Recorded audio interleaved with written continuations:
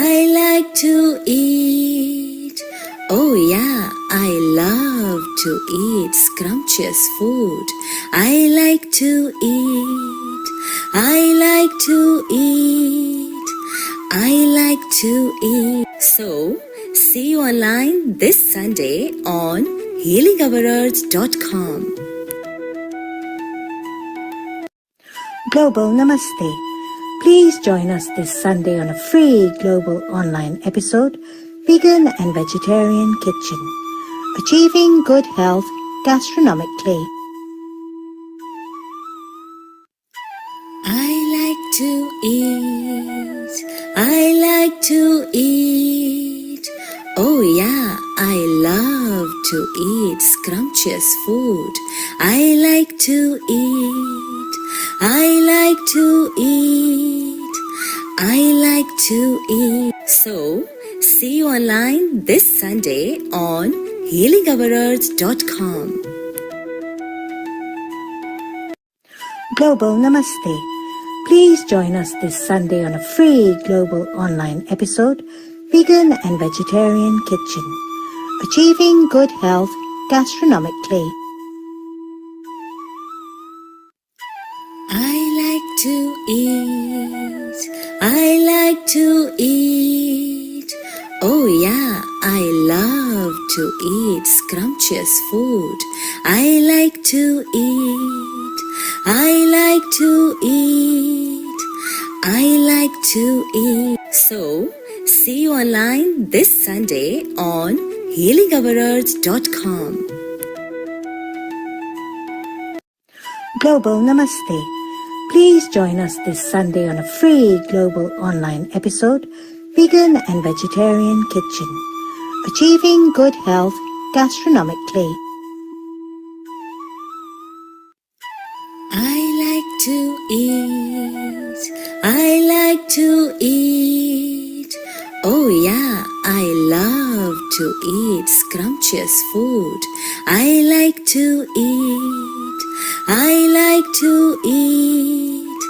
I like to eat. So, see you online this Sunday on healingourEarth.com. Global Namaste.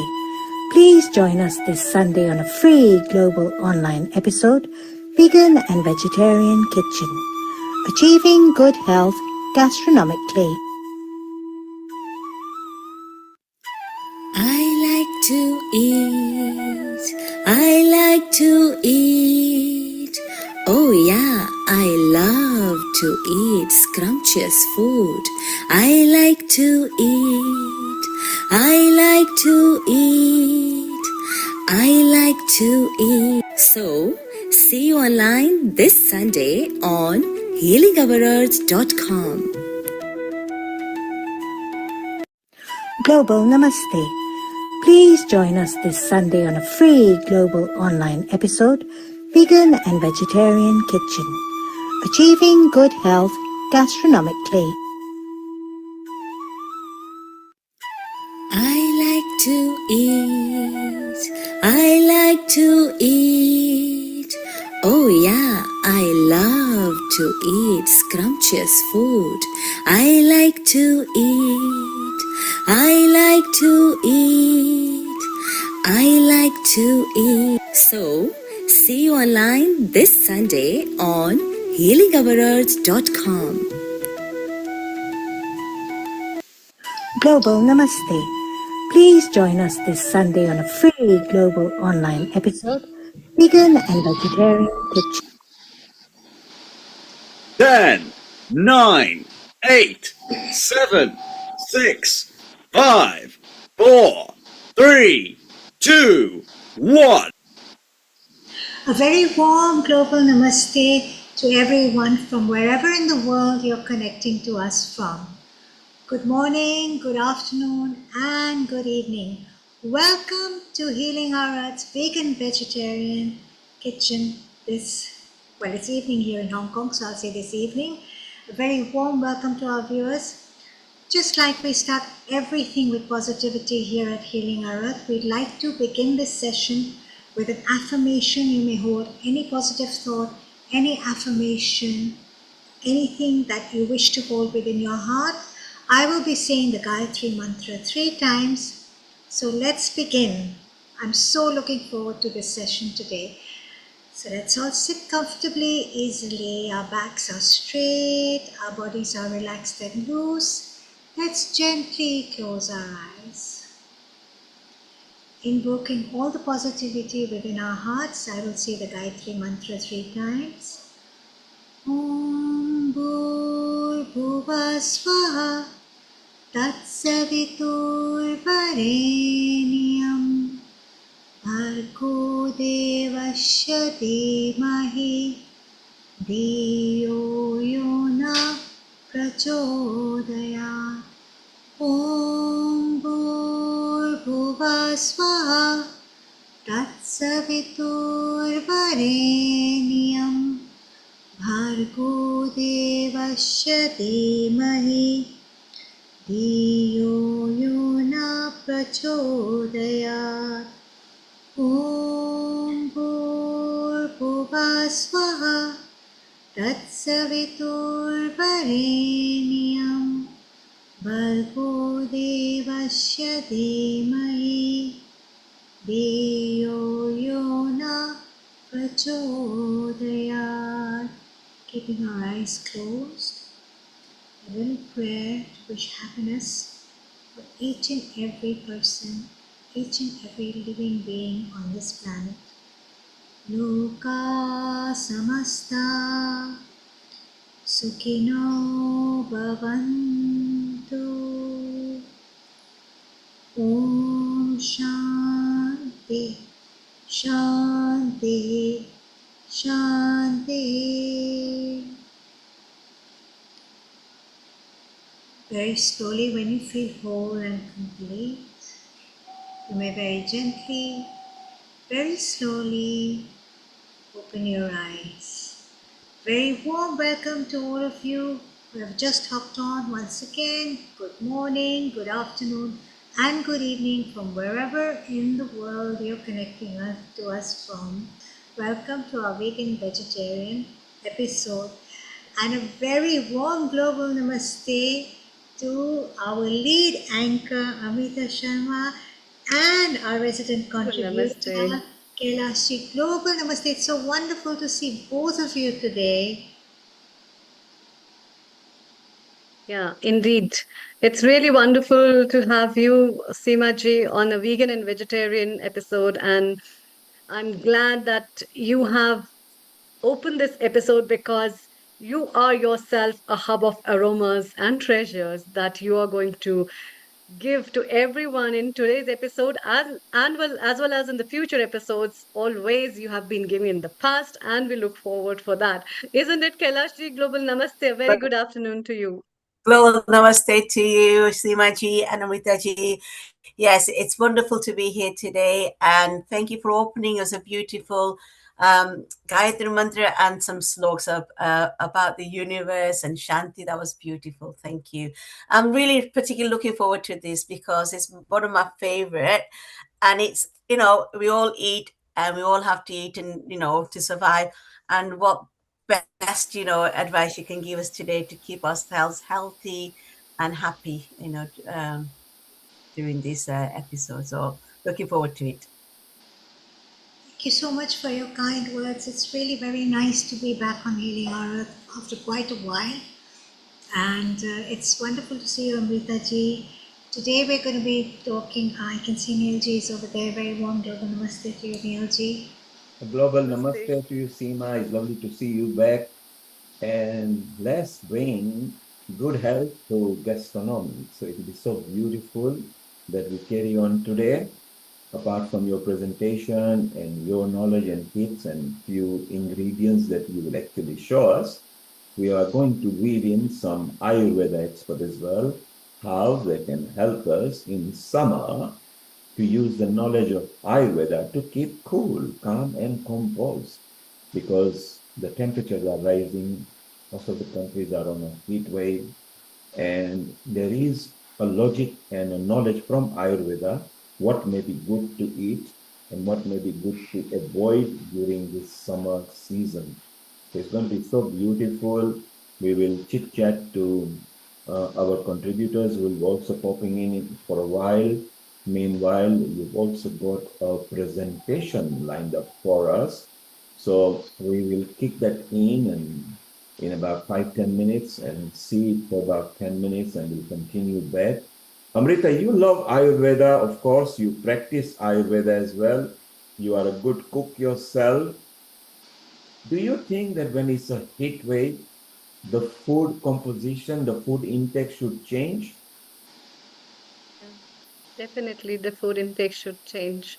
And that's where there's a big reference in terms of your dinacharya and ritucharya, especially the seasonal regime that's been recommended as per your body type. And most of us, we follow this, but when we don't know about it and we aren't aware and we go by a lot of other factors, we suffer from a lot of illnesses. And we also will be welcoming special guests who will be joining us very soon in the field of Ayurveda, who have loads of experience and will be sharing and discussing with me what is beneficial for us with the rising temperature and how we must cope up the heat as well as the global warming, keeping ourselves healthy and fit, and also sustaining with the longevity of life. And I noticed that Ayurveda people always talk Vata, Pitta, Kapha, Dinacharya, Rikucharya, etc. And general audience may not understand.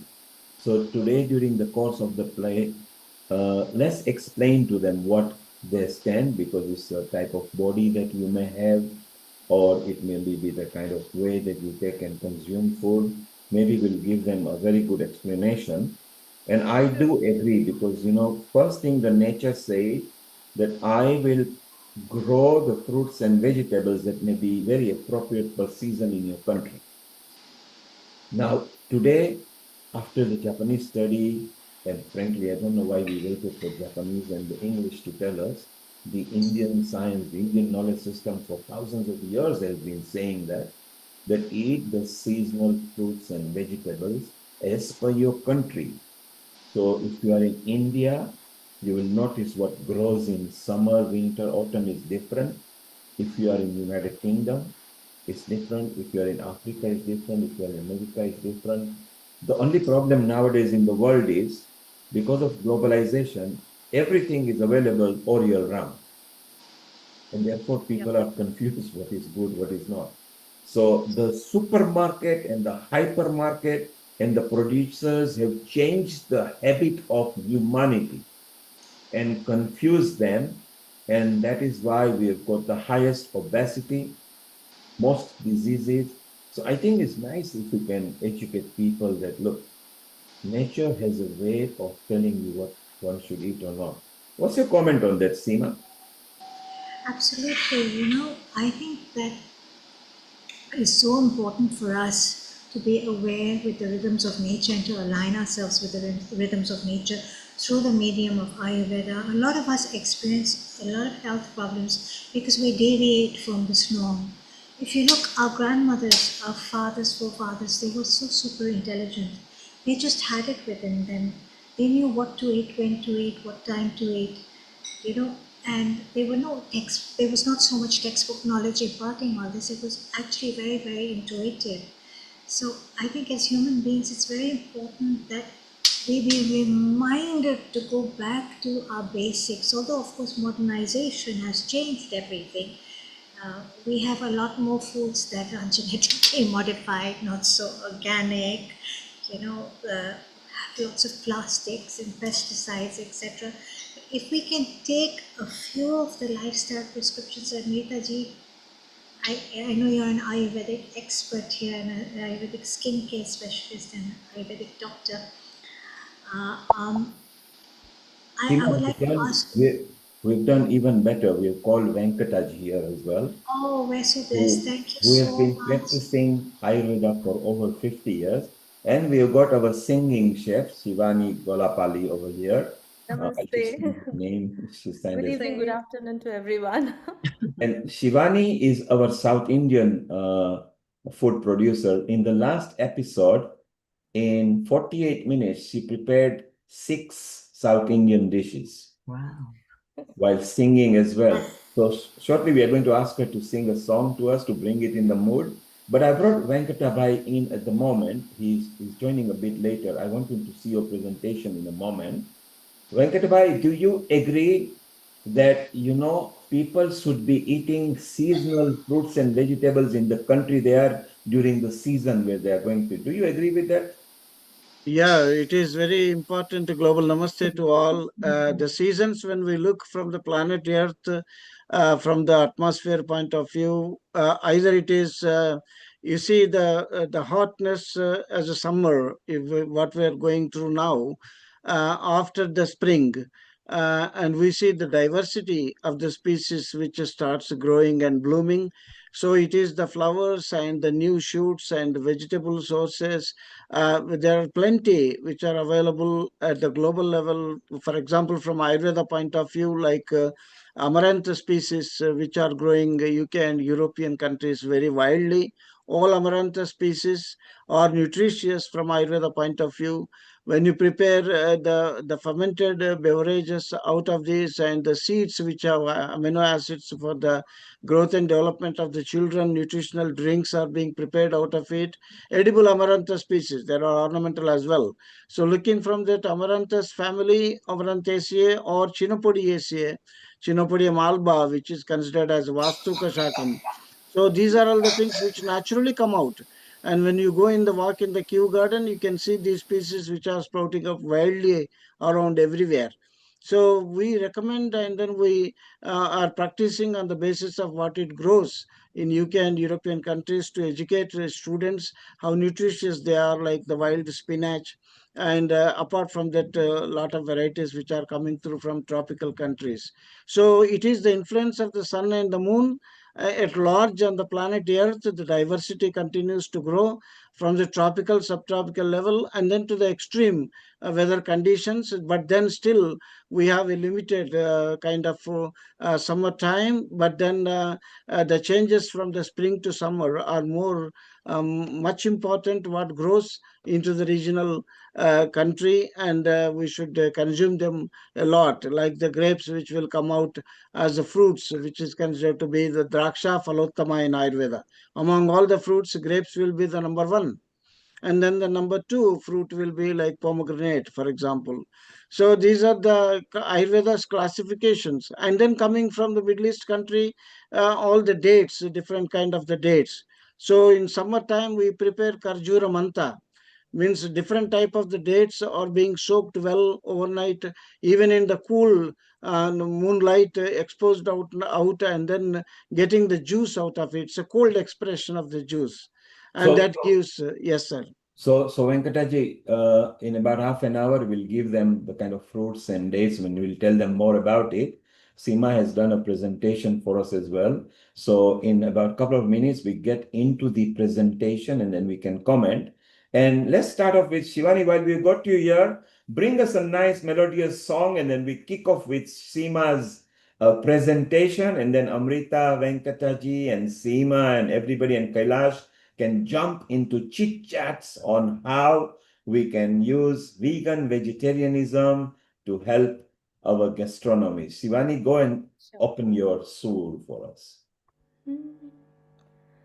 मौसम कोई हो इस चमन में रंग बन के रहेंगे फिजा में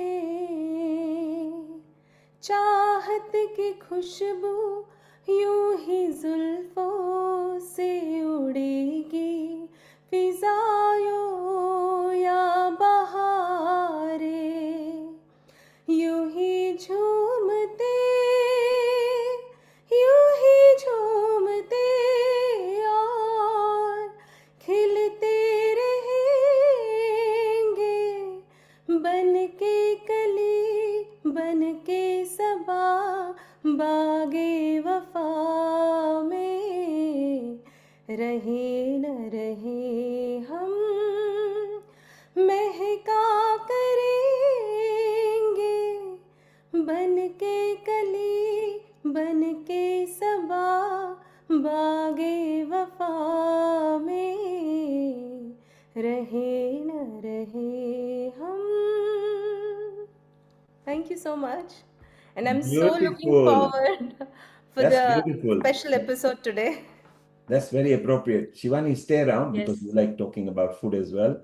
We got another expert from India as well. He's quite prominent, Pantulu Raghupati, who will also be sharing his knowledge. So we got some experts today who are going to share some knowledge. So Amrita has got a big broad smile. Seema has a smile because they love experts and chit-chatting. We're just going to say a quick hello to Pantalu here, who Venkata Joshi knows him very well. And then we will have a chit-chat with him after that we have seen Seema's presentation. A global namaste to you, Pantaluji in India. How are you? Namaste, sir. Namaste. It's beautiful to have your expertise here. You, of course, also consult people online, and for several decades, you've been expert on guiding people. So today we are going to enjoy and meet our Amrita Sharma, who is the lead anchor here at Healing Our Earth. Seema Bhatia, who is the kitchen episode producer at Healing Our Earth. She's in Hong Kong sometimes, and then she decides she wants to be in London, then India, then Kenya. So she's our gallivanting kitchen episode things. Then we've got Dr. Kailash Parekh over here. She's an educator and she's also a resident team. Then our singing Shivani Golapali. She's good at South Indian cuisine, but she does it while she's singing, because when you're bringing sing song into your cook and putting good energy, then people actually feel the energy. So Pantaluji, we are going to chit chat with you in about 10-15 minutes. Let's jump into Seema's presentation and then we bring some Ayurveda tips. Seema, it's all yours and over to you. Oh, you're muted. You can unmute yourself, Seema. Do unmute yourself. Seema, unmute yourself. Yes. There we are. Can you see the screen share that I've just brought up? Yeah, it's perfect. Ayurveda and summer. Please go ahead. Just minimize this a bit. Just forgive me for a second.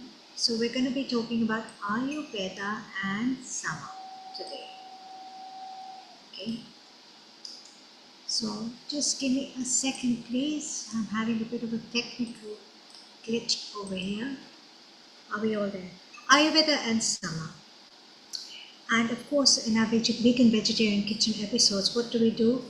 We talk about Ayurveda, we talk about holistic cooking, we share recipes. So I'd like to say something about cooking. What is cooking? Cooking is much more than just prepping up a meal. It is a conscious approach, as Neilji said, to food as energy. So today what are we going to do? We're going to briefly discuss Ayurveda through the lens of Sama and how we can align ourselves with the rhythms of nature. And I'm so pleased that we have so many experts here to throw so much knowledge and light further on this topic. Our kitchen is our sacred space. It is through this medium we nourish not only our physical being, but also our mental well-being. So what are the essentials? A pure diet combined with breath work, yoga and meditation can take us to a space of calm and a stress-free environment, creating the optimum space, the optimum environment for us to cook with awareness, with centeredness, with focus and love, good energy, and hence we can be receptive and our nutrient absorption within our bodies is enhanced. So today, before we begin our cooking episode, and I'm sure Shivanji and we have many other people who are going to be cooking some very yummy dishes for us, let's take a sankalpa. Just close your eyes, hands on your heart. Today, I choose to cook with love and awareness and nourish my entire being and the beings of others, and to be grateful for all the food that we have to eat. So, is everyone with me so far? I think so, yes. Ayurveda. What is Ayurveda in a nutshell? India's ancient science of life. Traditional Chinese medicine and Ayurveda, both schools of thought, celebrate the 5 elements. In Ayurveda, we honor earth, air, water, fire, and space. In traditional Chinese medicine, we honor earth, water, fire, wood, and metal. These are the 5 fundamental phases of energy in traditional Chinese medicine. Both schools of thought are similar in many ways in that they focus on diet, herbs, and lifestyle. There is one more school of thought, modern medicine, allopathic medicine. Allopathic medicine, my dad was an allopathic doctor. He would focus on the symptoms and treating them directly, as opposed to the way Ayurveda or traditional Chinese medicine approaches any condition or disease. So what are we going to do today? Today we're going to explore Ayurveda through the lens of summer. What happens to our body in summer? We feel very hot, don't we? We're sweaty. Heat rises in our body. Many a time, our digestion in summer tends to become delicate and we get upset tummies. Sharpness and intensity are more prominent. We're irritable, we're snappy because we're feeling hot and there's a lot of heat in our bodies. Now we must note that our health is not only about what we eat, but also how we adapt ourselves, how we adjust ourselves to the changing seasons. So before we delve into Ayurveda and summer, let's talk about our doshas, our metabolic types. So Ayurveda says that everything in this entire cosmos is composed of the 5 elements: earth, air, water, fire, and space. And the combination of these elements manifest within our bodies as our doshas, our metabolic types. There are 3 prominent metabolic types. Seema? Seema? Yes. Is somebody coughing at your end? Yes, I'm sorry, my mother-in-law is... If you could attend to that while we will just chit-chat, if you could attend to, maybe she needs water or something. Okay. If you could go and attend to it, just switch off the screen share. So we will chit-chat with others while you go and attend to her, please, kindly. Okay. Great, thanks. So we started with that presentation, and Seema will be back again in a moment. And let's see if Amrita is there. And so Shivani, do you use Ayurveda in your tips for cooking? Yes, we do actually. Especially in our South Indian food, we use so much of zira, hing, ajwain. I mean, most of the Indian cooking we do use. So, even I have this Mexican mint which is good for digestion. So, kabhi bhi, whenever kids, sorry. It's okay, carry on. Yeah. So we have any stomach upset or anything, we use jeera, cumin seed water, or just a pinch of hing, asafoetida in a tablespoon, and we give that for that gas release or something like that. So, and yeah, many we have actually day to day we use unknowingly, even turmeric. Uh, that is very good antiseptic we use for. So Let's go to Pantalu Raghupati, because he has got much yeah, expertise. expertise. He's a practicing consultant as well and guides a lot of people. And let's see what tips he can say. So Pantalu, in summer, whichever country you are in, suppose whichever country you are in and you are in a summer zone, what would you advise people not to eat and eat? Unmute yourself, please. If you could unmute yourself. A global namaste and welcome again. So, what are your Global tips namaste. first for a basic things that one must observe from an Ayurveda point of view during summer seasons in respective countries?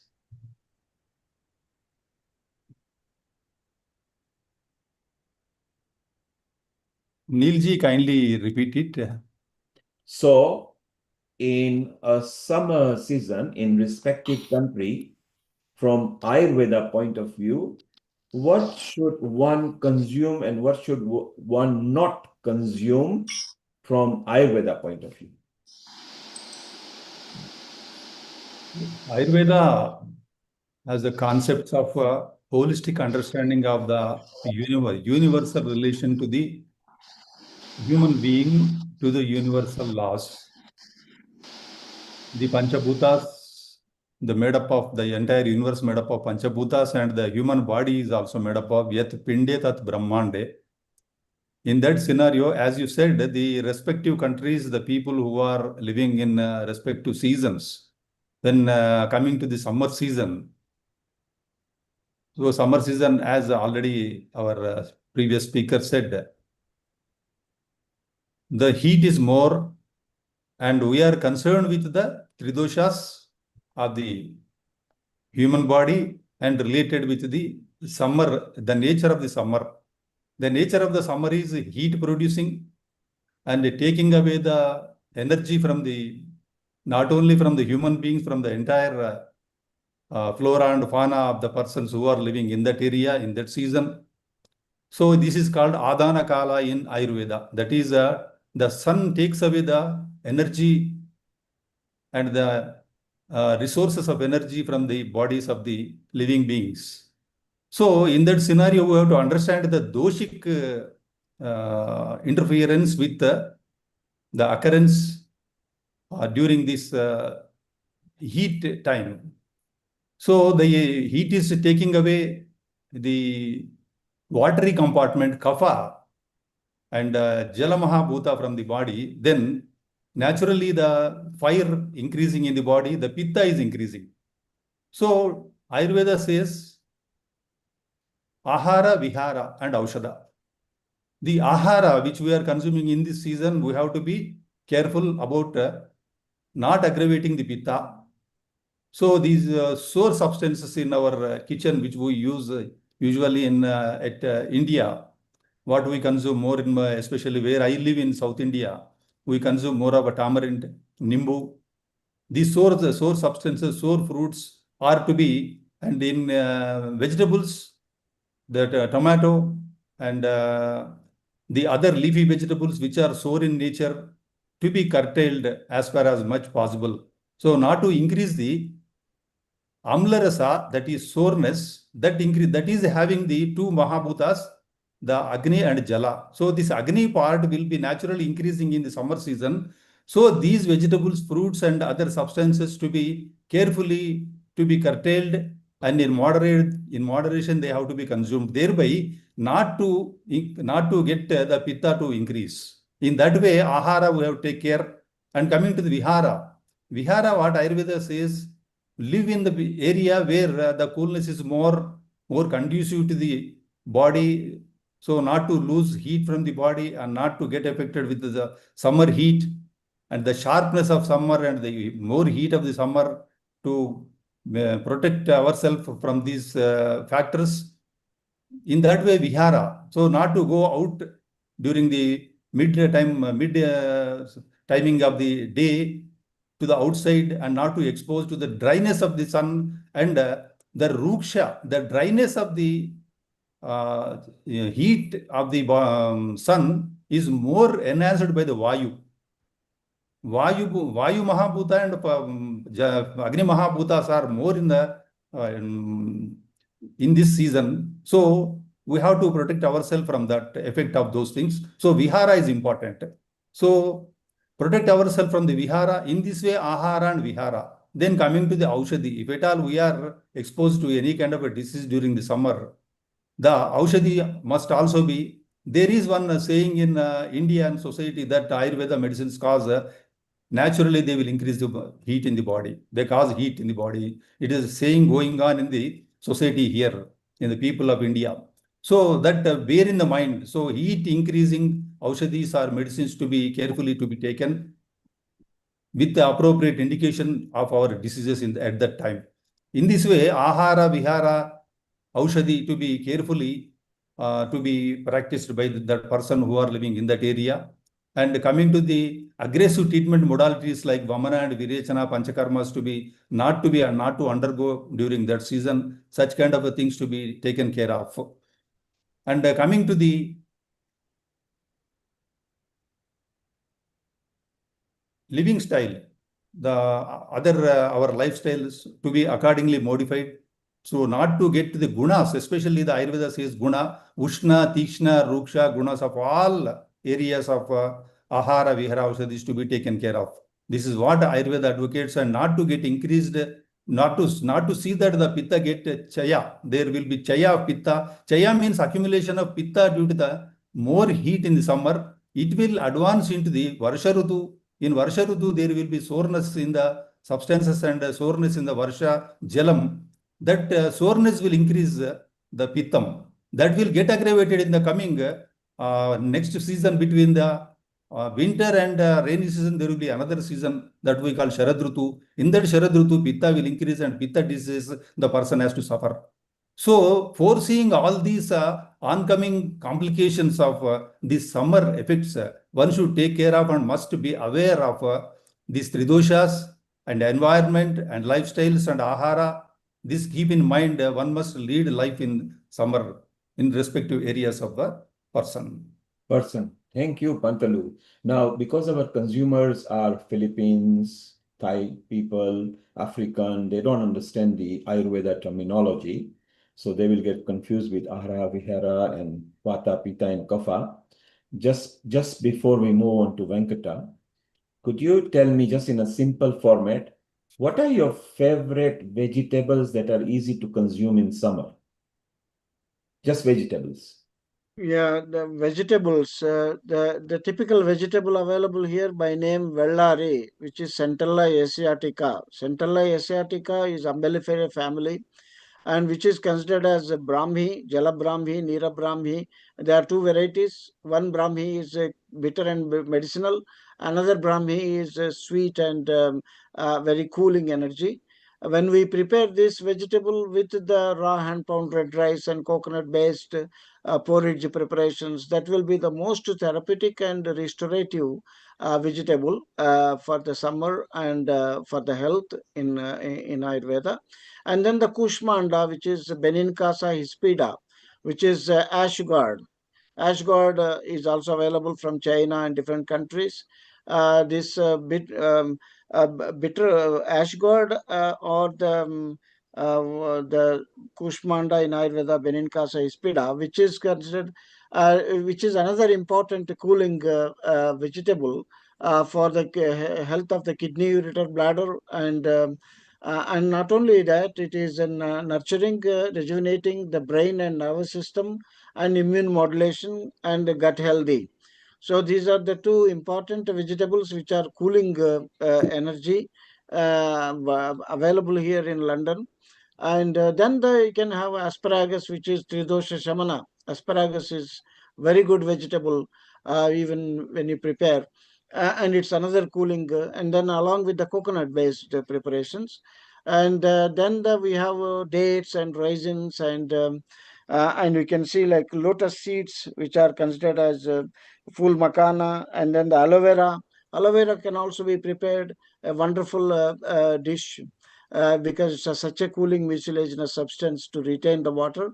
And then the dates, aloe vera, basil, and basil seeds based drinks, faluda drinks, sun-dried raisins, and then the gulkand from the rose petals is prepared out of here. And michaelia, of course, some of the edible flowers are here. Michaelia, which grows here, champaka. But in Indian variety, it will be highly aromatic. And Vushira vetiver, it doesn't grow here, but it is the one of the coolest herb. When you store the water, you prepare the water with the vetiver, and 1 week the scent will not leave, and it's such a pleasant and cooling for bladder infections and pitta aggravated conditions, skin diseases, and mental coolingness. And then I mentioned about the Karjuramanta dates preparations and lot of floral shoots which are available from the plants which are growing here as vegetables. I mentioned Amaranthus, I mentioned, and Chinopodium alba I mentioned.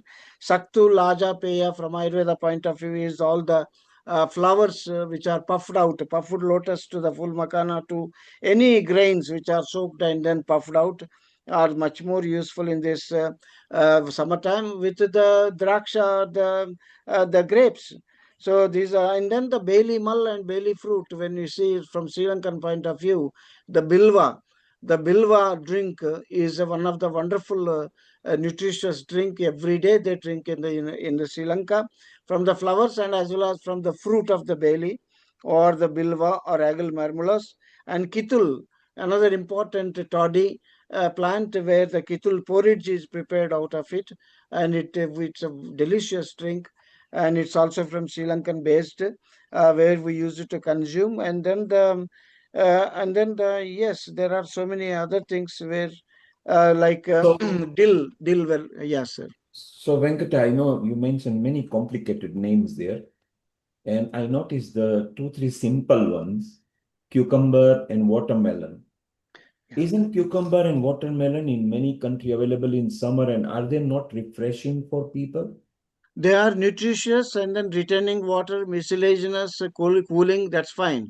And then highly therapeutic is Benincasa ispida, same family, Cucurbitaceae.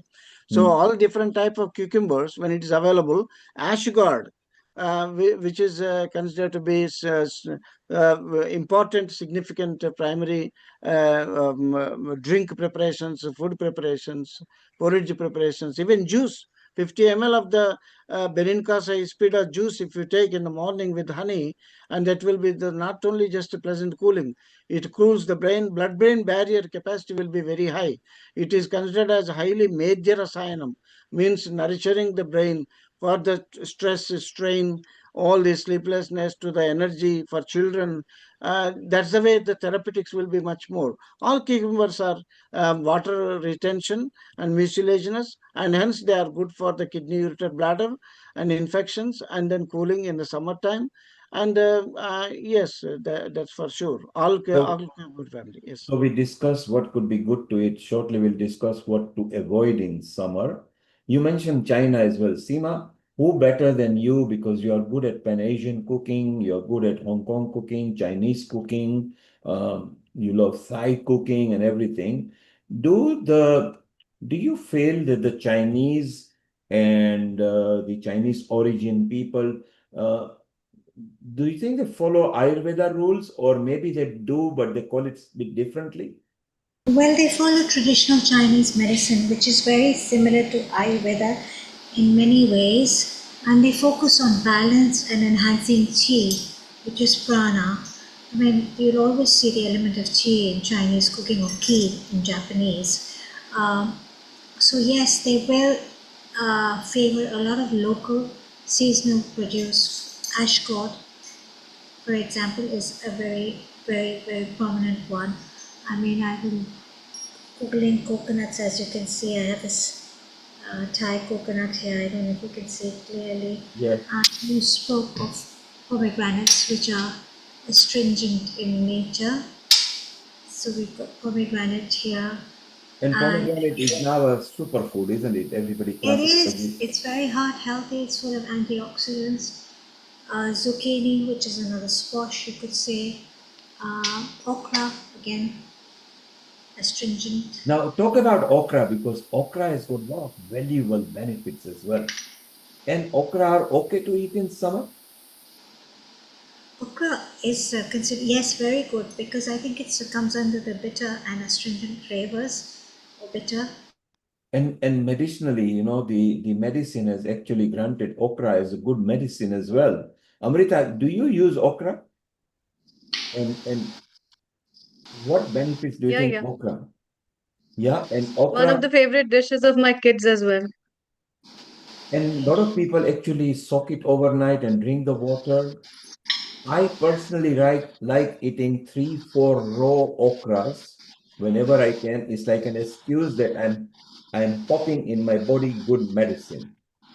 Now it could be psychosomatic or psychological that hey, I'm being too healthy, but they taste so good. And I think many countries get okra now. So okra maybe has got a lot of benefits. Shivani, when you prepare dishes and everything, you like okra as well? Yes, and my daughter loves it, especially bhindi fry. And So I like okra seems to different. be everybody's Yeah. favorite, and medicinally, it's now been granted as a very good medicine as well, which is very good. Kailash, you are laughing, so I suppose you like okra as well. Funny enough, I didn't like okra when I was a little girl. But interestingly, my granddaughters, they just love it. And I think, what? Because I didn't, I don't know, I didn't, it's the texture, it was a bit sticky. I don't, it's the way it's made it as well. So when I make it crispy, I like it then. When it's Yes. not so crispy. So I wasn't very keen on it when he said, "Oh, been down with shark," and I says, "Oh no, mom, not again." but The okra but then is yeah, but then my granddaughter loves it, so that's great. It's amazing. I think it's so good. So I want to go, Seema, I also want to see the other part of your presentation because we've got Panchalu and Venkata here as well, and it'll be nice to have a comment on it.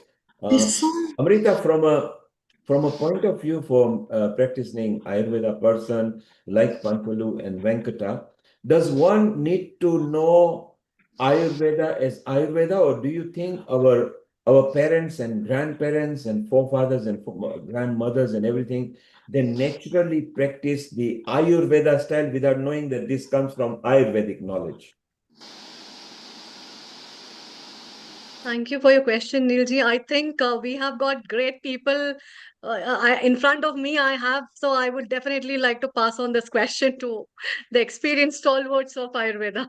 Over to you, Dr. Raghupati ji, and then Dr. Venkat Joshi ji. I So for will over the next answer. 1 minute, if you could just tell us, does one have to study Ayurveda by Ayurveda for Ayurveda, or the natural practice comes from Ayurveda? Let's go with Pantalu in a quick answer, please. Ayurveda has been our hierarchy and our ancestors. Since the Vedic period, we have been inheriting the principles of Ayurveda in the life of Indian people, not only in the lifestyle, but in the dietetics and in every walk of life. We have the touch of Ayurveda. Especially the people, our old people used to know practically the kitchen. Just now, our one of the speakers, she presented that it is a sacred place, this kitchen, where the mothers used to know all the properties are the guna we call in Ayurveda, the property of a substance.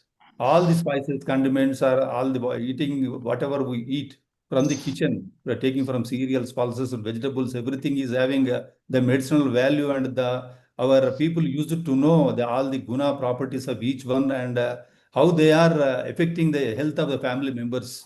And the mother used to be the chief physician of the family, and she used to monitor the health of the entire family. And she used to administer whatever medicine is required. She used to prepare the kashaya from the spices or condiments, whatever available with her kitchen in her kitchen. Like that, she was the physician in the house. And similarly, they used to observe what is happening in the nature, and the nature they used to relate with the planets also, with the jyotisha or astrology. They used to relate the vata pitta kapha and the universal other factors and seasons. Like that, they used to observe comprehensively, holistically. They used to practice the health system Ayurveda during those times. And the modern times has lost the parampara at the lineage, and now we don't know what are the substance. What is the difference between dry ginger and the wet ginger? What are the properties? What are the properties of cow milk, and what are the properties of buffalo milk? What is the property of cow ghee, and what is the property of buffalo ghee? There is a difference. Uh, they used to practice that the curd should not be never to be eaten during the summer season, because the curds, it produces heat in the body, and it makes it creates the inflammations in the body.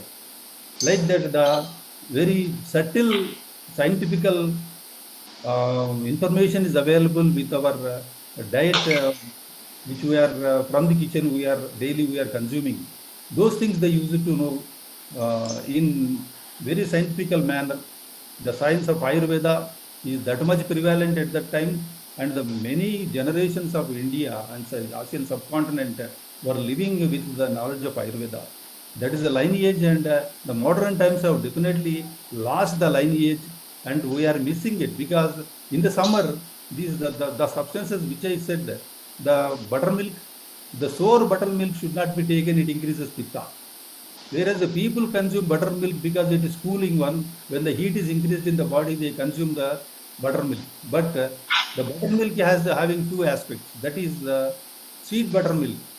The fresh curd should be made into sweet buttermilk, and that should be consumed to bring down the heat in the body, and that acts as a cooler one. And whereas the sour buttermilk, due to the increasing of the sour nature of the buttermilk, it increases the heat in the body, that is pitta. These things they used to know our elders, and they use it to practice in the diet and lifestyle and medications also. So in that way, we are definitely missing the hierarchy and the knowledge of Ayurveda. And these are the times that once again we have to go back to our Shastras, Charaka Samhita and Sushruta, and our Ayurvedic knowledge. We have to again study them and see on the preventive aspect on the people and the curative, therapeutic aspects of the Ayurvedic principles on the people. This is the time the science, the modern science must take over and do work on practically in the hospital or in the preventive clinics. Like that, Ayurveda must be linked with again with our ancestors' knowledge. Thank you. Thank you, Pantalu. Venkata, let me come to you and for a quick answer, please. Can you tell me 5 foods, whether they are vegetable, spices, or fruits, one should, just 5, they should avoid for summer? Yeah, for hot summer should avoid is like a garlic or spice. We can say black chilies, for example, garlic, chilies, mustard, and mustard plant sag, which is used, and then the hot potentiating, of course, the linseed oil also very hot, not to consume, and the hing, saffotida, another spice, I would say. So some of the things like even ginger, not in excess quantity, should not be consumed like in teas. So with a lemongrass can be used instead of ginger into the tea. Cardamom is cooling. So like that, the mustard, asafoetida, chilies, garlic, and yeah, and So then avoid garlic, hot chilies, mustard, reduce ginger a bit, avoid hing, asafoetida, if you can avoid that. So I think some common sense points we want to talk to people, so what they can avoid. Seema, let's continue with the second part of so if you go back to the PowerPoint, and then we can bring in the comments on there. Shivani, keep a nice gastronomical song ready as well, so we can even enjoy in a moment. Seema, over to you. Share the screen and tell us more So about. I've gone back to the screen sharing, as you can Yes. see. So I will repeat that Ayurveda says that everything in this entire cosmos is composed of the 5 elements: earth, air, water, fire, and space. And the manifestation of these elements within our bodies is what we call our doshas. There are 3 prominent doshas: Vata, air and space. Nature is changeable. Air and space constantly react to the weather, stress, and lifestyle habits. Then we have Pitta, which is fire and water, transforming. Can change raw materials. For example, the food that we eat and the experiences that we have in life can be changed into usable energy, cellular nutrition, and of course, wisdom. Kapha, earth and water, very grounding. Kapha people will have a lot of physical stamina, emotional security, and stability. Ayurveda also celebrates hand in hand the 6 tastes which influence our body and our energy differently impacts our doshas with these 6 tastes. And these 6 tastes serve a unique function in our metabolism and our digestion. These 6 tastes are sweet. For example, what is sweet?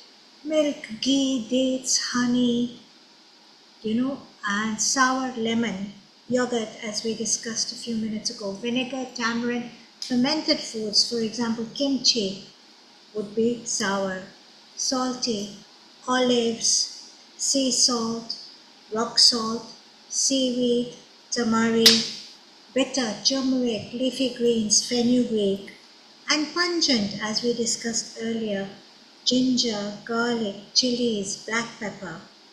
Astringent pomegranate, I have some here if you can see it.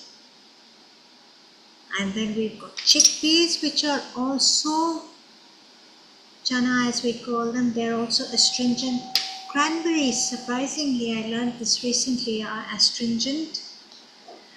Now, what taste does summer favor? What kind of taste should we incorporate into our daily diet during the summer so that our immunity can be high, our metabolism stays fired, and our health is optimal? Bitter, astringent, and sweet tastes are to be favored, and sour, pungent tastes are to be had in very small quantities. Right? So, as I said earlier on, Ayurveda says that everything in this entire, I've gone back, 6 days. So, how do we come into balance in summer? How do we bring our bodies into balance so that our Agni, our metabolic fire, stays very strong? Because Ayurveda says that you are as strong as your Agni, as your metabolic fire. So how can we keep our metabolic fire at optimum? One key principle that I live by is Ritucharya, seasonal regimes or guidelines. Summer it is, summer produce it should be. If you go around, every dietitian and nutritionist, you'll hear them saying, eat seasonal, it's good for you. Favor seasonal produce. In spring they'll say, eat your landscape, eat the greens, have all spring greens. So summer it is, summer produce it should be. Favor bitter, sweet, astringent tastes. These tastes, sweet, bitter, and astringent, will pacify the Pitta dosh because they are cooling in nature. They'll reduce the heat in the body, they'll reduce the inflammation in the body. Favor vegetables like zucchini, cucumber, fenugreek or methi. I don't have any, unfortunately. Okra, coriander, leafy greens. We get sorghum entourage. There's a wonderful spread of leafy greens here in Asia. It's impossible to bring them all to the table. Then of course lentils and legumes, things like green and yellow moong dal are cooling. Orange masoor dal, I have some here if you can see it. I hope that's clear. I'll hold my hand up to the camera.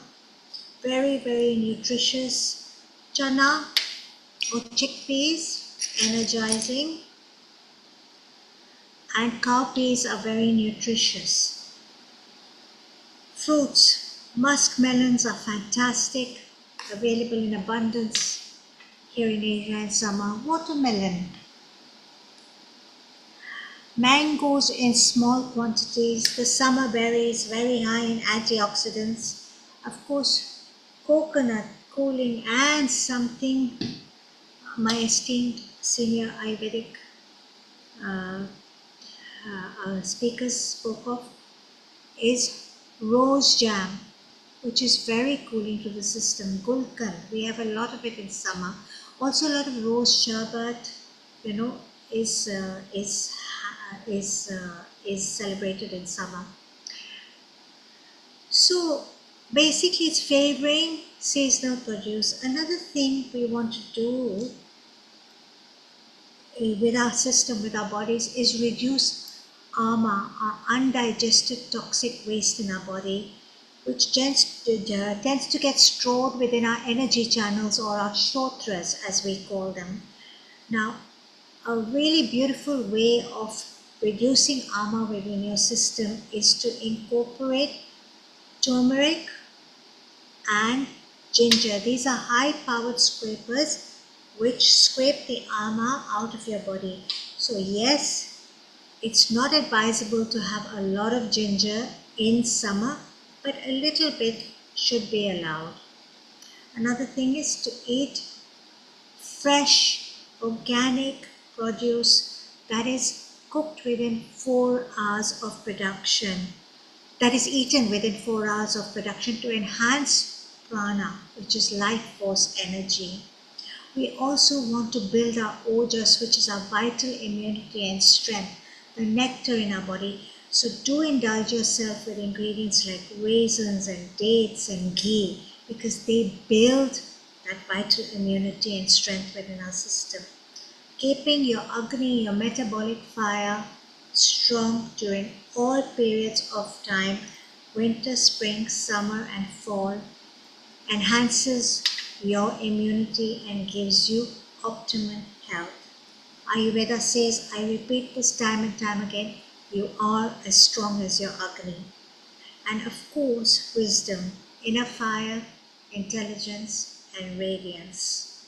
So the summer style of cooking should be simple, it should be easy, not very heavy, not complicated. Simple sauteing, steaming at room temperature, organic food, intelligent, intuitive eating with good energy and with awareness.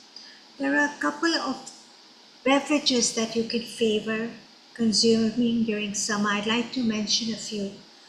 Coriander seed tea is very cooling. Fennel and mint tea is cooling and very good for your digestion. Rose sherbet, again cooling.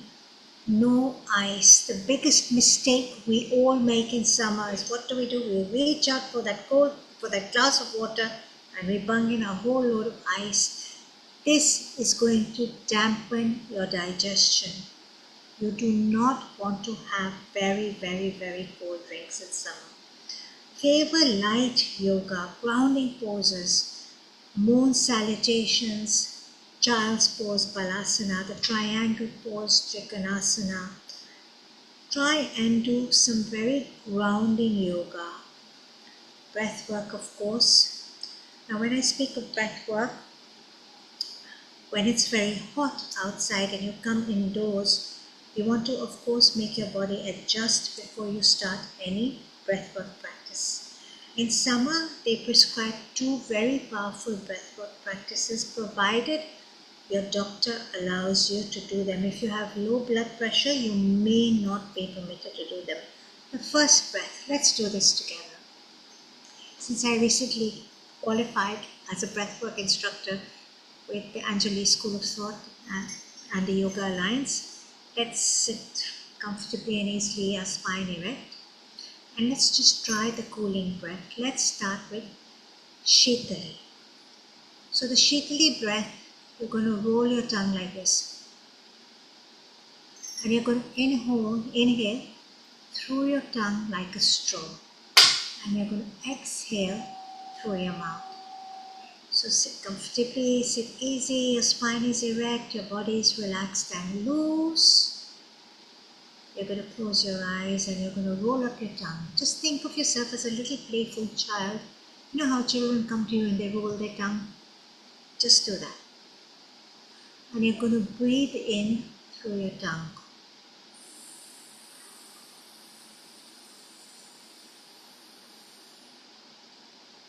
Close your eyes.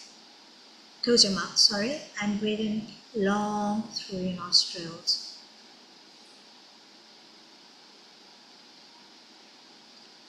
Fantastic. Let's try that again. Curl up your tongue And like a straw, breathe in through your trunk, long.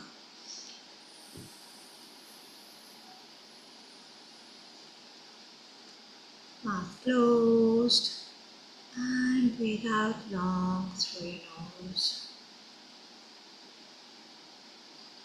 If you're feeling a lot of excessive heat within your system, you can try this for about 6 or 7 rounds. I repeat, provided your doctor or healthcare expert allows you to do so.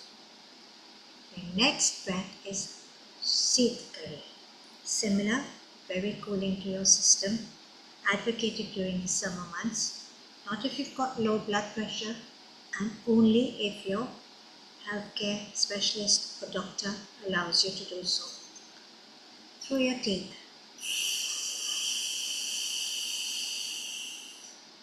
It's almost like a hissing sound. So breathe in through your teeth, clench your teeth together gently.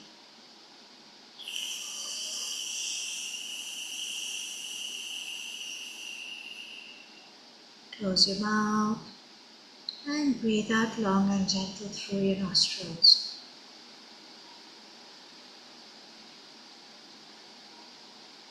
Wonderful. Let's try this one more time. Long, deep breath in through your teeth.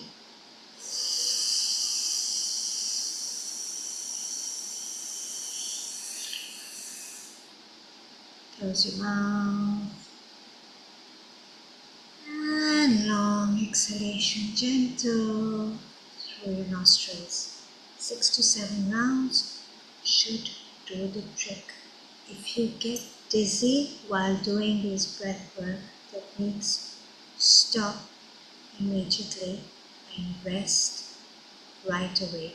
And remember, these breathwork techniques are only to be done during the hot summer months, not during the cold weather.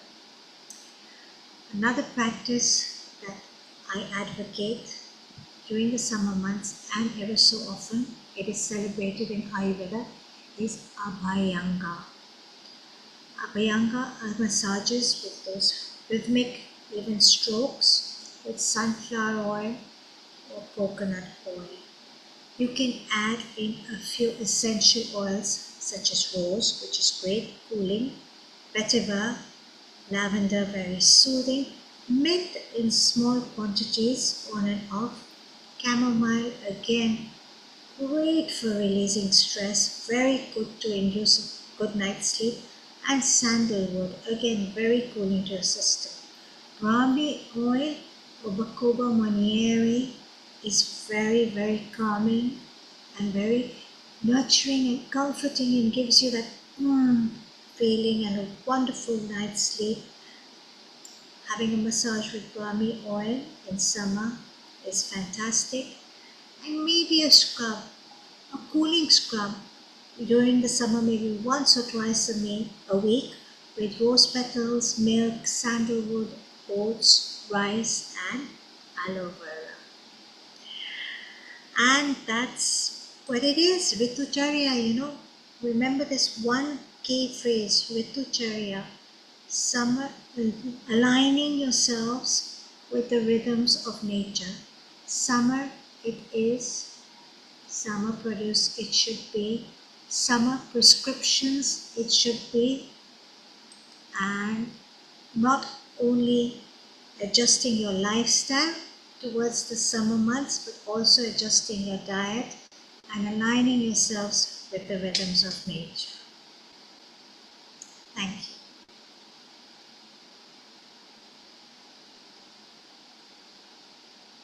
I'm done.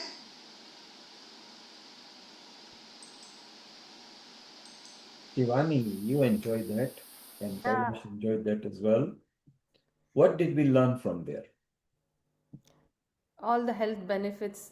So what we do day to day life and how we have to, what we eat according to this weather, according to your body type, you have to consume things like that to be more healthier.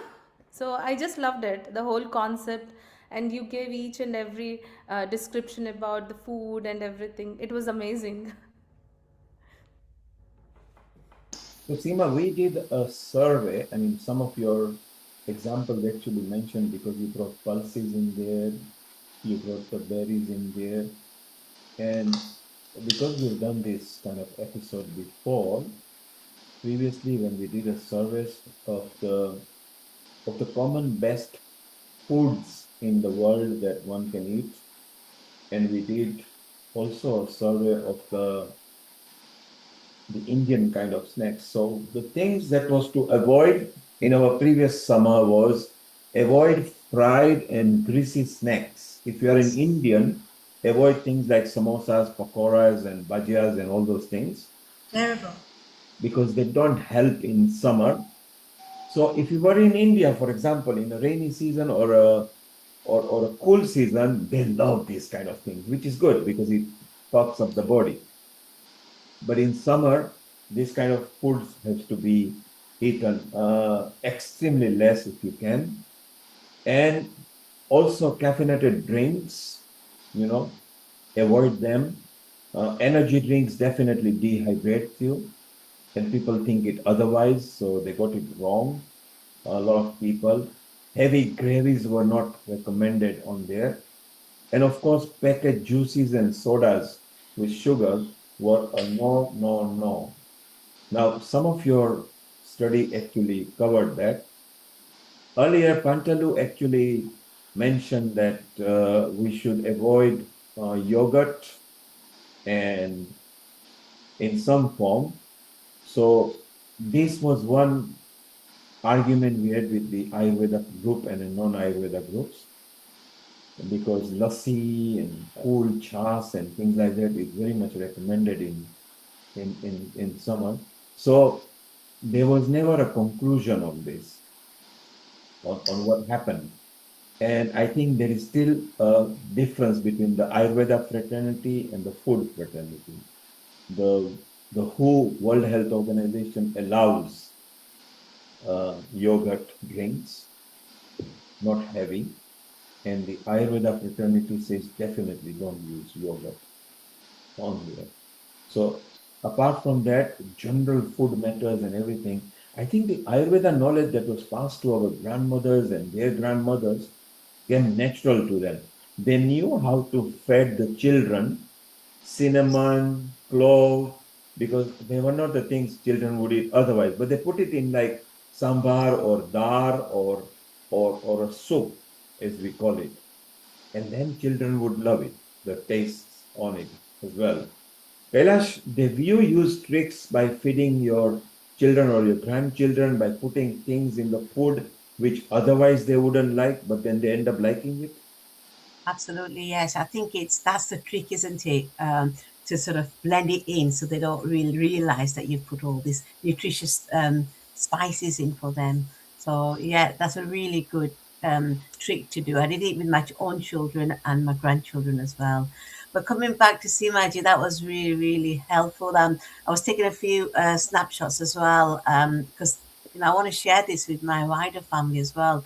One of the things you just said, Neil Kumar, was about the we call it chas, the buttermilk, and I thought that was a cooling thing. I've always made chas when it was very hot, but now I'm kind of debating now, listening to is it Vendakaji or somebody mentioned Yogurt comes under the spectrum of being a sour taste. right. Right. So again, it depends what kind of yogurt you are eating, What whether kind it's of the yogurt it Indian way is. of the curd, as they call it, the modern way of the Greek style, non-fat yogurt. So it's something that we need to come to some conclusion. I think it would be nice to bring all the experts just for yogurt point of view and things, because Ayurveda fraternity is clear, no, no, no. Yeah. And then a lot of people actually uses it. The best every different country, the number one overall on average was watermelon. Interesting.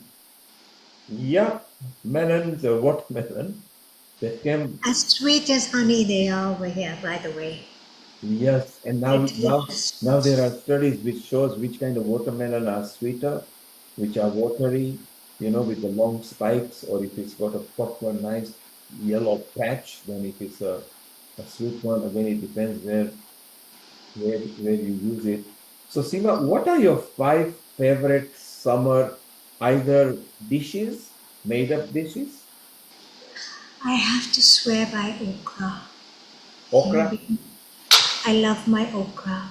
I just love my okra. If it's done right now, you mentioned how they cook okra in different parts of the world, so I'd like to share something with you. And ladies and gentlemen, if you're interested, get a pen and paper and take this recipe because it's really yum.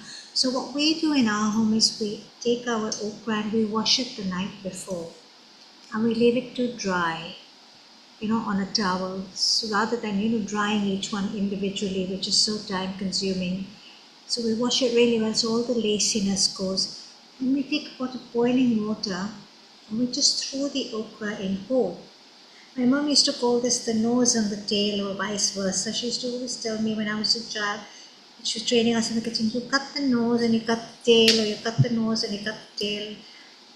That's how you make benda. We call benda in Kenya, or okra. And we throw them into boiling water. Just give it a minute and then we put it into an ice bowl. So it's blanched and it's still crispy. It's raw. It's just blanched, so it's still al dente, crispy. It's still got a crunch to it. Seema, when you said you wash them overnight, do you wash them with 3% distilled vinegar or do you use bicarbonate soda? I use vinegar and salt. Vinegar and salt, And correct? salt, yeah. How many minutes you use it I for? leave them for a good 15 minutes soak. And then you just rinse under it. under flowing water, just to get the pesticides out and Yes, everything. it's very important that people know. Very, very important. Almost Because you majority. can't do organic 24/7, right? It's impossible.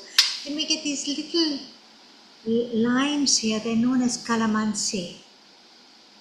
Okay. Calamansi, and they grow extensively in the Philippines, and they are delicious. It's a citrus fruit. They have big seeds and a very fragrant juice. One calamansi has quite a lot of juice, and we squeeze out the calamansi juice and we add in a little bit of red chili, just a touch, because you do not want too much chili. Fresh chopped bird's eye Thai red chilies, and we add soy sauce. Again, it's not in large quantities because soy sauce and tamari are very salty, and you don't want to excessively have them in summer. We take our chopsticks and we dip it in there, and dip the okra, and we have it. It is absolutely divinely delicious. So in Asia, you'll find many different ways of having okra and salads. They make it with lotus stem as well. They do lotus stem and okra salads, which are quite. I really haven't done that, but I've tasted it before. Very delicious. So you have the Filipino way of doing it, and the Thai way of doing it, and the Indonesian way of doing it, the Japanese, the Chinese. The Chinese would just stir fry it lightly. So it's my favorite vegetable, okra. I had to do a lot of cucumber in summer because it's hot. I have bowls full of watermelon, lots of zucchini, lots of the different squashes in my sambars. I love to have sambar and rice, so it's light, it's tasty, it's sattvic, it's good for your digestion, not too spicy. I do tons of pomegranate, do lots of hummus with the chickpeas. I do beetroot hummus, and I do normal hummus with tahini and chickpeas, and I do. One thing I do is a lot of chia seeds in my water with my calamansi juice, because they're cooling as well. So there's a lot of things I do like, and mine, of course, without fail. They say an apple a day keeps the doctor away. For me, a coconut a day keeps the doctor away. In the summer heat and humidity here, a coconut a day keeps the doctor away. And coconut also fared in the top 10 foods. Superfoods. It That's fared right. in the top 10 foods, and you will always notice in a tropical countries, particularly, the Yep. coconuts grow. I mean, there are different kind of varieties.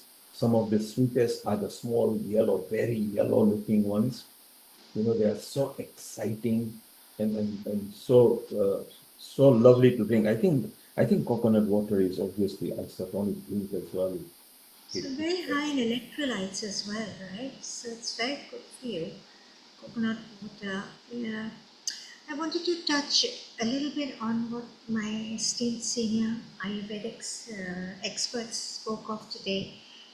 That Ayurveda is India's ancient science of life, and you did touch on whether our grandparents and our forefathers knew about Ayurveda. I would say yes, they did. It's a sacred text. We honor Dhanvantri Bhagwan through the medium of Ayurveda as the god of good health, and also Ayurveda in our kitchen is linked to our spices. Our kitchen is linked to the planets, not only the sacred home of Mata Annapurna who sustains and nourishes us and feeds us, but also it's linked in the planet. For example, you would know that there's an ancient Indian practice like on a Thursday, it's very auspicious to mix turmeric water in a glass of water, and I think they do this extensively in South India, if I'm not mistaken, and go and pour it into a banana tree. Because you're honoring the Guru on Guruvar, Thursday, and the Guru is Jupiter, and Jupiter's color is orange, and turmeric is orange. So there is synergy between the spices and the planets. Milk, for example, on Sharad Purnima, what do? We take kheer. We make kheer at home. Seema, that makes sense, doesn't it? That most of our religious and social festivity had foods associated with them. But Precisely. we were never informed. We were just told that this is what we do. But I think there was a science behind it as well, wasn't it? Science behind it, of course, on Sharad Purnima, the rays of the moon are supposed to be very, very powerful. My mom used to traditionally make a big sufuria, I would say, which is a big, the Kenyan we call it a sufuria. It's a big pan of kheer. She would load it up with raisins and cashews and almonds, and she would, put a muslin cloth and put it on the terrace, just where the rays of the moon would hit, and she would tell my dad and all of us, I just hope to God it doesn't rain tonight. Because I have to go and give the kheer out to all my friends as prasad, as blessed food tomorrow. It's something to do with the rays of the moon. Again, another astrological influence from our kitchen. And so, if you look at it, of course, our grandfathers, our fathers and forefathers had some intuitive awareness about Ayurveda, maybe through the realm of the planets, maybe through the realm of Dhanvantri Bhagwan, but it was there and they practiced it, and it is being revived again in this day and age, more so now after COVID than ever. The West is celebrating Ayurveda, and it gives me great pride being of Indian origin, as a first generation Kenyan Indian, to say, wow, we are going back to basics. Absolutely. Reset. Go to back to basics. What Yes. our grandparents and you see, the grandmother's kitchen was organized, simple, nice. There was no complicated. There were no frozen vegetables. There were no frozen fruits. There were no processed foods at all. I mean, we just have to go only 100 years back. And every school of thought, if you look at traditional Chinese medicine as well, I mean, every school of thought has something sacred. The South American tradition, the Incas and the Mayans, if you go back to their diet and their ancient prescriptions, what they used to eat, and we're celebrating quinoa today extensively all over the world. Yes. It's traditionally from South America, and the Chinese, I mean, they extensively use, so many ingredients, goji berries, ginger, their greens, the different funguses like black fungus, the Chinese red dates, so high in iron. There's so many beautiful ingredients in every school of thought. Kenya, our sukuma wiki, the green vegetable. What does it translate to? Sukuma wiki, to push the weak. Why? Because it's so high in energy. It's such a high energy food, so high in iron that humble vegetable that grows on every farm in Kenya, every shamba, helps you push the weak, and it's delicious. And spinach also fared in the top 10 Yes, foods. And yes. the cartoon Popeye, the Sailor Man Popeye actually came You because read my mind. yes. So I think going back to basics, just literally 60, 70 years back, the common sense was so good. It is the food industry that has rapidly changed, forcing us eating processed foods, fast food. They've completely so the Zen Beta, Zen Z, Gen Alpha are all grown into processed food, and they actually challenge their parents when they want to bring basic healthy foods. So I think there is a massive education drive that has to be done, that needs to be bring here. Let's ask Shivali. Shivali, do you find that you come halfway because you're with the current generations, you've got children, who are Gen Alpha, Gen Beta, and Gen Z, and you yourself are almost Gen Z yourself, but you've learned from your mother. Do you find having to fight with children or do they accept what you give them? No, they don't. And my son is 15 and he loves cooking and he makes his own pasta, everything. But they don't really know when I cook something, I say this is what you have to eat in the morning, this is what you have to eat in the night, because that's how the food is going to digest everything. They don't understand that. They love their processed food, they love their crisp. And there is a science, isn't it? Because there are Exactly. certain food that digest better on empty stomach Yeah. or in the morning. Certain food you shouldn't eat at Shouldn't eat night. in the night, and especially the curd, we don't, you're not supposed to eat in the night. So if during winters and all, so they want to eat curd all the time. Yes. And now with the superb kind of curds, the yogurts available from supermarket, again they've changed the composition. So it's just amazing how it happens. And we just wonder, like Seema said, we need to go back to basic. And I think going back to basic and reset is the way forward. Because if we don't, then we are scuppered.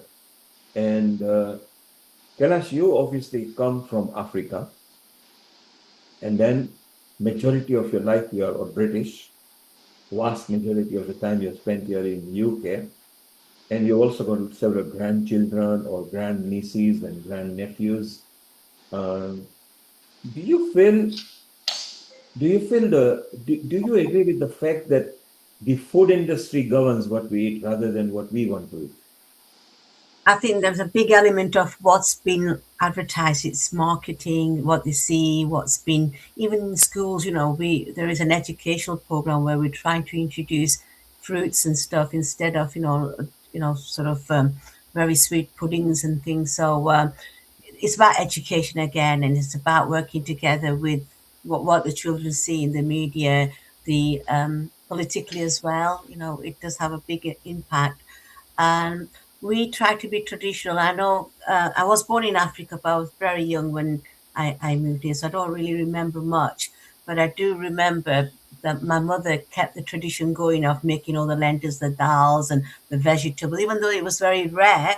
But we made sure that we had our greens as well, and kachumba, meaning salads as well. So mom did her best, under the circumstances, and we kept that tradition going with my own children, to have a kator, and kator means lentil, dals and stuff.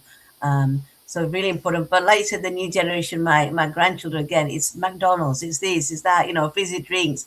It's just pressure on parents nowadays. But I think programs like this, really helps. This is why I was taking pictures, because I want to educate, I want to bring that awareness. I think that's Okay, Kailash, to make your life easy, people did like Seema's presentation. Seema, if you could put that on a Facebook, Yes. take Healing Our Earth, take Kailash, Shivani, Amrita, everybody, so we can take others. So if you put it on a Facebook, because it was easier, nicer to do that and understand, that will be very useful. And Kailash, you mentioned dar, or a dal if you are Hindi, or dar if you are Gujarati, or if you are South Indian, then generally like calling it sambar, No, pappu. Parupu in Tamil, Telugu, pappu. papu. So it's your sambar and papu is nearly similar, isn't it? Pappu means dal. Sambar is that in liquid form. Yes. So what Yeah. your sambar is like dal, we make it. And the moringa that you use, the drumstick, which Leaves. was Yeah. favorite Seema, I would remember because we were fed drumstick at least once a week. So aubergine, okra, drumsticks, tindas, certain kind of foods, Ivy bitter gourd. gourd, loki, Yeah. at least once a week, and it's all fresh. Even in our time, there were no frozen foods as such. Methi. Methi, yes, I remember. and the My mother chaklas and used everything, and to it's so sit there on beautiful. the table and we wouldn't want to eat methi. Well, Seema, let's go to India, and we go to Sudhir there as well, who loves his food as well. And shortly, Sudhir is going to ask Harpreet to come. So, Seema, say hello to Sudhir because you two have not said hello to each other. Global Namaste, Sudhir ji. Lovely to Global meet you. Namaste, Seema. Delighted to And meet you. Seema is Sudhir that I was talking to you earlier about. This week, after he finishes his guests that have arrived from abroad, he's actually going to go to Uttarakhand to the Kaushalya farms and explore idea that we create a permanent asset festival for retreats. As you know, Sudhir, Seema likes retreats and ideas, and it's a kind of thing that she would love as well, which would be very nice. So it'll be very nice when Harpreet comes that we know more about it. But Sudhir, we want to ask you, in summer, do you feel your family cooks a bit differently in summer? Yes. Summer is to keep you cool. So, rice will be not eaten fresh but fermented for 24 hours, So idlis mixed are with better. curd. So does it mean idli is better to eat? Idlis will remain same. That process doesn't change because it is anyway fermented overnight. Absolutely, it's fermented food. So, summer is mainly the ferment time. And Jain families are crazy after carrot kanji, beetroot and carrot kanji. So they have evolved, recipes which are nutritious, save you from the summer heat, what we call summer strokes, heat strokes. And it's very, very, ancient knowledge, as people have been very, very, very, intelligent in designing the recipe, Neil. So Seema's presentation actually didn't just recommend just fruits and vegetables. She also brought pulses and the kind of food. She also brought part of beauty in it, what you should scrub your body with in summer and how you can revive. She's going to put the presentation up on her Facebook and tag all of us and as many healing people that she's connected to, which will be very useful. And Shivani, who likes cooking as well, has got her favorite food. Shivani, idlis are always fermented, aren't they? Yes, always.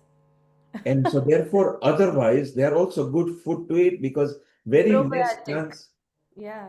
very less chance of idli catching E. coli, salmonella, or any kind of germs and bacteria on it. And if they are just heated with a hot sambar in it, or for the Gujaratis, the dal, it would be very beautiful to just add on to it, isn't it? Yeah, absolutely. And you Everyone use loves idlis. you use all the ingredients, you use cinnamon, clove, everything to make it exciting, and that way the children consumes that. No, my children love idli and they eat all Indian food. Luckily, they love methi. Apart from karela, that is bitter gourd, they eat all vegetables. And my daughter loves broccoli. We all love broccoli, beetroot. So Broccoli is amazing. Broccoli, I love, that's my favorite vegetable. you can just steam it up in the microwave, even 3-4 minutes, a dash of olive oil, and so healthy. Plus, it's a green. Sudhir, you wanted to make a comment? I want to make a comment to Shivani. This bitter gourd Karela, if you boil it while you are cooking your pulse dal Yeah. and take it out and then make anything, it will be like any ordinary. All the bitterness is gone and it Gone. does not even go into dal. That's the I amazing thing. I'll do it next time. But I generally add little gourd and onions to it. It doesn't taste bitter anymore. It's sweet, and they eat. If I don't tell it's bitter gourd, they eat. So You try in the dal one, that is, definitely best I'll do of it. all. If they don't want that bitterness, at the Bitterness. same time, that chemical which gives bitterness, it Yeah. stays back in the dal in a modified form. So get the nutrition Yes. and you don't get the aversion. That's the genius, Best part. Sudhir, in Thank you Africa, so much. I will try it. Sudhir, in Africa, we were Yes. told to eat what is served to us, full stop. Because in Oh. Africa, the head of the family is the earning person, which is a father. And the Mm. moment he walks in, and Ah. you say no, you are pushed in a corner and say you're not having anything. Now, Seema will say, because she's from Kenya, same country as where I was born in, and Kailash is from East Africa as well. Karela, we loved the bitter part of Karela as well because it was with the gore and the masala. The more bitter it is, the more healthier it is to your body. And that's why Good for Karela is good diabetes. from a diabetic point of view as well. So those who have got any diabetes or something were told to eat Karela or a part of Karela juice. And sometimes you see as a child, if you don't like the first taste, finished, it's stuck in your mind. And mother has to find different way of feeding you. Mother are amazing. I think was it Seema or somebody said they are the physician, they are the doctors in the house. They know how to feed you. And The that was the grandmother. beautiful The part. grandmother. The Yes, grandmother is the doctor. Really. yes. That's why And we have you know all the what? Namaste. And you know what, Neil? About a couple of months back, I tried an experiment. Cut the Kerala in 1 centimeter round pieces and put it to ferment in sea salt, brine solution, Yes, and yes. left it for 2 months. And after that, my family members are fighting for that one. So it's lactofermentation. It's so damn tasty. I cannot tell you. It's Wow. almost like as if I have put, that umami factor in abundance. Amazing. Fermented it for 2 months, 8 weeks in Bangalore temperature. And then I went one step further. I have natural honey here from the university, absolute pure delight one. And it comes in the month of May with mango flower flavor, slightly sour. Must be Okay. delicious. So I take this brine fermented one and double ferment in honey for about a month. And that's perhaps the best dessert I have ever eaten. And no film of any white film on top or anything. The white film is good one, can we call it? But Okay. no colored fungi A should be there. colored film, No yeah. yellow one, no green one, no brown one. They should not That's be there. The good. very thin can we call it KAHM. That's good. That's good. That's absolutely fine. And it's very good for digestion, high in probiotics as well because it's fermented. Now, It's Seema, you take it to a different level altogether the moment you say the probiotic aspect of this one. Wow. because Oh. there's a lot of speak right now worldwide about probiotics and how gut friendly they are and how they, I mean, little things like kimchi, for example. And if you look at our ancient Indian tradition, we were having these kanji, for example, which you mentioned.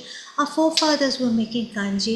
My grandmom used to sometimes say, I'm not going, achars, okay, fine, fermented, but very heavy on oil, pickles. She used to say, I'm not going to make the heavy achars with, we're originally North Indians, so, and our ancestry is in the deep roots of Punjab. So she'd say we use mustard oil, which is so, Amrita, heavy and heaty and so death by delicious as well. It's very tasty. She used to say, बहुत heavy ho jata hai. It's very heavy, the pickle. So she used to make water-based pickles with mustard seeds and ferment them. They were so tasty. Simple things like turnips and beetroots and cauliflower and carrots. Vegetables we wouldn't actually eat, as children we'd say, oh, I don't like it. We would land up eating it because it was so tasty. And they were fermented and they were good for us, they were good for our digestion. So, our grandmothers had so much awareness and knowledge, and their whole life revolved around feeding the big extended family because they had 7 children, 8 children, 5 children. That they took so much time to make things, but intuitively they knew what was good for you and what wasn't good for you. And And Seema, Seema, we have Dr. Anupul here. He will say that hygiene plays a huge role when you are going to ferment. And look at it, our mother, I remember, she will wake up at 4 o'clock. By 4:30, she had her bath, be it Yes, winter, be it summer. yes. And today, only then she will enter the kitchen. Can you believe it? Every day of her Every life she did it. day of her life, and before entering the kitchen, she would do the ghee lamp and the incense stick in the house and Yes. invoke the gods and goddesses before she went into that sacred space, which is our kitchen. which is a mandir actually. And Amazing. today you mentioned Anukul. I can tell you Anukul loves his food. Just last week, Anukul, I and Venkata, we went and I said, shall we eat a thali? Little did they realize that thali is a huge thali over there. But each one of us really enjoyed it so much that, the whole thali was completely cleaned up. So the kitchen was very happy. They didn't have to clean it very much from us. Anakol, Global Namaste. How are you? Global Namaste, Neil. And a lovely I'm trip still you had. remembering the thali, and Yes, that's and why lovely trip you had in India with Amrita and Rajiv and Sri Shivam and Pranay and lot of personalities we met where Amrita was hosting at the IIT Monday. How was the trip and did you enjoy it? I enjoyed it like crazy. I mean, it was absolutely. Whenever I go to IIT Monday, I just go mad. So I just did that, and I ate quite a bit. There was no doubt about it. But thinking of doing the puja before entering the what do you call Kitchen. kitchen, it's a very important process because after all, it is from the food that we get our life energy, and no wonder we call it pet puja. Anyway, although in a cynical term, but that is where it is. But I had a fantastic time in one day. So, Anukul, were you proud that the lead anchor, when you see her online, and then and this was the second year running, you actually saw her handling some of the top personalities in the world who had arrived there at IIT Monday, and there our Amrita was also the anchor over there and hosting. She was absolutely phenomenal as usual. I mean, she was very measured, very calculated, and never going beyond the things. And all the people around her did have huge respect for her. That is a great thing to see. So it's amazing. It'll be so nice to see you guys building up some assets. So Amrita, you got a smile on your face. Was it tough to handle the conference with so many different nationalities arriving at so many different times, the registration, the hustle bustle, the papers to be presented, the seminars to be done, and the conferences? How was the experience for you? Yeah, thank you. It was nice. Busy but nice, yeah. Ultimately, one of the things that is like selfless service, same like healing our earth. So I enjoyed doing the work as well as hosting people. And yeah, I think these kind of conferences have a meaning and they have a real depth of purpose, which which are very important for people to understand, and that's why these conferences are held. And therefore, to host and to work for something, I think it's always a very big learning for an institution and So me for personally. next year's MBCC, I think we should have a healing our earth session there as well. Yeah, sure.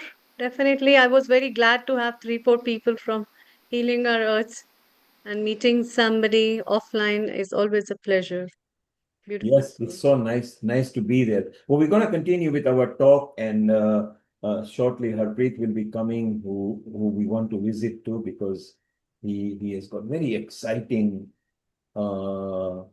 catering, cuisine, and his concept is very good, from farm to table on your food straight away, which will be very useful. Meanwhile, Shivani, as we continue to talk, what song have you got lined up for us just to bring a bit of melodic mood? Well, I was just stuck with the Chandra Purnima, Sharad Purnima thing, so I'll sing something with Chand for Yes, you go all. ahead. आजा सनम मधुर चांदनी में हम तुम मिले तो वीराने में भी आ जाएगी बाहर झूमने लगेगा आसमां झूमने लगेगा आसमां कहता है दिल और मचलता है दिल मोरे साजन ले चल मुझे तारों के पार लगता नहीं है दिल यहाँ लगता नहीं है दिल यहाँ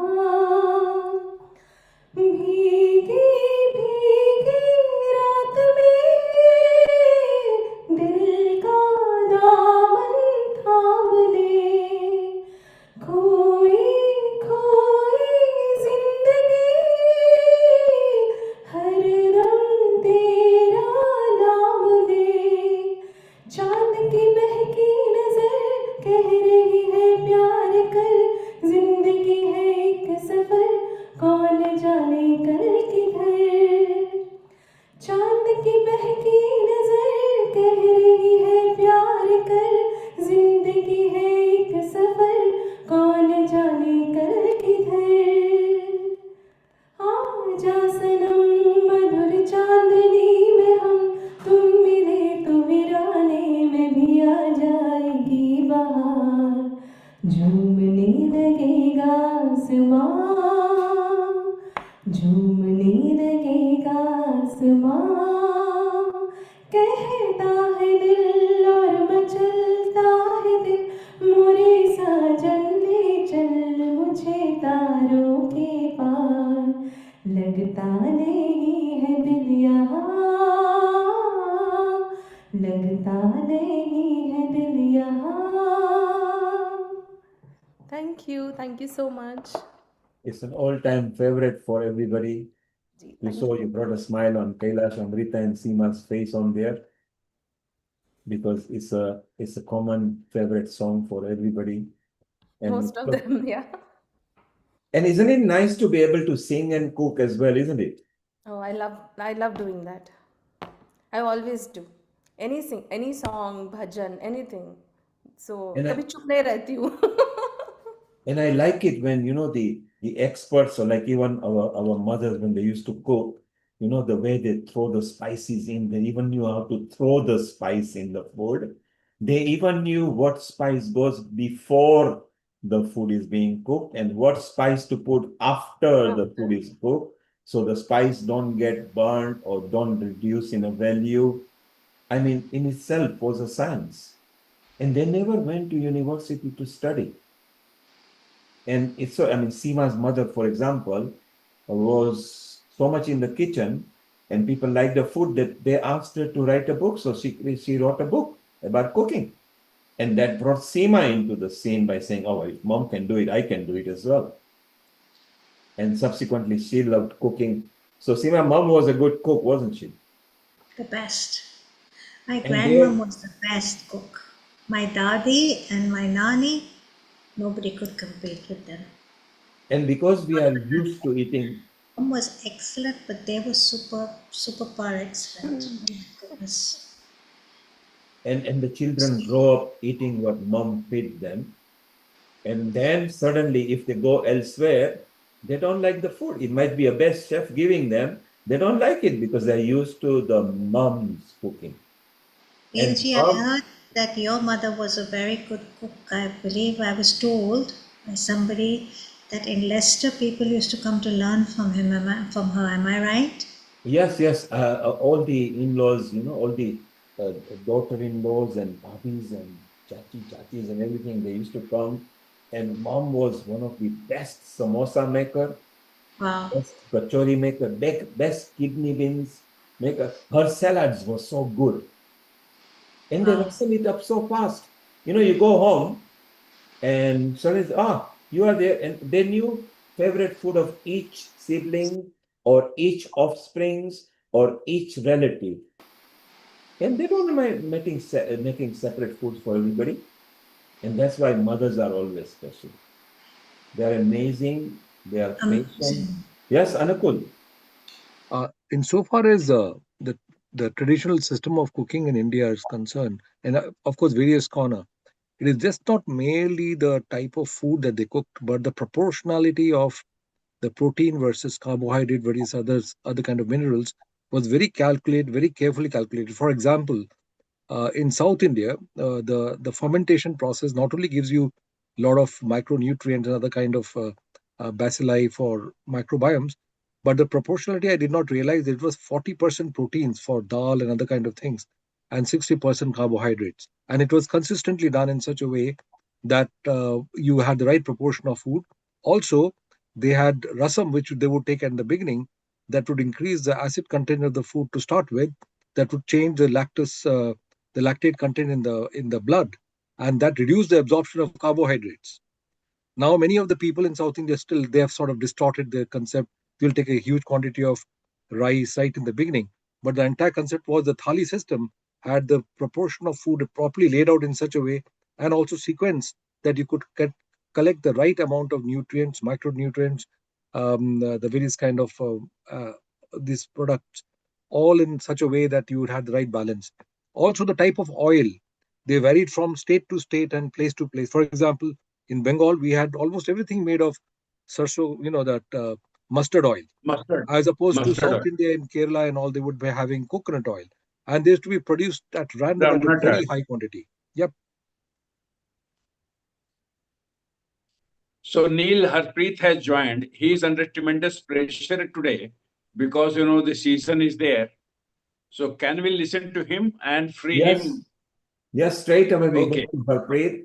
Let's welcome Harpreet. We loved his presentation just the last time he was here, and we were. Thank you, everyone, for giving this opportunity. A global namaste to all. Myself, Harpreet Singh. I feel honored to again present myself among all intellectuals. And I'm really sorry today. Actually, Sunday is a peak day here. Our outlets are just on the gateway to Devbhumi Himalayas.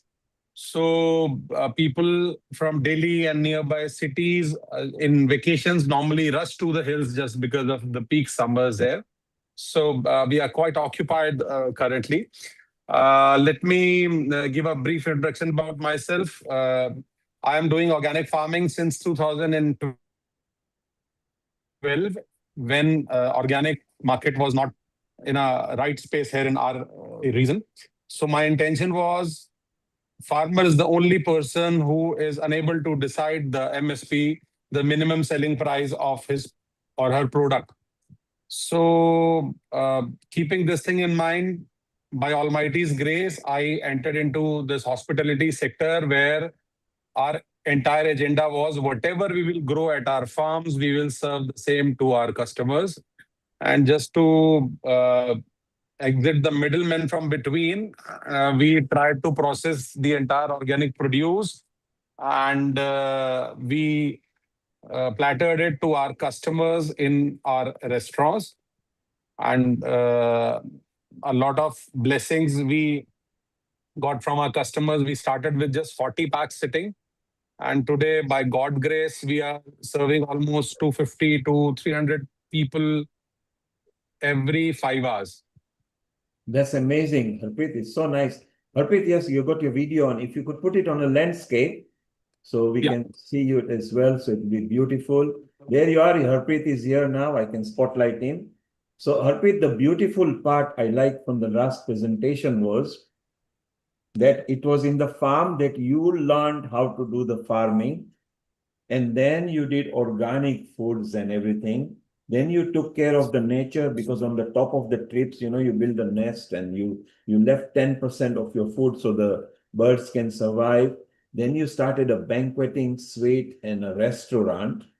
So you got a complete package from the moment of planting the seed to the moment of consumption into your body. The whole traceability was there. In the current food industry in the world, in the developed world, that is called food traceability. By law, it is required now, because of food poisoning, every food has to be traced, which farm it came from, which country it came from, when it was produced.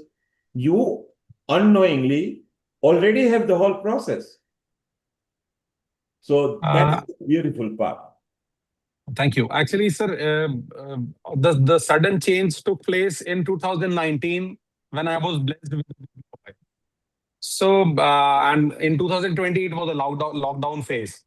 So, whenever I used to serve anything to my child from my own restaurant, I used to think of, will it be healthy for him?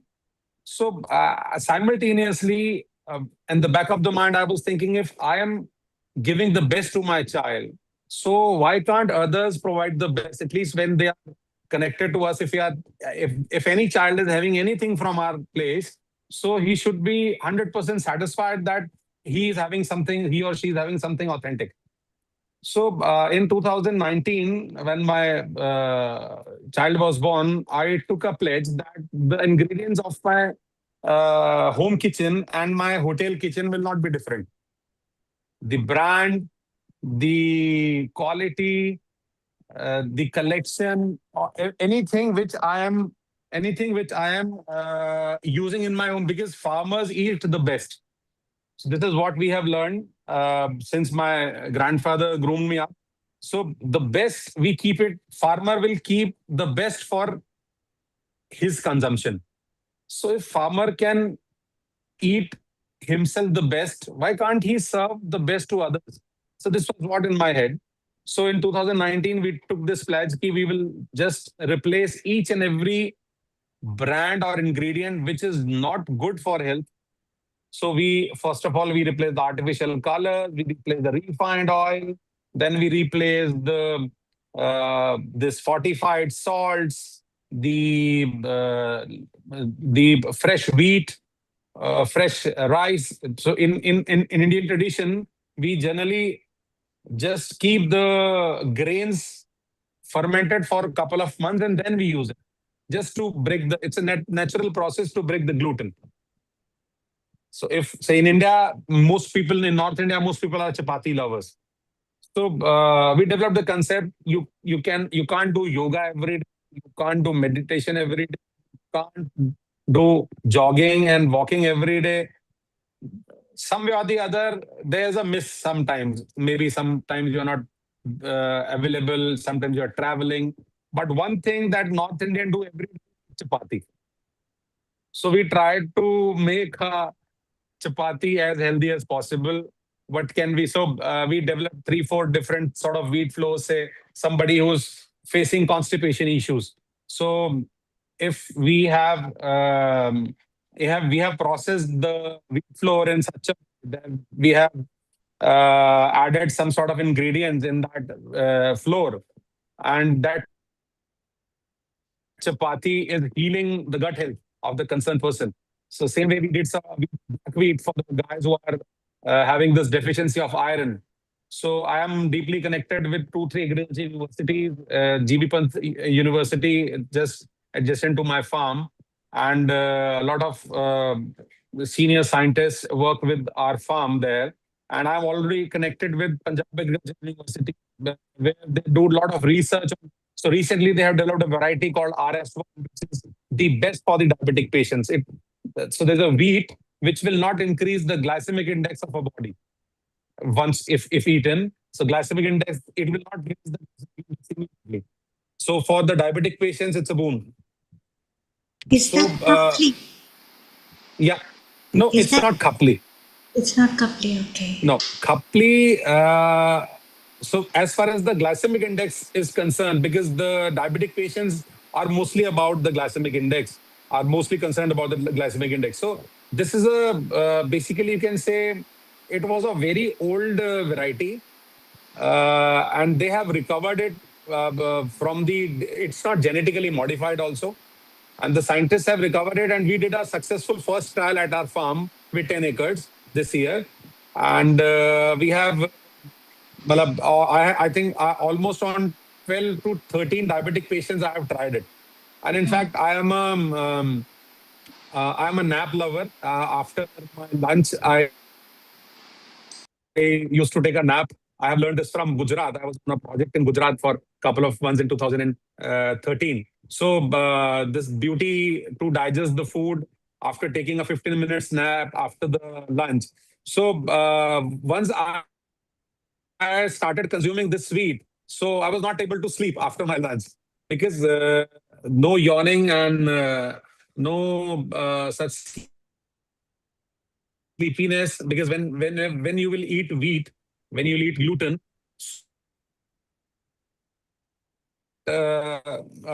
give you that instant response because of the glycemic index, and you feel sleepy. So, say I have tried it on two. Sometimes, if I'm driving, I generally don't eat wheat, because if we eat wheat, so our brain becomes a bit slow, and it's not good to drive with a slow brain. So generally, I avoid any sort of gluten-related things when I drive myself, when I'm not carrying a driver along with. So, but by this wheat RS1 variety, so I was more attentive. So it's my practical, which I have I done it on me. So because basically farmers who are connected to our NGO are not that big landlords. They are the small farmers who are just dependent on agriculture. So whatever experiments I do it on my own farm first. When the experiment got successful, then I try to convince my fellow beings to enter. So this year we have 10 farmers who are growing this organic RS1 variety sugar-free wheat for us, and we'll be having a trial of cookies along with the jaggery powder. So we have planned that we'll prepare some cookies out of those sugar-free wheat, and we will add our organic jaggery powder. Since we make we have a lot of sugarcane farmers associated with us, so we make our own jaggery. We serve it to ITC.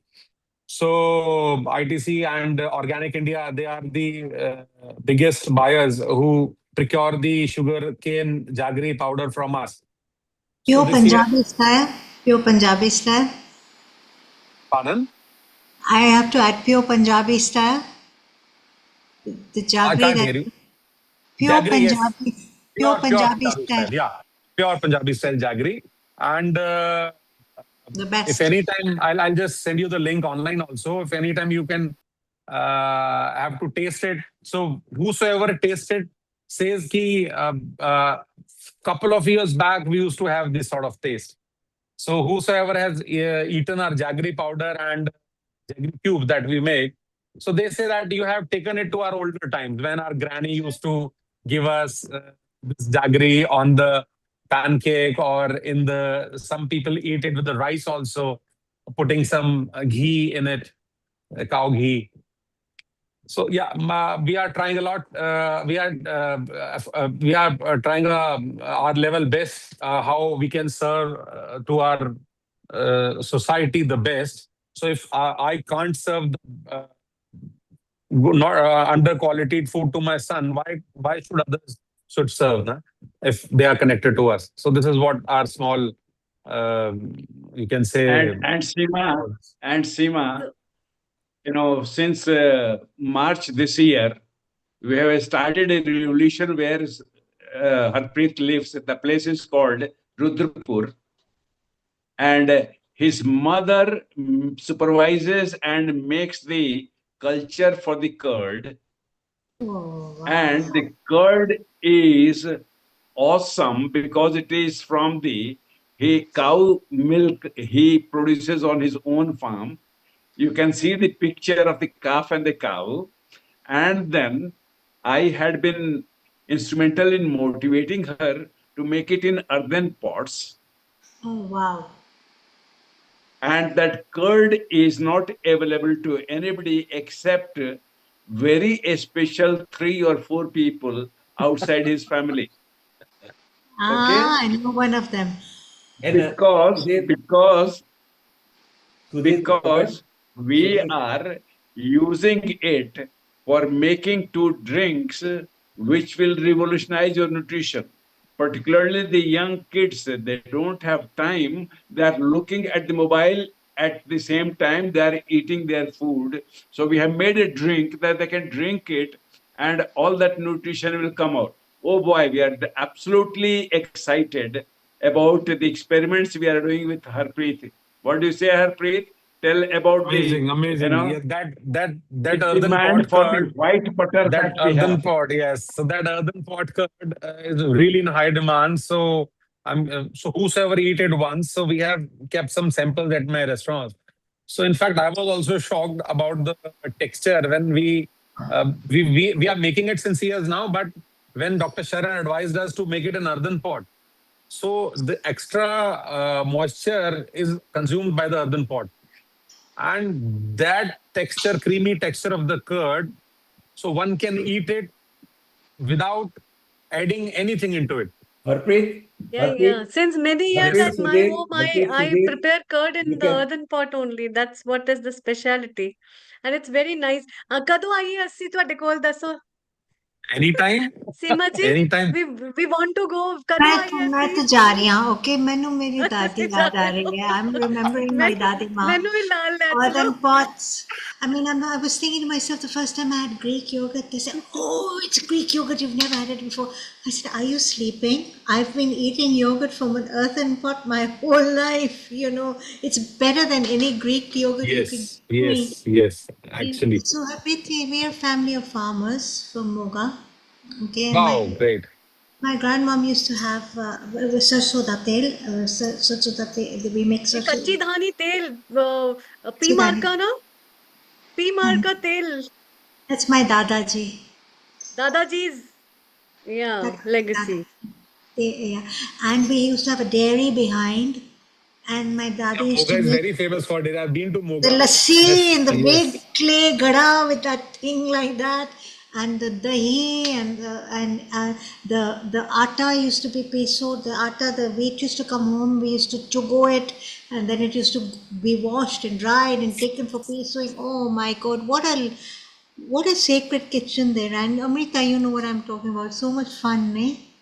And Thank Seema, I I was was Yeah, I in think Kenya. Anukulji wants to say I, something. I Yeah, was yeah. just Seema, I was going to protest when Harpreet ji was not talking about ghee. I said, how can good go without ghee? You know, it's impossible. A2 ghee, the best ghee in the world, I grew up eating. A2 ghee. The world came to know about A2 ghee long after I'd been eating A2 ghee my whole life.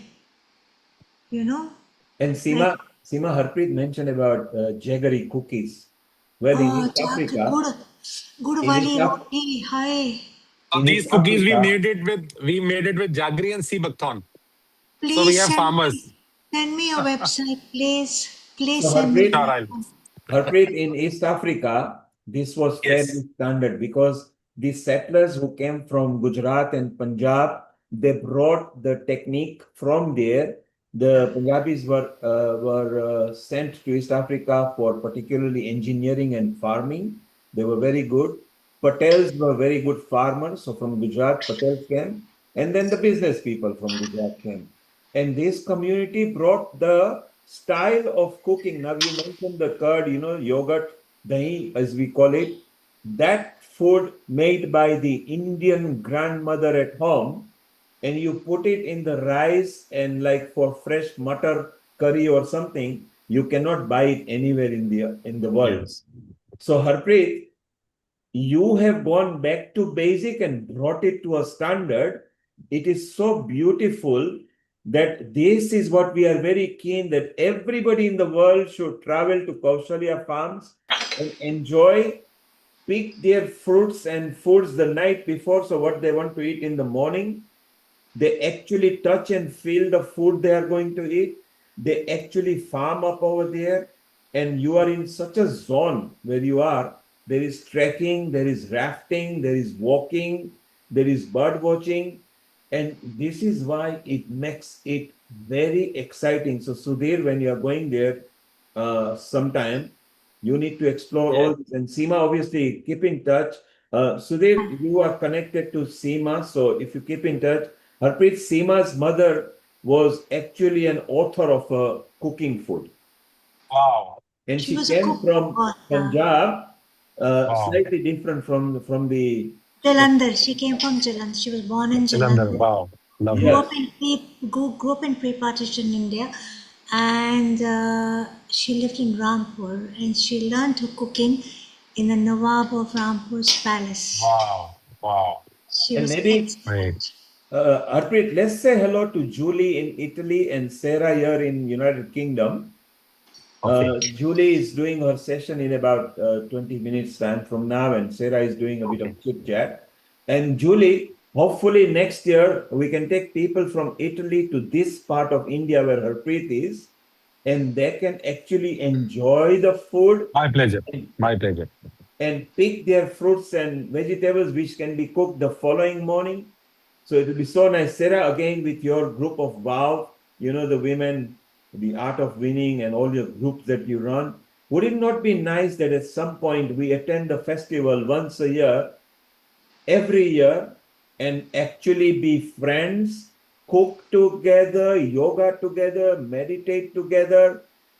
You missed out. We'll bring Harpreet again, and he can show his presentation, where he also, as a young boy, learned about food growing and everything. And Sudhir, who is very close friend to Harpreet, are developing some ideas. So I thought it would be a very good idea if all of us had a fixed timing. And I think the weather in February is so superb.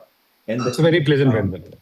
Yes, it's a superb. And Neil, now that you mentioned February, myself and Harpreet are working on non-cook kitchen, which will make you fall in love with the things we make for you with microgreens, with the greens which we grow in our polyhouse, and the fruits and vegetables which we grow in the open field.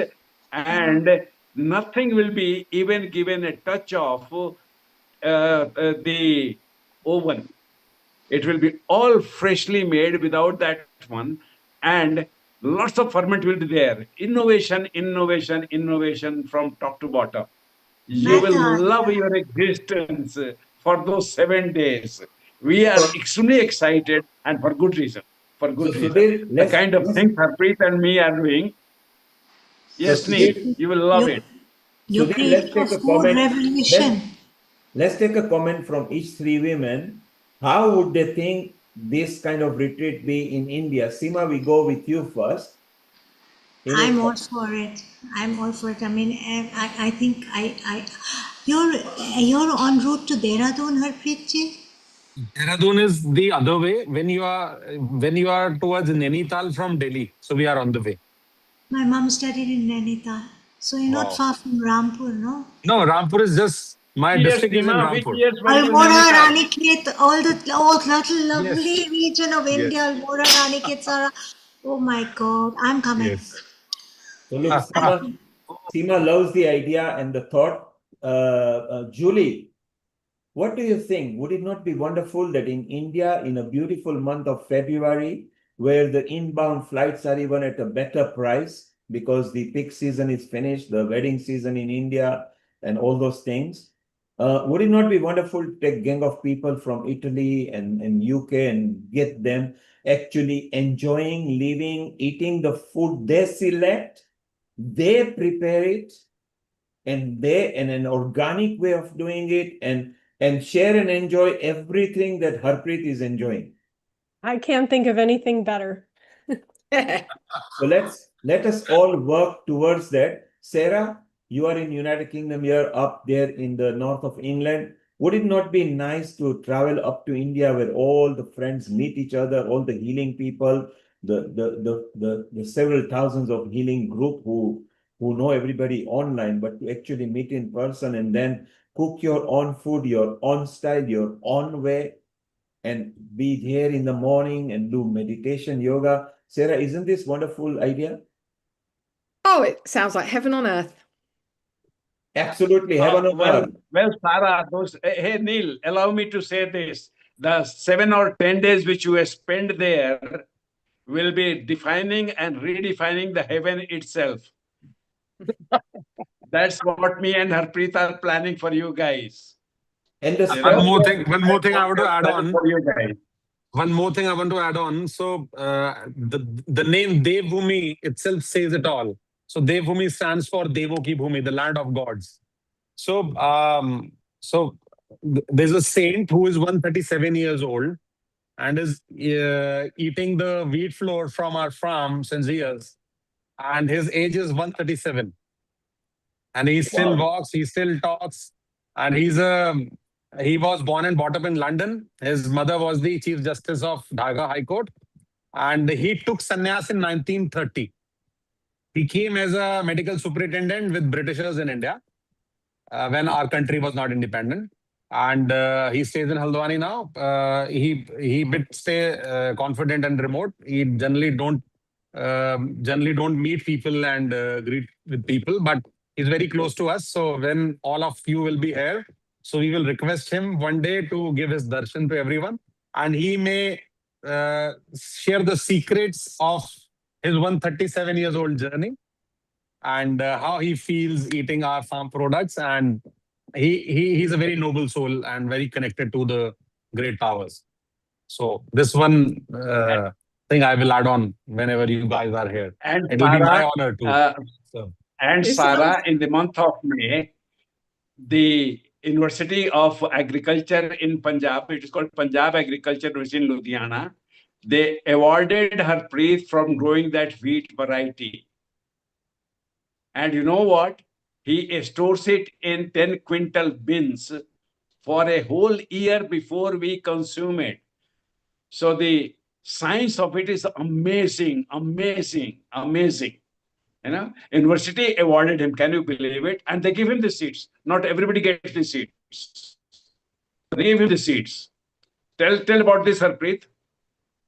Yes, actually, it was the research was going on because in India there are a lot of diabetic patients, and diabetes is on its peak. So and most people who are taking the insulins are being advised by the doctors not to eat chapati. And basically Indians, until and unless they will not pick a bite, dip it in some curry and eat it, they will not feel that they've eaten something. So it was the biggest problem and challenge with them. So I was in talks with those scientists, and I requested them to give me some seed for trial. And all the traditional varieties initially I have tried, but I was not getting succeeded. So then they told me that it will be tough to transport this much quality of wheat from all the way to 800 kilometers to your place. So I said I will bear all the expenses. You just say yes. So I arranged a vehicle there, and I transported the seed 800 kilometers to my place. And last year we did a small trial with 1 acre, last year. So it got successful. Then we did this trial next year with 10 acres. And now we have that much seed that I can distribute it to almost area of 100 acres now. So we have a 100-acre seed capacity. So and this year we are 50%. We are keeping it in our seed program. So farmers who will be connecting with this seed program, we will buy it back from them, and for their own consumptions, they'll get their share, and rest it will be multiplied, and so that masses can get benefit out of it. So it's all our it's not our commercial angle, it's all our seva and all our contribution towards the society to have a healthier society, because we feel that if we want to live peacefully, our surroundings should be healthy, wealthy, and wise and peaceful. Until and unless, so if I need peace from inside and outside both, then my surrounding should also prosper. If they are not prospering, if they are in pain, so definitely their frequency will hit mine as well. So this is what we feel. Julie, Sarah, have you either one of you been to India on a holiday? Neither one. Never. And I suppose- really want to go. I've always wanted to go, especially since I've met all you amazing people over the last 3 years. It's always been like sounds like a little, like I say, a piece of heaven of total well-being in so many different ways. It just sounds amazing. And Yeah. I think this could be what you're creating could be like end up being the finest, well, not a food festival, because it's more than just the food. It's about, like you said, the environment, the well-being, every single part of it will raise your energy and make you feel great. So how joyful is that, is all I can say. Yeah. So we have a hill station just 70 kilometers from our place. In one single day, you will experience 3 different seasons. So first hour before 12 o'clock, you will feel the best winters. Then you'll feel the autumn. Then evening, you'll feel the rainy season. And the nights are... So 4 seasons in one day you will experience. This is my guarantee. And you know that I went to Pannagar when I was all of 19 years old. And 3 seasons in a day. Can you believe it? No other place on earth can do that.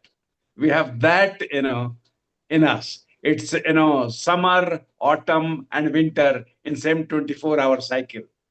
Wow, that's unbelievable. You have to come and experience it. Yeah, it sounds. What do you say, Neil? So, Julie? I think you need to, sorry, I was just thinking of something else. When Harpreet was talking about the wheat consumption and the gluten, I was thinking, yeah, you need to come and educate the British workers, because most of those have an afternoon slump mindset at work, because the tradition is to grab a sandwich at lunchtime, which is full of wheat and gluten. And I have so much more energy when I don't eat wheat and gluten products. I feel less bloated and my joints feel so much more mobile as well. So that's a bad British tradition to have a lunchtime sandwich, to be fair. Yeah. Based on what you've just said, about the glycemic levels, and I mean, it makes sense. Yeah. So, Sarah, when you say you want to go to the heaven area of India, Uttarakhand, where Harpreet is very near lots of valuable spots, either 50 kilometers to 100 kilometers, surrounded by that are very prominent spots. And as you say, it's not just about food, it's the spirituality, the holistic, it's the environment, and it would be very perfect. Julie, what do you think? What would India do for you if it is holistic, if it's spiritual, if it's practical, if it's food and organic, if it's yoga, meditation, and everything? What do you think of it? I think all of those things would create like I don't know, like an idyllic sort of situation for me. And like Sarah said, I can't eat wheat or gluten, grains generally, because I have Hashimoto's and that interferes a lot. I have an intolerance to gluten that interferes. I end up with joint pain, and I've dealt with chronic pain since I was 19 anyway. So anytime I eat grains and wheat and gluten, I find I'll either get an immediate migraine, I'll have issues for days. Just the idea of being able to eat foods that are well prepared, grown well, handled with love, and putting all of those pieces together, because it's never just about what we eat. It's what we absorb, and how we absorb it is affected by our mental and emotional and spiritual position, and where we're at. And just the idea of being able to sort of encapsulate all of those things together in an experience is just, I think it could really show people what life can be like and how vibrant health can feel, because we need all of those elements put together. And also the beauty of hustle bustle of India, which is so beautiful. It's a vast land. Hardly any Indian living on the earth has seen full India, because it's so big. It's so many states, so many cultures, so many styles. So what we are thinking is that for Healing Our Earth, if we can create a permanent festival there up in India. I think it will be so beautiful that people can participate and join there. So Julie, Sarah, you'll hear more about it over the next few months. Let's keep on exploring the ideas, and we want to make it friendly, flexible for any nationality, any cuisine taste, any personal choice taste, because the spot where the farm is and the 3-4 restaurants that Harpreet has built. The nice thing is we will be able to eat the food ourselves in our own restaurants. And you may even get a sattvic cooking training as well, which can be done in the farm or in the restaurant or on the banqueting suite. You can have entertainment at night as well that is customized for this retreat and a festival. So I think it's a beautiful time, and it will be wonderful to know more about it. Harpreet, I know you are on a walkie-talkie, and maybe your restaurant and gang are looking for you. In case if there, are you going to any one of the restaurants at the moment? Yes. I'll just rush up once you'll allow me to. If you rush off, Harpreet, if you rush off now, and if you can just come back, if you are in a restaurant, we want to see the hustle bustle that's going on. It'll be nice to see that. And don't worry if you can't, but if you can, then during our session, whoever we are talking with, we'll just quickly show the people, because that's what we love doing at Healing Our Earth. We show the people the earth through other people's eyes. So it'll be nice what you see, either if there's a banqueting event going on, or if the restaurant is full, or food is being made, or few dishes that we can just see, if you can pan the camera onto it. You rush along to the restaurant, because I know that they're. So I'll just show you on my tab. Yeah, I'll just show you on my tab. Yeah. So these are the farmer shelves. So these are the farmer shelves. Any farmer who grows organic and is associated with us can outlay their produce here. So we don't charge any commission from them. Wow. So we just check the authenticity. Amazing. And it's a farmer shelf. So whenever, and we don't have any sort of LED screen or any television on our outlets. So we just feel that if someone has came for eating, he should be only focused on eating. And here we have some toys for the kids. So we don't allow kids to use mobile phones. Generally, what parents do when they come, so they generally give the mobile phones to the kids, and the kids are occupied in scrolling the mobile. So we have kept some collections of toys. So kids are only allowed to use the toys if they are not using the mobile. Amazing. So this is another, and so this is another branch. So this is in the control room where you can focus on everywhere. This is my war room. Yes. So from here I can show you my farm also from here. Yes, let's see the farm. It was exciting. So yeah. So this is our farm. Are the cows sleeping, Harpreet? No, cows sleep generally after 11. I'll just show. Okay. They are like, this is our main students. facade. Yeah, this is our main facade. So these are the papaya trees. So we have 9 fruits in the farm right now. And so if you can see the cattle, I'll just show.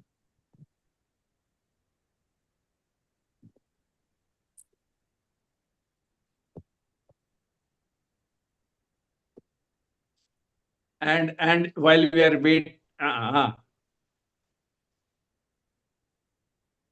and Neil, we are going to give you cherry on the cake. We are developing a cold milling unit which will be run by water. So we'll be taking Rochester Bank to Rudrapur, and we are putting a engineer to work on the gear to gear ratio. So it will be rotating at less than 100 RPM, and that's what will grind our flours. So by the time you guys come, it should be ready. Yes, sir. So basically the concept is when we mill anything and the temperature crosses 32 degree, so the protein content nutrients burns. are gone. So nutrients are gone. So in our mill we have this sensor. So whenever the temperature reaches above 30 degree, the mill stops. So you retain the maximum nutrients. Is that right? Yes, yes, yes. Exactly. So And this would we are be- going to next step. Nature wants things to be combined, not in isolation. So we are finding companion grains to be mixed for the flour. Harpreet, thank We you are very much. almost there. Harpreet, thank you very much for spending time. We are not going to keep you too long. Do please shoot off to one of your restaurants or something. If ever you are there in anywhere and you still want to come live on the screen, just pop back in. And Definitely. we will also have off Zoom line sessions as well, maybe in a week or 2 weeks' time, where we can Okay. discuss ideas. So Okay. this is going to go and explore to you. Anukul, Amrita, Bindu, Hiral, and Himanshu will all be in touch with Amrita. Will coordinate it with Sudhir, and let's see if we can create a festival that is annual, where any nationality can come inbound and literally enjoy. Because I think the airport is not far too far, the Delhi is not far too far. Yes. Haridwar, Rishikesh, you are in Dehradun, you are in a zone which is very near. Yes, it's very central. It's very central. 3 hours Very from Delhi. central.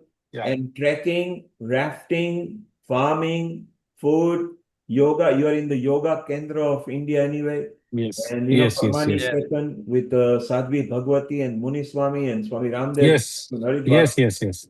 These are Yes. all the perfect areas that where you are in. So I think it will be very beautiful. Let it take time, but if we can create a festival where that can be good. Yes, again, we are looking So at. is Dr. Sharan at our hydroponic farm? Yes. He's just inspecting our greens. So Yes. this is the fodder making for the cattle. So this is sattu. This is chickpea. That is Sudhir's favorite. And Chickpea, yes.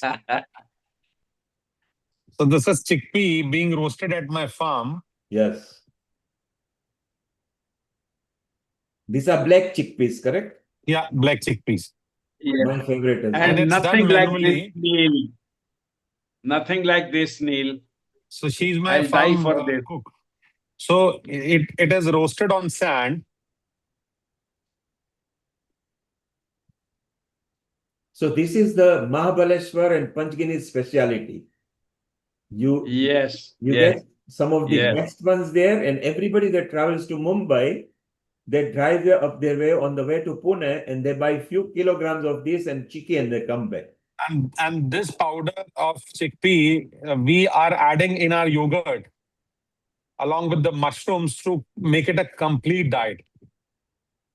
So if one has taken 4 drinks since morning till the afternoon, so the entire requirement of protein and fiber is done for the day.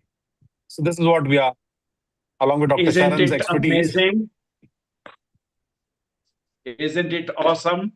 Anukul, you are muted. If you Thank you, Dr. yourself, Amrita. Anukul wants to make a Yeah, I comment. want to do a lot of clinical trials and all to all my clients and all my cancer patients and all the chemo patients, and we want to give and all the geriatric patients with senile degenerations and protein deficiencies, premenopausal women. You love it. You will love it. See, my You will women love are it. We are on smiling a different planet in altogether. Italy and UK support of me. We, the A menopausal farmer women, and a need nutritionist proteins. have joined hands. Now the doctors will have a good time.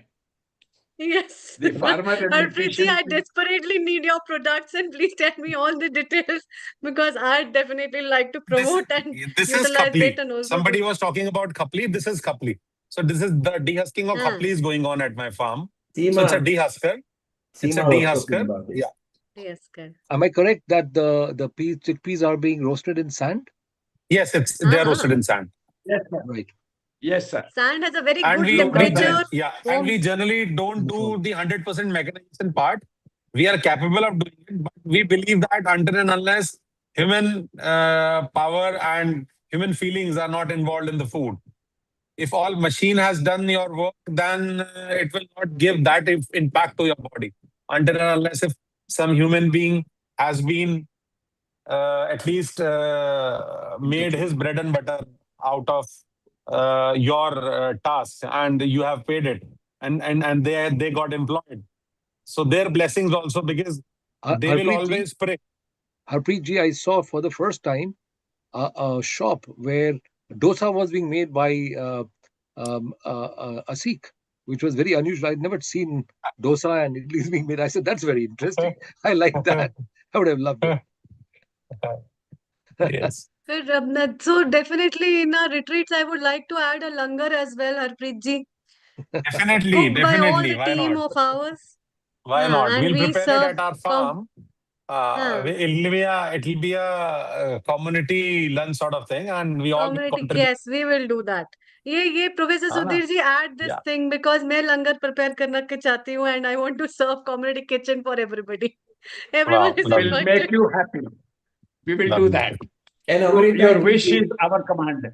Amrita, it will even be better. It will even be better if Sarah, Julie, Sharon, Yeah, that's what. Maureen, They're my women, definitely. If they make the langar their style and feed us as well by using Oh boy, they will love every minute of it. So Julie, Sarah, what Amrita is saying, langar is a mass cooking done by generally in Gurudwaras where you get everybody. A free kitchen. It's a free kitchen for all. Yeah, it's the same food everybody eats. Same food everybody eats. In Gurudwaras, it's free. You just go there and at a fixed time. It's nice. It's healthy. Everybody gets the same food.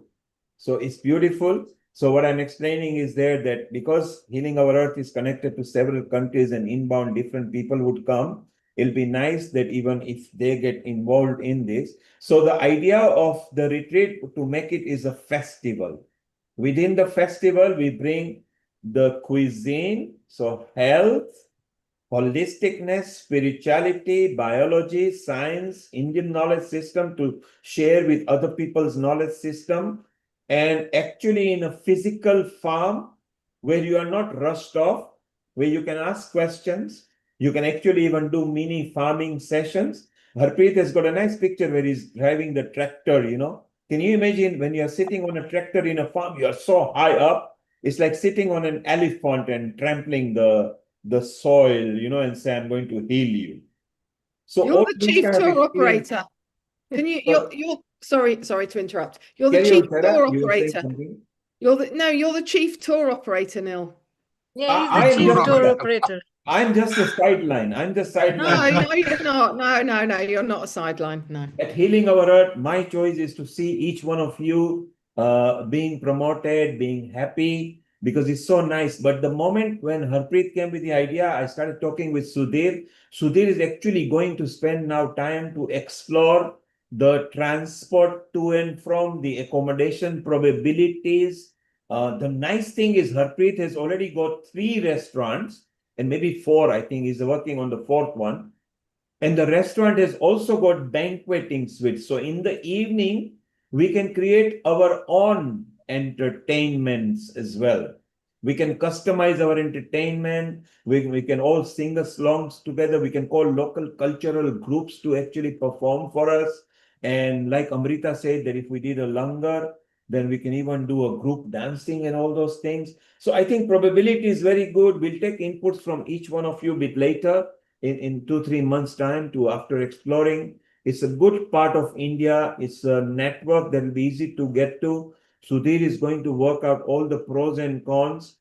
Anukul, you, Sudhir, Amrita, Himanshu, Hiral, Bindu, if you get a chance to do a physical visit and do a 3-day dry run, you know, just to see how it feels.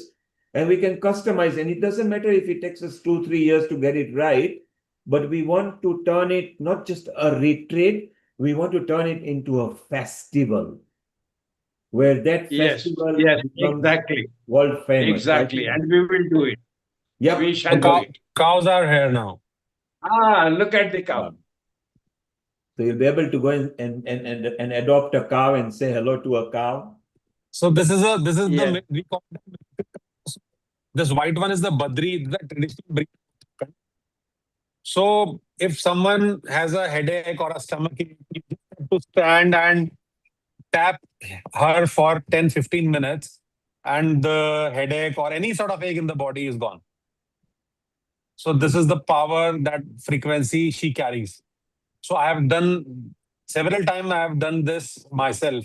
I'm having a headache. I'm coming lethargic, or I'm just feeling negative. I just go stand along with her, tap on her back, so feed her some green grass, and in 10-15 minutes, I'm like, I just woke up in the morning as fresh as like that. So this I have experienced so many times. My mother has experienced the same. My wife has experienced the same. In fact, now my kid is also, whenever he goes, he just touches his feet, her feet, and he also enjoys her company a lot. And this cow was gifted to me by one of my farmer in hills near the Himalayas. So he hasn't charged anything from me, just gifted me. I just was helping their village to grow some kiwi plantations there. It was a government project. So he gifted me this cow, and my son has been groomed by drinking her milk only. Amazing. Harpreet? And you know how much we respect? We respect her that we do not buy her green fodder. We grow it or with our own hands and give it to her. We grow our green manure on our own farm and then give it to her. That's how much we respect her. Harpreet, thank you for taking your time out. Okay. It's wonderful. We wish you all the best. Do Thank you. with Sudhir. There is a lot of work to be done. There is a no worries, sir. Anything on my side, it'll be my pleasure. It's all on your side. We are all relying on your side. Yes. It's home for everyone. So feel like home, everyone. We will help and guide. Sudhir has already got a running order of a plan and a business plan that he will really work and share with you, with the team. So beautiful. Thank you, Harpreet. Right. That was and thanks, Neil. We will take leave of you now if you allow us. Thank you. Thank you, Sudhir. Thank you for taking out time. Thank you very much. Bye. Global Namaste. There you are. That's Sudhir from India. Harpreet, Sudhir and Harpreet are friends as well. Sudhir is actually now going to Harpreet's place, which is in a different state. And he's going to spend time and do the analysis and planning as to how we can do that. Anukul, Amrita, the senior team at Healing Our Earth will be in touch with each other, which will be very nice. Sarah, you love food, and Juli, your topic today is very exciting. That are you still hungry after your eaten?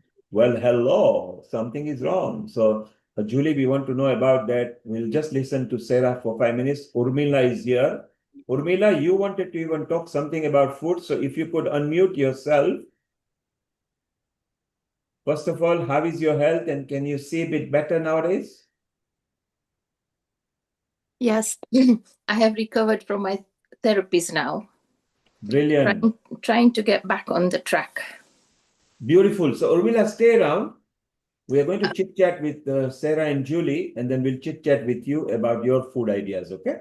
Okay, thank you. Thank you. So that's Urmila. So, Anukul, now it's time. Juli has got a specialist subject, and Sarah wants to just generally talk. Last time she came on the thing, and it was a nice salad that she had prepared, which was very beautiful, and it was so nice. So, Sarah, maybe start thinking of if the festival goes on. We are trying to bring it as early as we can. Generally, it will be in February. It'll be nice for everybody, different people of healing, to meet together and enjoy meditation, yoga, holiday, retreat, crafting, trekking, visiting nearby beautiful sites. India is such a big land that, like I said, there is no surviving Indian on the earth who has seen all of India. It's just not possible because it's far too big. And coming from smaller countries like United Kingdom, it will be so excited that almost each state of India is like our United Kingdom. And it's so vast and so much different culture. And Sarah, as you said, having met so many healing people, knowing about cuisine, yoga, meditation, Tai Chi, Qigong, because we got everything. It'll be nice to meet the people you made friends from different countries in one country itself. It will. It would be fantastic. It would be lovely to see your face in real life one day as well, Neil. My face, you can just come and see London in Trafalgar. I know. I know, but it'd be nice to see on. It'd be nice to see on here sometimes as well. Yes, maybe someday we make an appearance, but the rule is just be the voice and let others be there. Of course, like all the people who have come to the very big festivals, either in Arena or Trafalgar or Hyde Park, they actually see me live in public because I present or run or direct the events. Excellent. Here, it was a conscious decision right from the pandemic that everybody is above me, and therefore, who needs to see me? It's important to see each face here, each energy. Anukul has, of course, seen me in person. He actually came here 2 weeks back and spent some time with me, didn't you, Anukul? Yes, I did. I really enjoyed it. Yes, it was fun, and we went for a thali. A thali is a whole dish made up together, with different curries and a rice and a dal and the chapati and the paratha and everything. We had such a good time, and we had an event to discuss about. So it was so beautiful. So, Julie, over the next 10 minutes, let's listen to, do we still feel hungry after we have eaten? What's wrong with us? Over to you, Julie. It's all yours. It's mine. Okay, well, if anybody's ever finished a really good meal and felt kind of satisfied, and then an hour later you're standing at the fridge or the cupboard and you're thinking, what happened? There's a name for that, and it's not your willpower. It's usually about protein.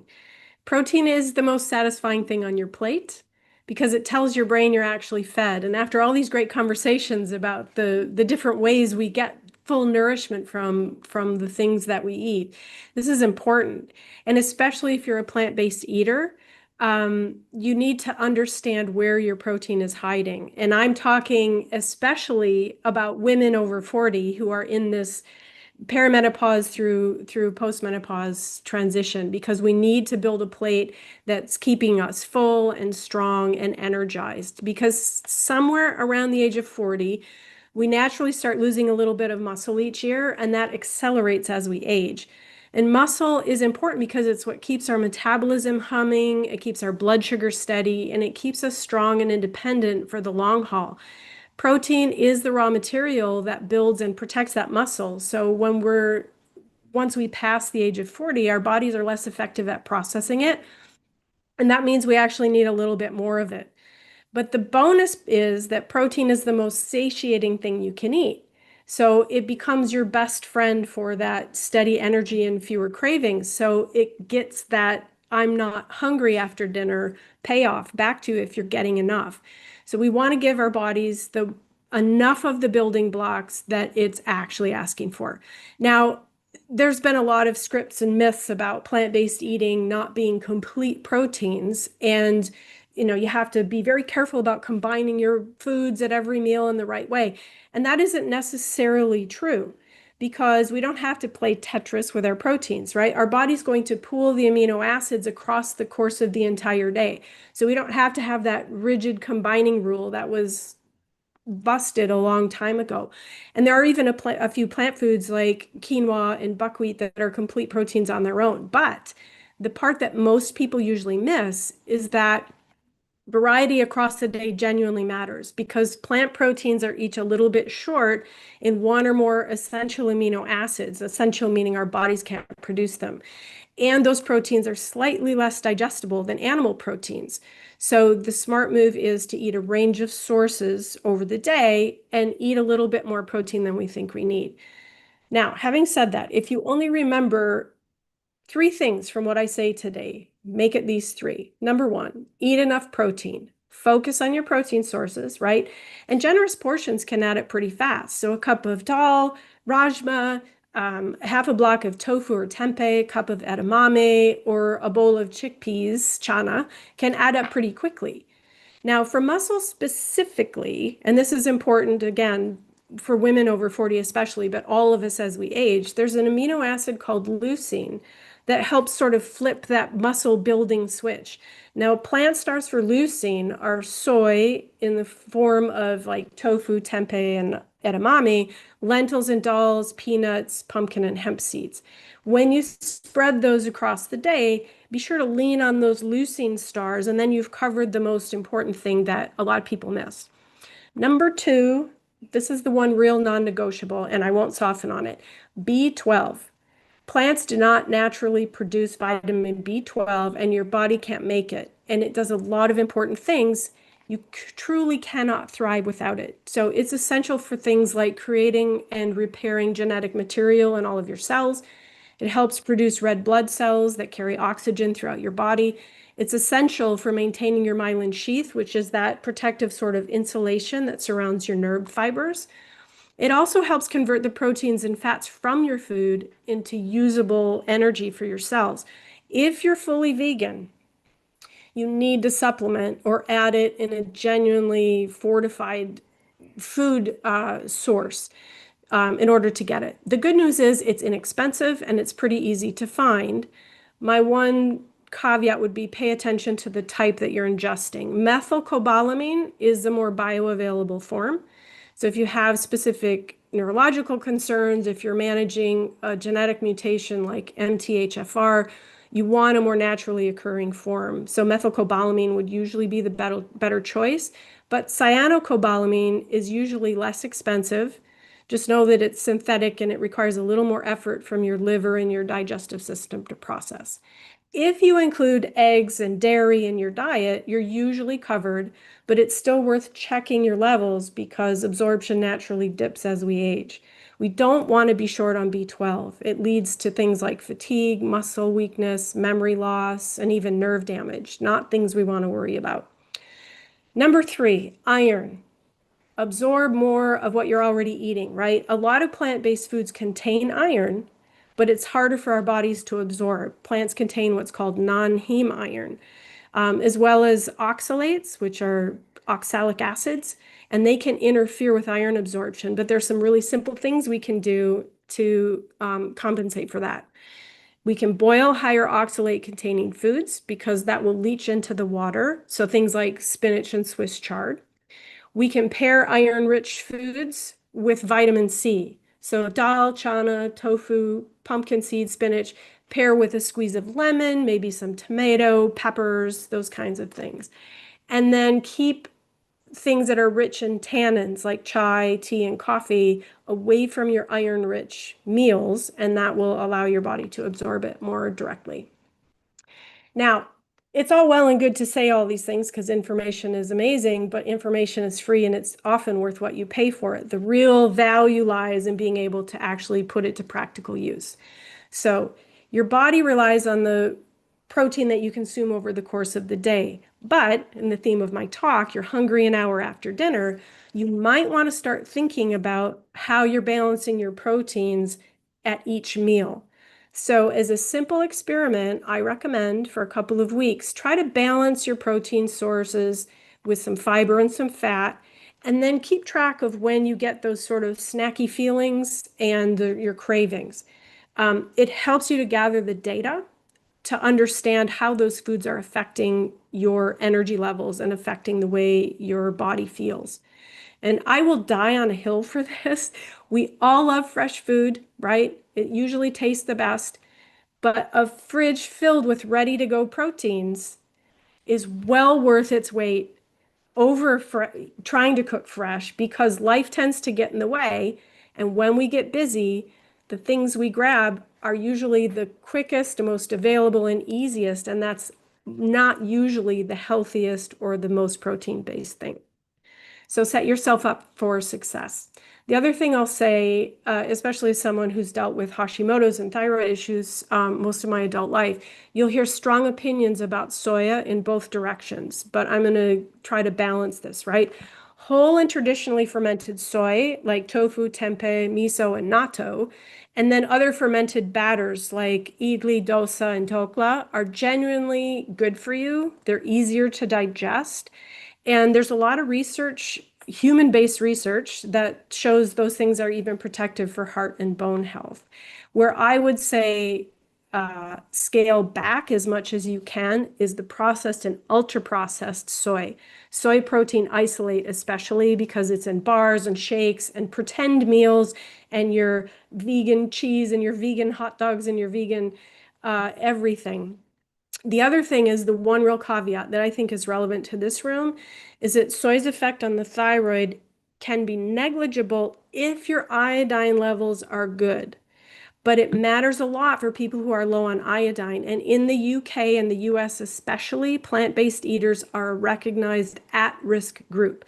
So it's easy to have your iodine levels checked, and that's something that's really important. So including, maybe some sea-based vegetables or properly iodized salt. And I say properly because I know in the US they can actually use bromine in the iodizing process, and a lot of the iodized things that they sell, and bromine actually leaches iodine from your system, so that's not very helpful. But properly iodized food, salts or sea vegetables, with the exception of kelp, because that can really spike your levels. But know your iodine levels, and then you're good with your soy. So whatever you eat, make sure iodine is on the team, and especially if you're vegan. And since not everyone here is fully plant-based, and I'll just finish up with this, when you do include eggs, dairy, or fish, the great thing is to just let them pull your weight, right? They're going to hand you that B12, the iodine, complete proteins, and well-absorbed iron all in one go. So a few eggs, curd, paneer, little fish, those are going to close some of those protein gaps that I just talked about. One gentle, honest note for women 40 plus, and something I've seen with a lot of my clients who have been plant-based eaters, they feel noticeably steadier with energy and weight management when they include some animal products through this hormonal shift in their body because of the way that the protein and iron are absorbed.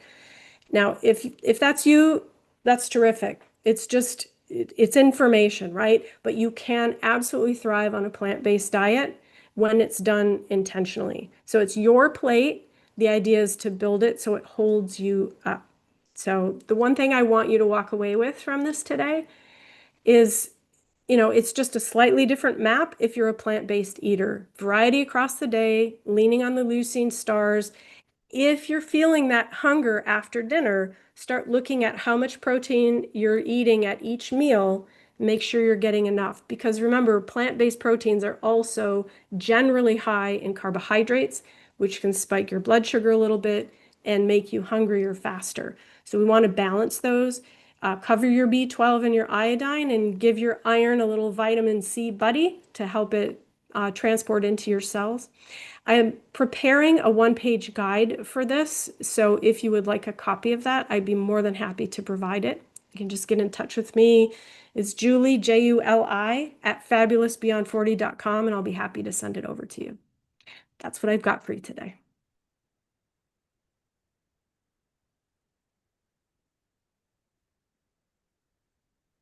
That was very interesting. And Anakul has got a comment straight away.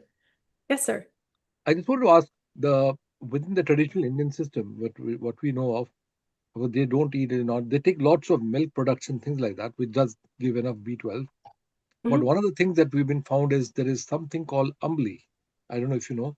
It is a system where you use millets, and the millets are fermented over a period of 8 to 12 hours in the right type of heating temperature.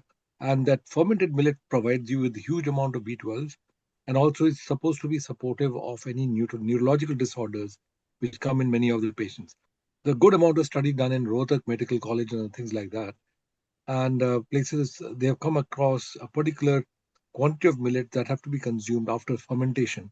And fermentation does seem to have some effect, but I'm not convinced as yet whether it really supplements or is equivalent to what you get in a non-veg.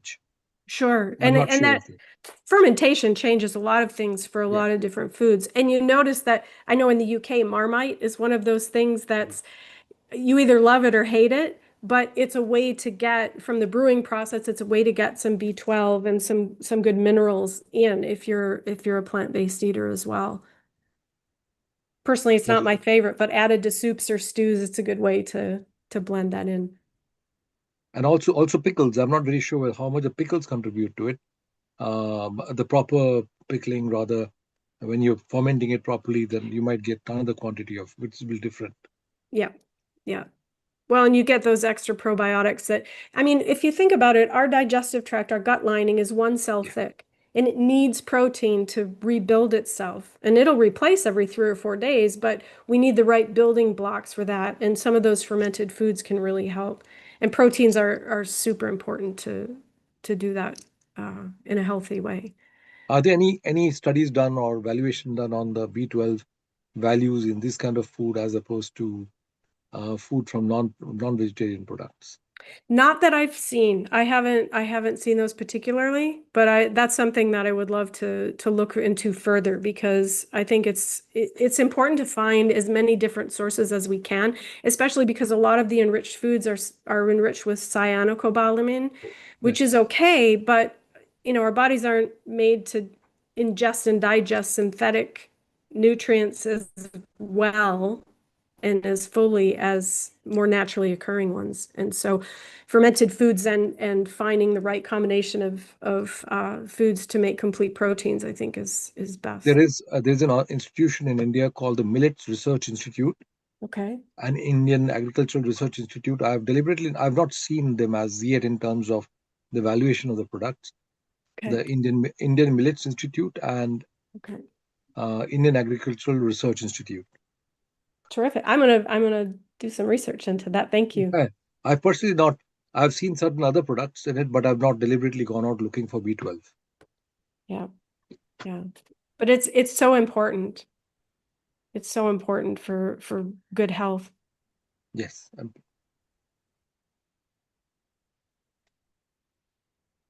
So, Sarah, what do you think of what Julie delivered a moment back? Yeah, I mean, we all have, like you've said, you've been, had to look after your health for various other, different health reasons, Hashimoto's, etc.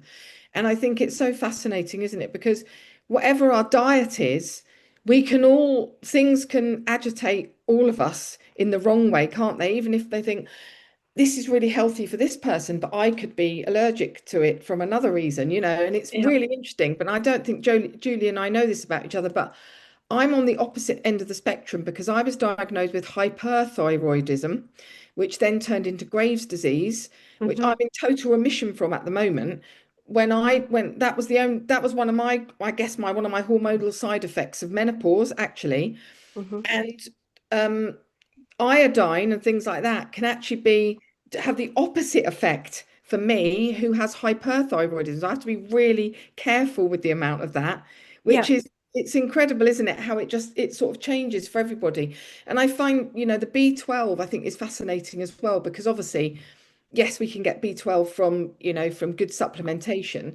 And it's so interesting, isn't it? Because we know that animals themselves don't produce it like we don't naturally produce it. They get it from the soil, don't they? From a fermentation thing that then happens in their body. So yeah, it's just like the whole thing, to understand it all is, just is fascinating, really. I find it, and I have been I've been a vegetarian since 1987, and I've been fully vegan for the last 10 years. And I do eat a really balanced, healthy diet. And I know there are so many great plant-based versions of protein, whether that's in seitan, but although that's wheat-based, but which I don't really eat because I'm not a wheaty person. But yeah, I think it's just educating oneself. Yeah, well, and learning to tune into your body, because I absolutely love things like chickpeas and lentils, but when I eat them, my pain levels shoot through the roof. My body just doesn't like them. I would love to eat some of these other forms and the things that we were talking about before, going to India and actually eating things that are grown differently and grown fresh, because I don't know how much of that is attributable to the things I've eaten.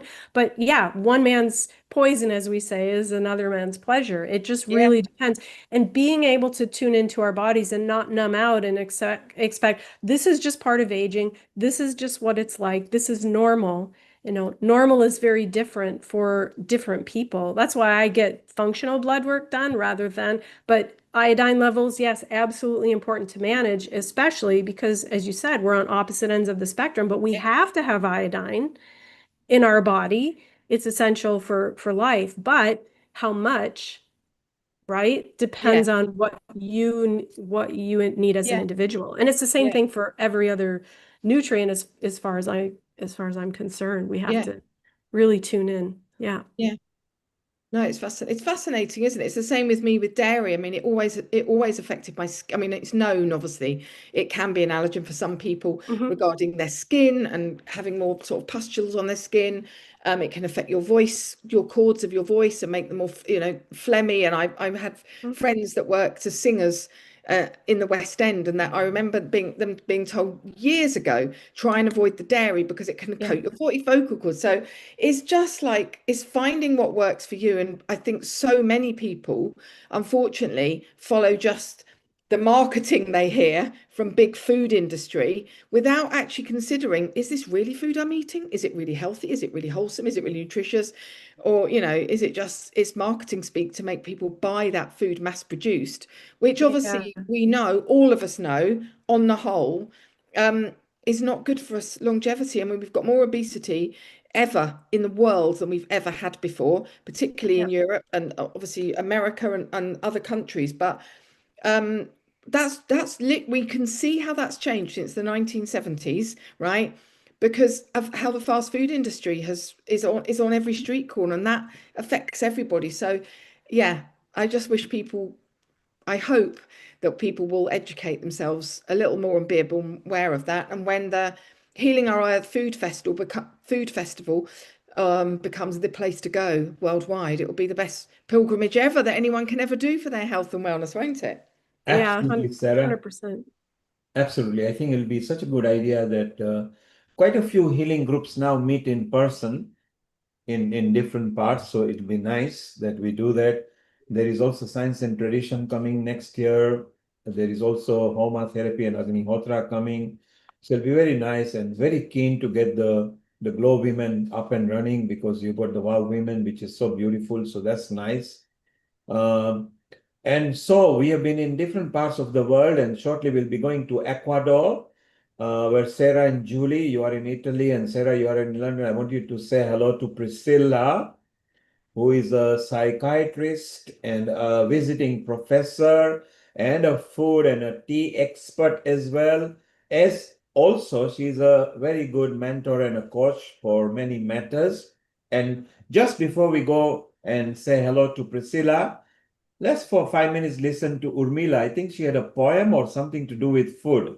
Urmila, what have you got lined up for us? I'm going to touch on one of our very common food called roti. Because whichever part of the world we go, we do find some form of roti, unleavened bread, whether you go to Mexico, Punjab, America, India, UK, wherever you go. So I was asked to write something up on food, and I decided to work on roti. It's spoken word. So here we go. Global Namaste, by the way. Roti, a round flat circle or a circular flat roti. Ingredients: flour of the earth, a whisper of salt, a sunlit stream of oil, warm water like breath, gentle creative hands. Method: begin with stillness. Place the flour in your large bowl, a quiet field, waiting for the action. Sprinkle a little salt, a gift from the sea, and stir as though you are mixing unseen worlds. Let the oil fall slowly, like drops of sunlight. With your fingertips, bring all the things closer together. Pour water little by little, the giver of life, until the flour awakens, softening into something whole, something gentle and pliable. Set aside all the tools. Use your hands for creation. Ask for to be felt. See with finger eyes. To connect. Feel the love. Fold, not force. Shape, not control. Let the dough become, as all living things do. With oiled palms, smooth it into a single sphere, a small universe resting in your hands. Return it into the bowl. Adore it. Cover it. Let it breathe. Even creation needs rest. Meanwhile, warm the tawa. a quiet fire preparing its embrace. Return to the dough. Take a piece. Roll it gently between your palms as though holding something pure, very sacred. On a dusted surface, guide it slowly. Roll it into a circle. Not perfect, never perfect, but complete, a whole one. Lay it onto the heated tawa. Wait. Turn. Watch. See the bubbles rise? That's life stirring within. Turn again. Press softly and witness the miracle. It swells, it breathes, it becomes the sustainer. Each roti marked, each one different, each one alive with its own story. Finish with a touch of butter, a final blessing. Have you noticed something? No two rotis are alike. Reminds me of our unique DNA. Why a circle? Because it holds infinity.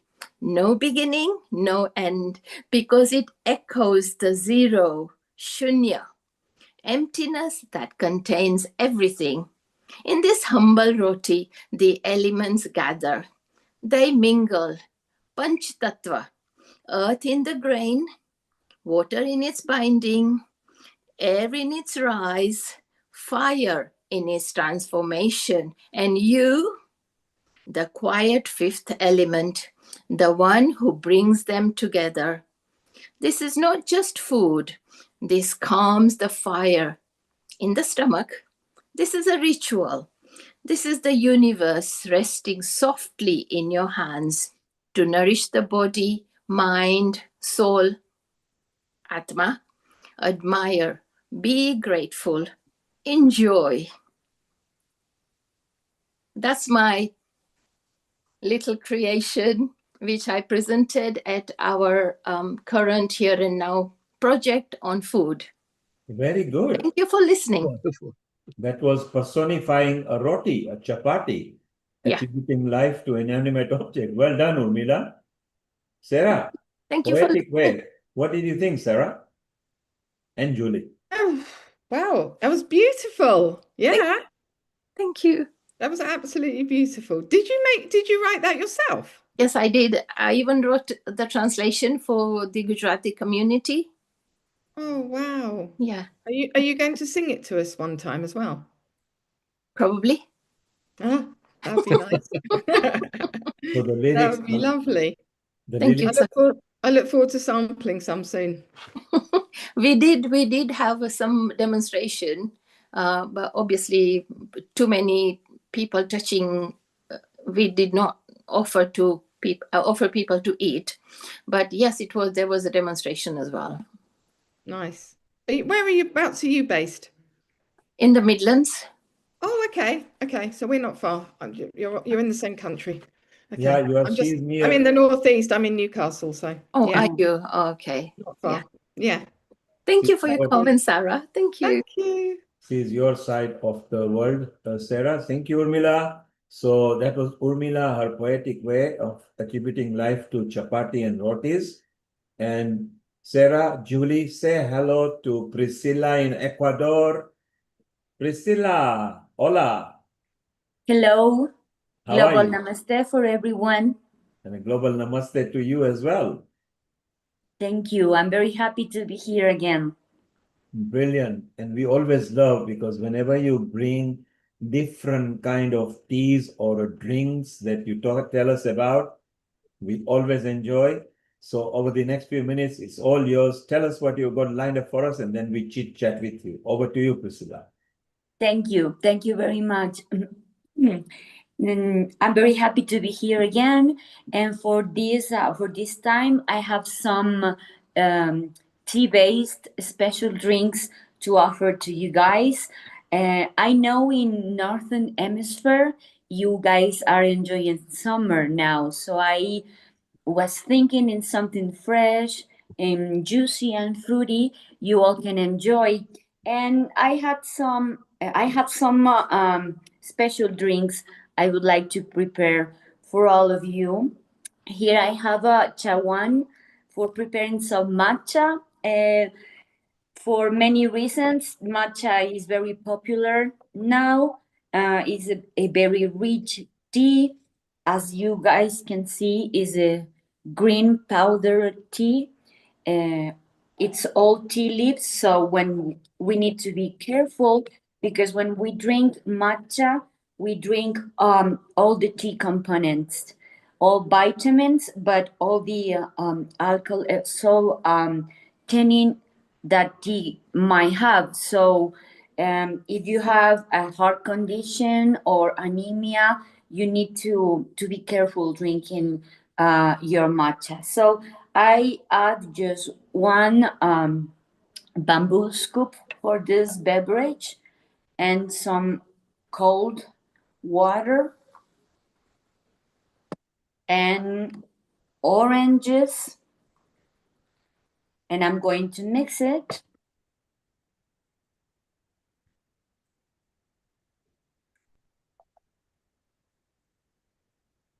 This very beautiful tool is called chasen. It's made with bamboo. It's only for preparing matcha. And I'm going to use this cup.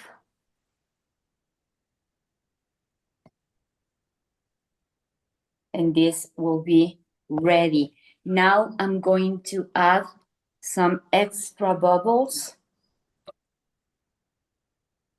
And this could be called like a matcha mimosa. You can enjoy some sparkles, matcha, and oranges. It's very fresh, very recommended. You can have a breakfast and a brunch, and you can enjoy very much. If you guys have a question, I'm more than open in any time. And I have another surprise. I have been preparing or getting ready for this tea all night long, because sometimes we think that iced tea or cold tea needs to be prepared when we add cold water or ice into already hot teas. But what I have done here is, I don't know if you can see, I just add fresh tea leaves and I put ice on it and I leave it. Oops, sorry. And I add some ice on it, and this has been being cold brew the whole night. If you guys, of course, want more tea, you can add more tea leaves and more ice and leave it for night, and you will have a very extra tasty tea, tastier than when you add cold water or ice into your already hot tea. This is a very beautiful, because of the materials and the tools, a very beautiful to get your cold brew tea, and it's ready to drink. Another teas that those beautiful teas I left the whole night in cold brew. This is a sencha, a Japanese green tea, and this is a Darjeeling, an Indian black tea. I put the leaves in touch with the water and left the whole night for they being brewed. So they are cold brewed too. And you can drink it and that way, or you can add any extra juice you might have. I have mango here, and this is carrot and orange, fresh juice. That they match together perfectly with those beautiful teas. It's colorful and, of course, tasty and full of vitamins and nutrients we need during summer. More than just hydration, we need to keep our vitamins levels in a healthy way. And we need to remember that juices, beverages, and teas are perfect for complement food. Some diets can be very extreme and they recommend only beverages. We need to remember it's not enough. We need to eat enough for those beverages to match together and be healthy for our bodies.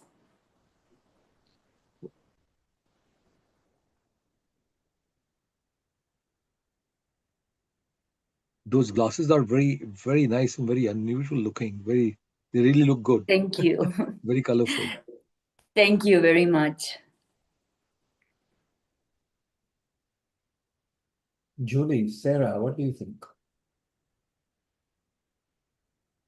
I think that sounds amazing. I love teas, and I know that there are a lot of good nutrients you can get from them. I never thought about cold brewing. That's really that would be a really great thing to experiment with.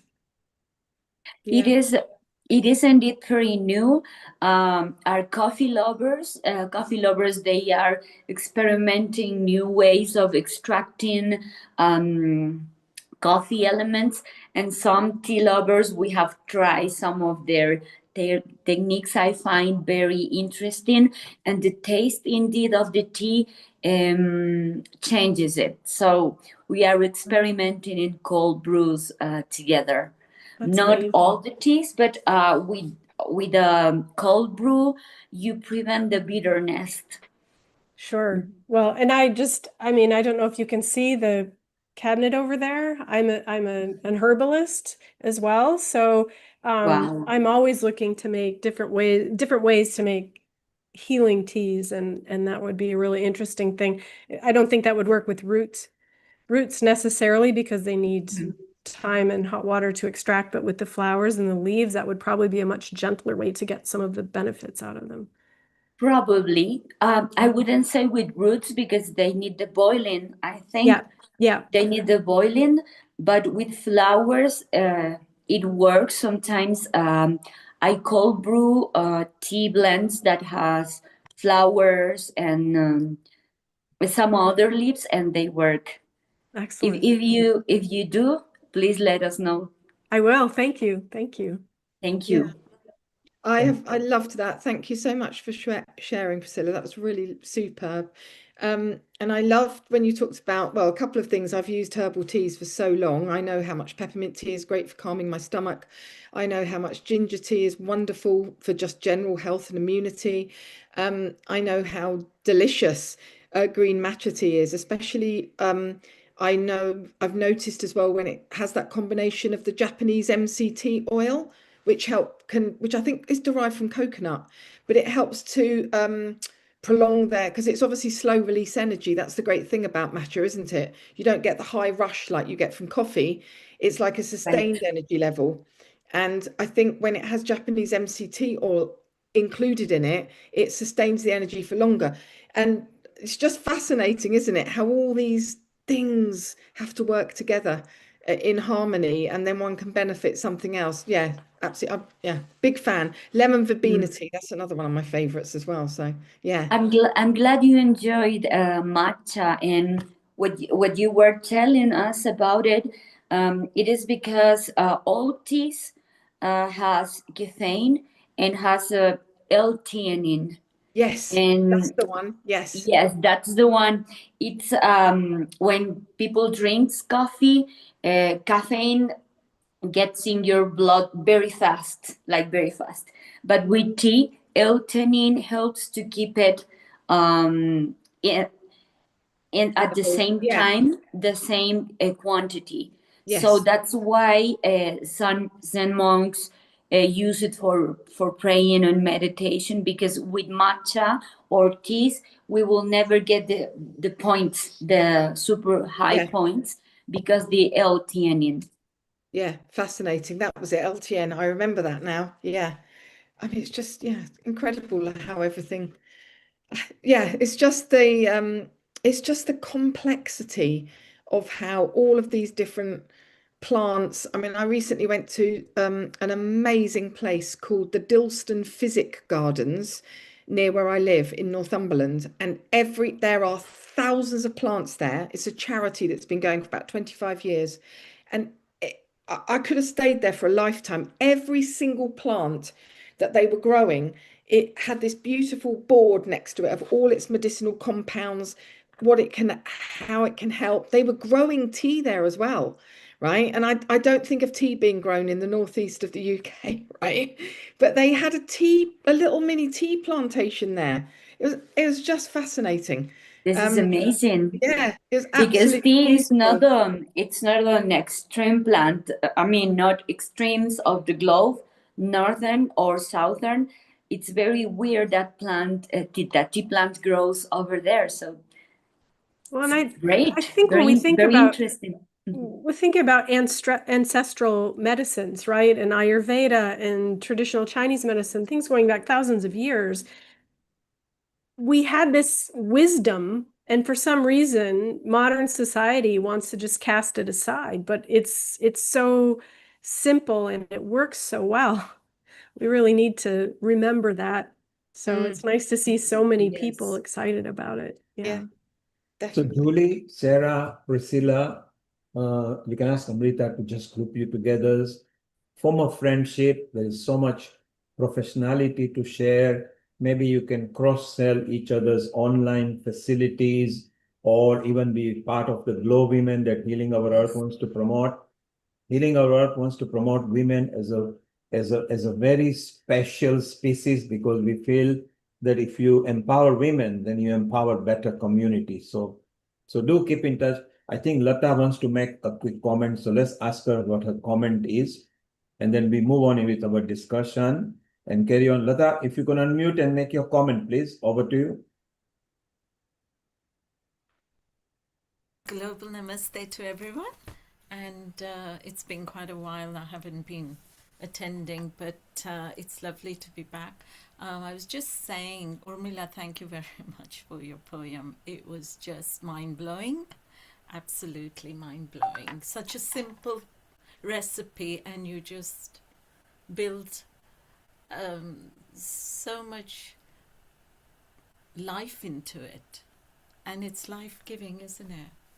The original thing was called mani, which is in Sindhi we call it mani. And in the desert, God made it rain flour that they wrapped into the flakes and used water to make the hot bread. So that was fascinating connection there. But yeah, I liked your teas. I liked everything really, but your teas, I thought it was amazing how just recently I've discovered loose leaves and that the tea bags have got plastic in them and all these other chemicals hidden in it. And I've just stopped using them. So I'm trying to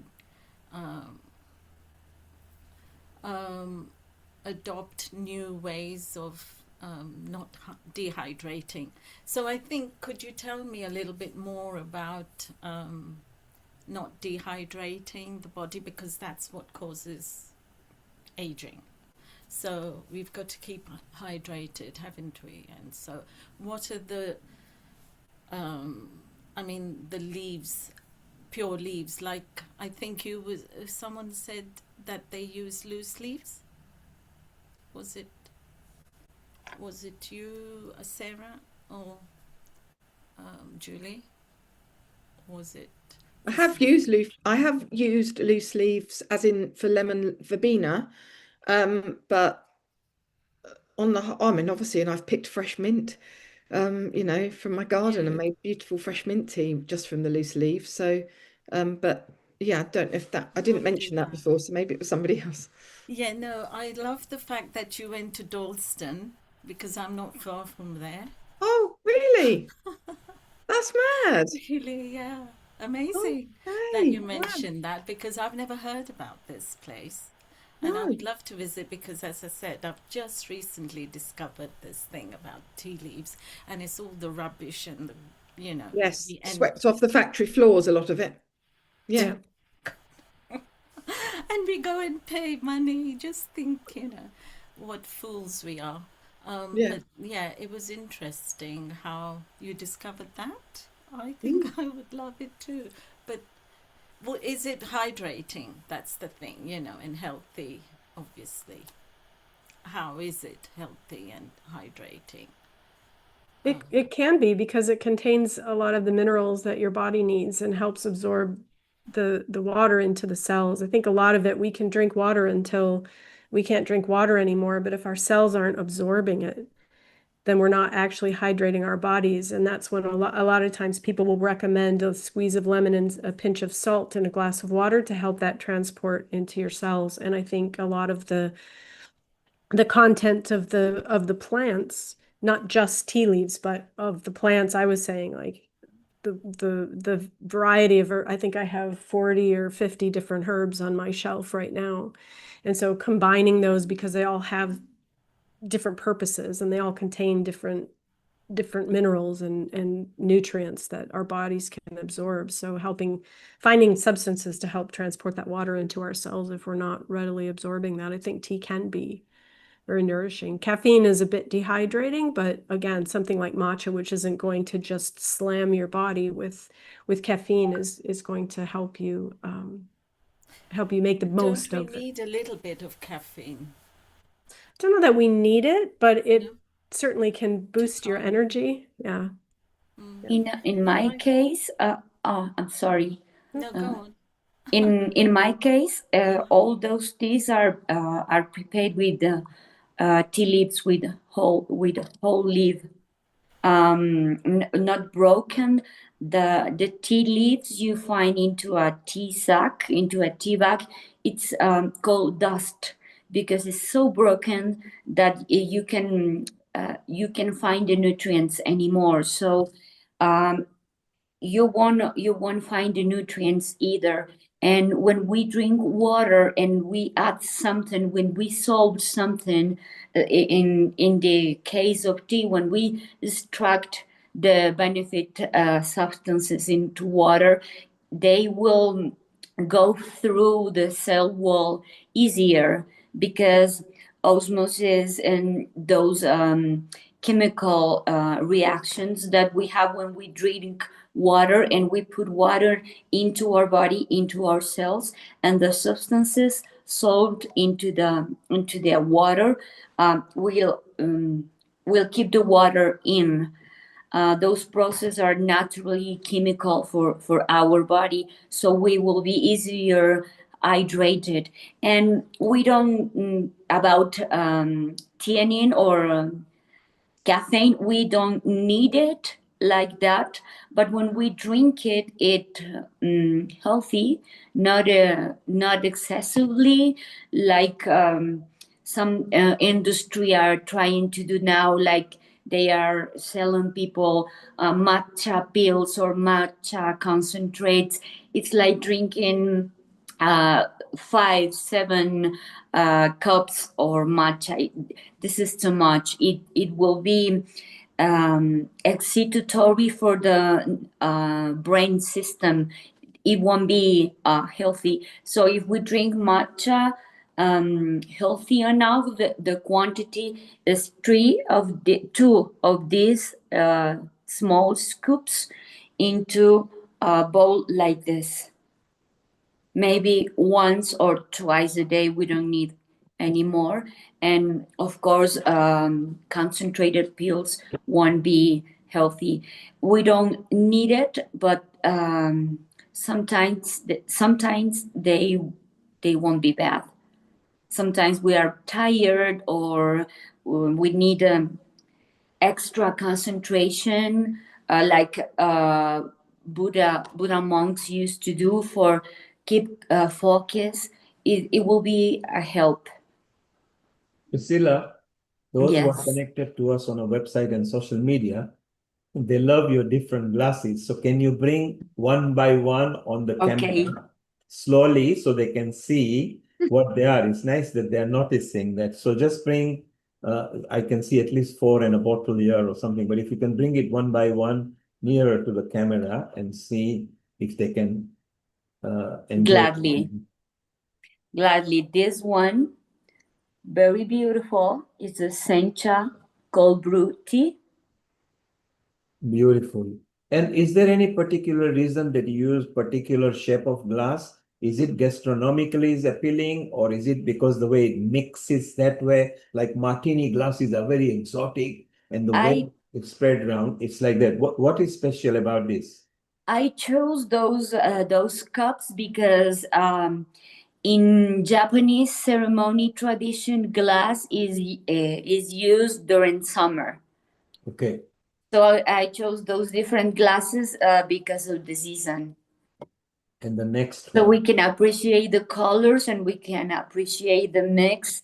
Yes. And I was thinking if we mix this juice with this tea, we are able to appreciate the change of the color, and it's a pleasure for your eyes too. So if you bring that glass back again, the one where you mixed the juice, yes?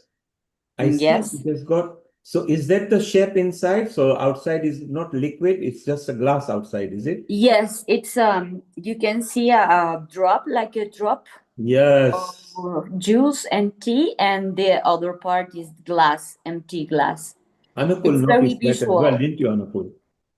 It's very visual. Yeah, absolutely. It's amazing colors, Thank and I think you. it seems to magnify the color much more. Yes. Centralizes that it is, and it gives it a shine which is very unusual. Now the other glasses have got floral pattern in the middle. Yeah, okay, Yes. that one is. Yes, the next one is floral. I choose some summer flowers too for you guys to enjoy. And is this one, is this sugary or just nice, soothing? Has it got too much sugar content in it? It's just fresh fruit. Okay.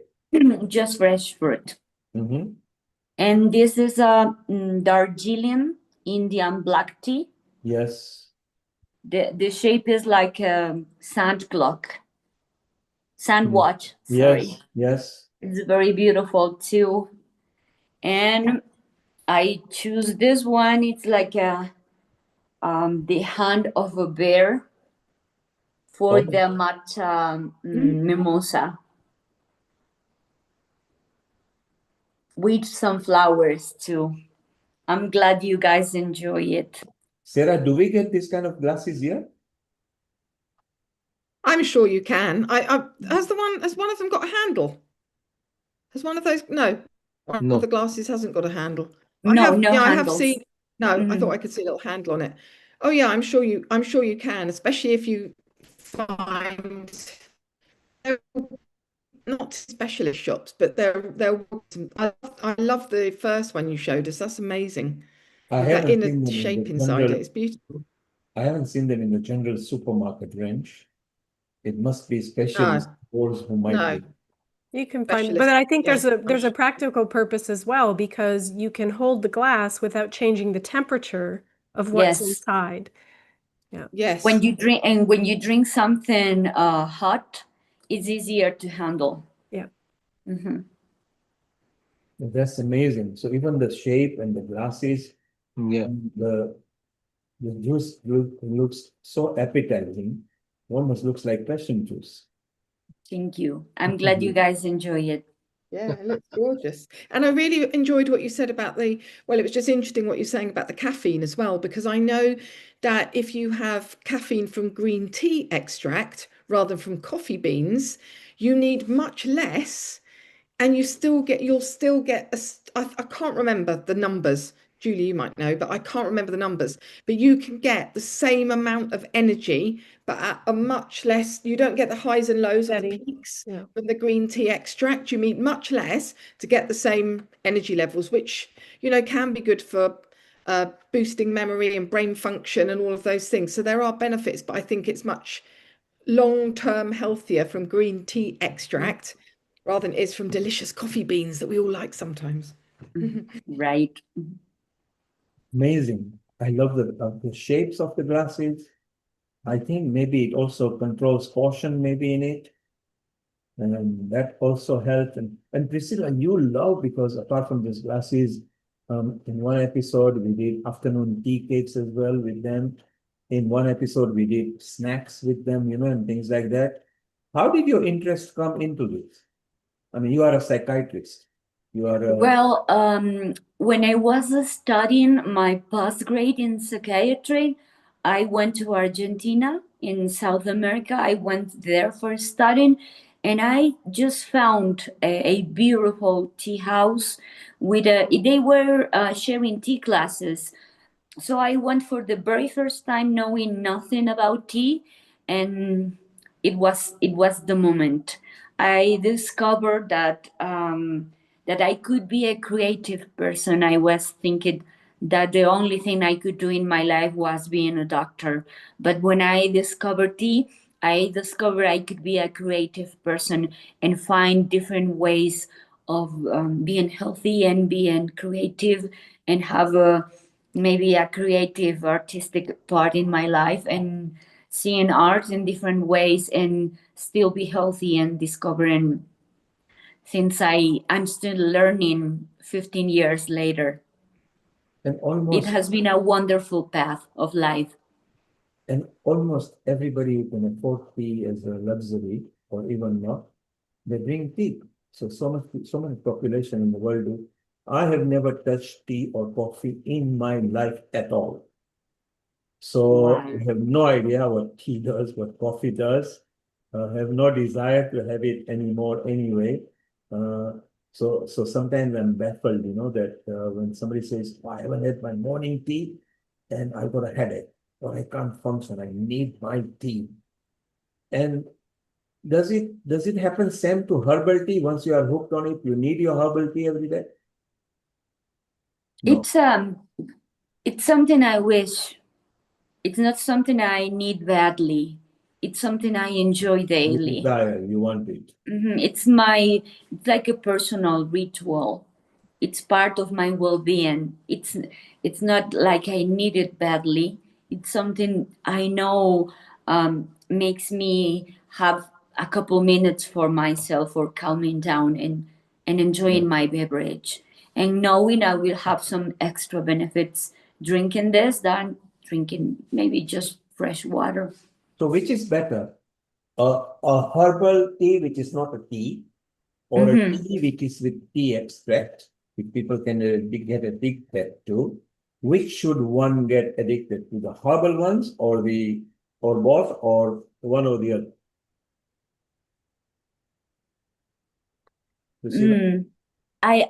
I wouldn't say addiction. When we add some extra things to tea, probably sugar, I could say, people might start to need it. But addiction per se, probably I wouldn't say. Caffeine from coffee, I have tried some patients drinking too much coffee, certainly, and even drinking caffeine extracts in pills. So that is different. Julie, Sarah, are you addicted to tea or coffee, or just normal? I wouldn't say addicted. I love teas because of the different properties that they have. And as you said, herbal teas, which aren't technically teas, herbal infusions, because it depends on what you want to accomplish with it. Do you like the flavor? Is there a particular medicinal benefit that you want? As Priscilla was saying, is that part of your daily ritual? Does it calm you? Does it, what is it doing for you? You can have adaptogenic herbs in tea, in an infusion in a tea, and that creates a whole different experience if you use it medicinally over time, but it's not the kind of thing that you become addicted to. You just enjoy it or benefit from. For enjoyment, it's good. Things like chamomile or mint, or I mean the South Asians, they use mint quite a lot. Tulsi, which is a must requirement. And they grow actually tulsi in-house, and they have 2-3 leaves, but then they have it in the... So once somebody gave it to me and then say, hey, you had a mint tea. I said, no, why did you give me tea? I do not touch tea, full stop. I never had tea in my body. And they said, okay, it's not tea. It was just the tulsi leaves that I boiled in the water, and that's what you had. So I said, why do you call it tea? Why not call it herbal infusion or something? And then we had a long chit chat, and now there are also called herbal infusions as opposed to herbal teas, which is same difference. Just the word tea is removed from it and things like that. I mean, it's amazing. It's amazing what we consume. It's amazing, like Priscilla says. It's her enjoyment time. She puts it up and she enjoys and she relaxes. Julie, you said it as well, that one doesn't have to get hooked to it. No. It same applies to drugs and alcohol or anything. Nice thing is we have hardly had water addiction because our body is water. So the good amount of water that you always drink is better for you. Very rarely you get poisoned by over drinking. Yeah.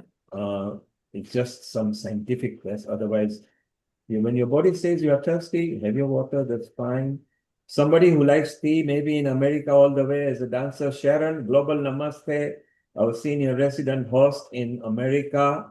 And it is last slot is hers because she is going to take us to a tour of the garden, which actually tells us that what she grows. Normally she comes and tells us what she's growing latest.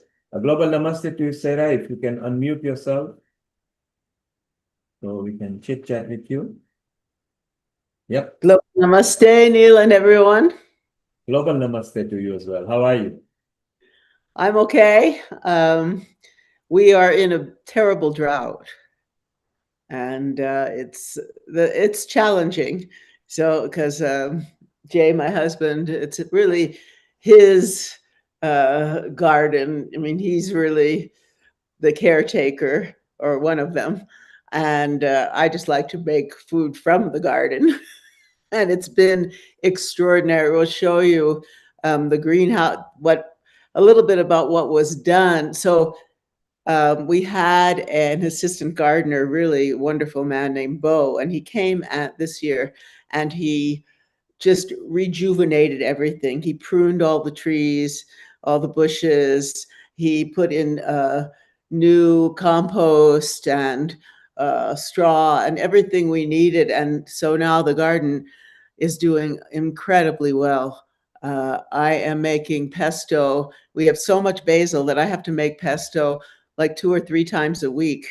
So it doesn't flour. I just keep cutting it back and cutting it back. And I have to say that it is so nutritious that my digestive system, because I'm eating it every day, and it's really helping my digestive system. It's amazing.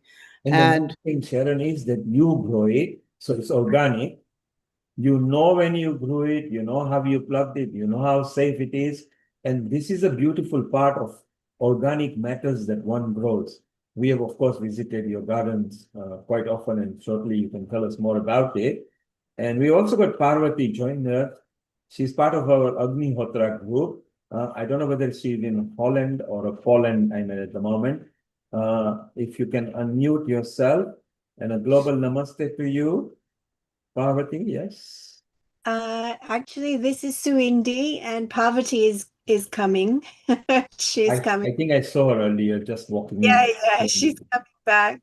So you guys are in Poland at the moment? We're in Poland, yeah, at Eco Village Brugorania. Wow. And this is a vegetarian eco village. Yes. And just before you came in, we were in Ecuador with Priscilla. She's already here. Wow. She loves making designer teas and coffees, and today she brought exotic coffees. And the viewers love the glasses that she was showing. Priscilla, pull the favorite glass up. The one, yes. I think you guys love it. This one, if I'm not mistaken. Oh wow! It's been the favorite of the day. Yes, it's so amazing, and the viewers actually noticed that. So that was so nice. And Suvendi and Parvati are here. I mean, they also sing, you know, and they are part of the Agnihotra group. For us, yes. Well, you pointed at Suvendi, but Parvati, you are good at singing as well. No, I don't You like humming behind her. Humming. So that is nice. And do you like vegan vegetarian food as well? Yeah, we are a vegan and vegetarian eco village. So and we try to follow the practice of ahimsa. So we do consume dairy, but we don't consume eggs, and we have our own cows, and we have a Vedic lifestyle here. We grow everything according to home organic gardening, using the practice of Agnihotra and using the home gardening to create beautiful, organic, fresh vegetables and fruits, which we then use our creativity to make wonderful banquets. We have a lot of people that come here and share amazing vegetarian meals, which we have some pictures of if we can share the screen.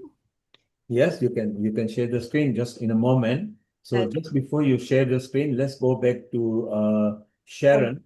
Sharon actually lives in Colorado. Hi. In Creston, so which is up on the hill, and she's got apart from a nice breathtaking view, she plants and grows her own ingredients and fruits and vegetables. Each year we always visit that to see what is growing. They are in a drought at the moment. I think it's quite. Does it mean that it's too hot and it's too no rain or nothing at all? Hardly any rain, and hotter, much hotter than usual. Like they always say, today is supposed to be rain, but it's somehow missing us. So far, we haven't had. It's just been this is like what did they say? Many, many years we've not had a drought like this. That means that my husband, who really is the master of the garden, is hand watering for an hour every day. Wow. But it's worth it because there is nothing like growing the food yourself and then just eating it. The lettuce and everything that we can eat at the moment is so nutritious, and I can really, really feel the difference. And you feel good because it's grown by you. So your energy has gone in there. You're not using pesticides and insecticide and everything. So it's organic. Exact point. We have some of the purest water on earth here. Yes, we're you're in a very 500 feet. So very beautiful spot. And Parvati and Suvendi just mentioned about they grow their own products now where they are. So it's so nice from farm to table. You got complete food traceability, which is a mandatory requirement now legally from health and safety point of view in all the developed country. Any food product needs to be traced in case of any E. coli, salmonella, or any food poisoning. Here you got the full traceability. You planted it, you sowed it, you picked it, you sliced and you cooked and you ate them. So it's so beautiful that I love that idea. And Sharon, is there anything? So therefore, nothing is growing in the garden at the moment? I have a video to show you. Yes, let's look at your video and then we'll chit chat with others. Okay. So that'll be very beautiful and it'll be nice.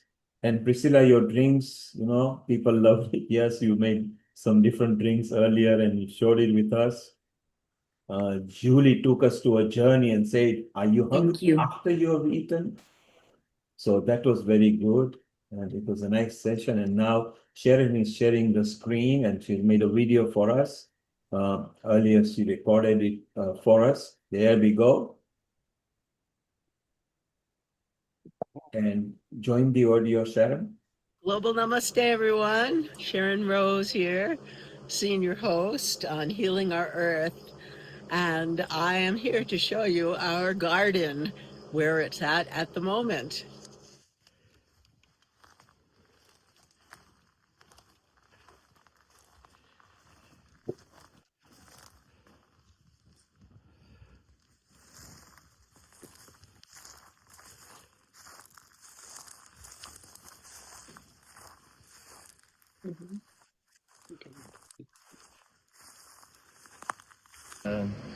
Refreshing the soil now and getting everything, regenerated. So it's definitely a huge transformation. Feels really good. It looks really nice. Everything looks, and look at the cherry trees. Oh yeah, they're going to be so much happier just getting out all the dead debris and, you know, just giving them space to where they have, Yeah. you know, they're not all just plucked up. So what happens is all the branches end up getting damaged, and then they start twisting and going all weird directions, and it just becomes a big tangled mess. Yeah. But it did it in perfect timing, you know, so that's great. Well, thank you. Yeah, just right before all the leaves came out. So Yeah. it's just good, really. And now here we are at the berry patch. These are gooseberries. Let's see, there you can see lots of them. And then we have, that's elderberries up there. We have currants in the back. And then these are Nanking cherry trees. And there's our raspberries. And now we haven't planted the whole garden yet, but of course, as usual, more tomatoes. And then we have watermelon and cantaloupe. So we'll keep you updated as the summer progresses. It's been very dry here. Hopefully we're going to get some rain, but isn't it beautiful?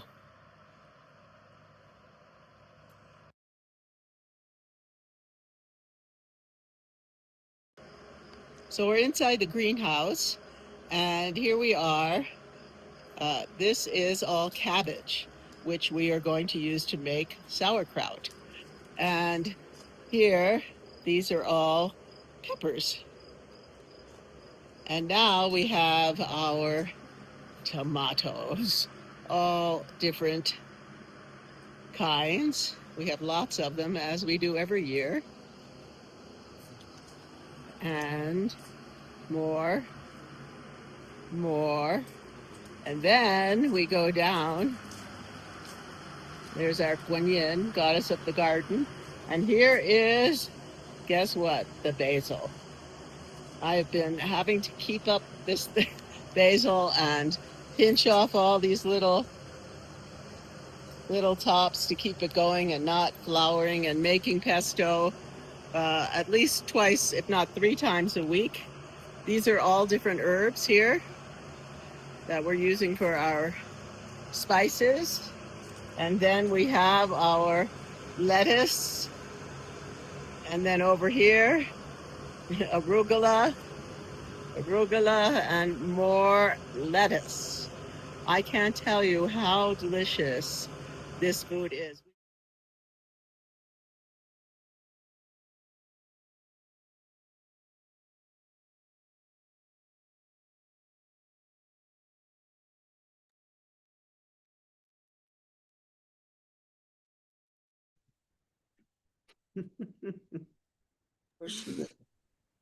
So that's where we're at the moment. Yeah, Yeah. that's very nice. I just love the mountains. I love the blue sky, and I love the herbs that you've grown in the greenhouse as always. And I really wish there is a little bit of showers and the rain brings some new germination. Yes, it's not, this is very early for it to be this hot. And so we put in the greenhouse peppers, things that can take the heat. Tomatoes really like heat. And they're really, actually, they're doing better than usual this year. But you see how, just looking at the color of the lettuce and everything, like last night we went up, there was a dinner at the Japanese center here. For those of you that don't know, this town was created to house the world's religions. Crestone, by my dear friend Hannah Strong, who's been with us many times. And we have temples, we have an ashram, really high functioning ashram here with pujas every day. And so there's a beautiful Japanese center. I went up and made some pesto for them, and they really enjoyed it. So it's really wonderful, wonderful, wonderful to grow your own food on so many levels. And we met again Finn, my brother's grandson, and they got all excited. So they're growing. Pumpkins are their big thing this year. Yes. And Yeah.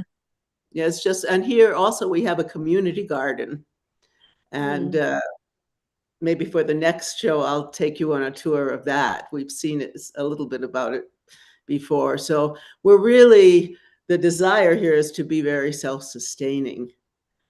And we'll see. It's just that the drought has been very difficult to deal with.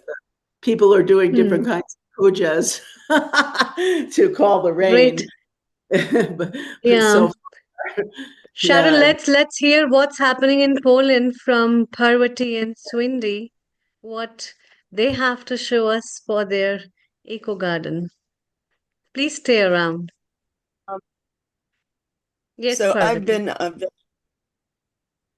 I'm Parvati Yes. Rosenberg, and I've been vegetarian since over 50 years.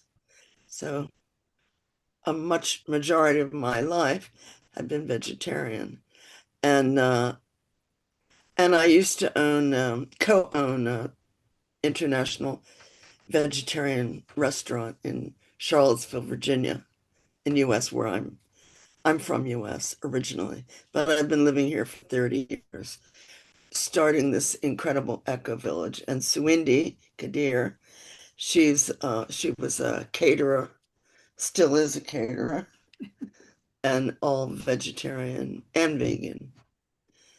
So we have a lot of experience, and she came from a vegetarian home, so she's born with it.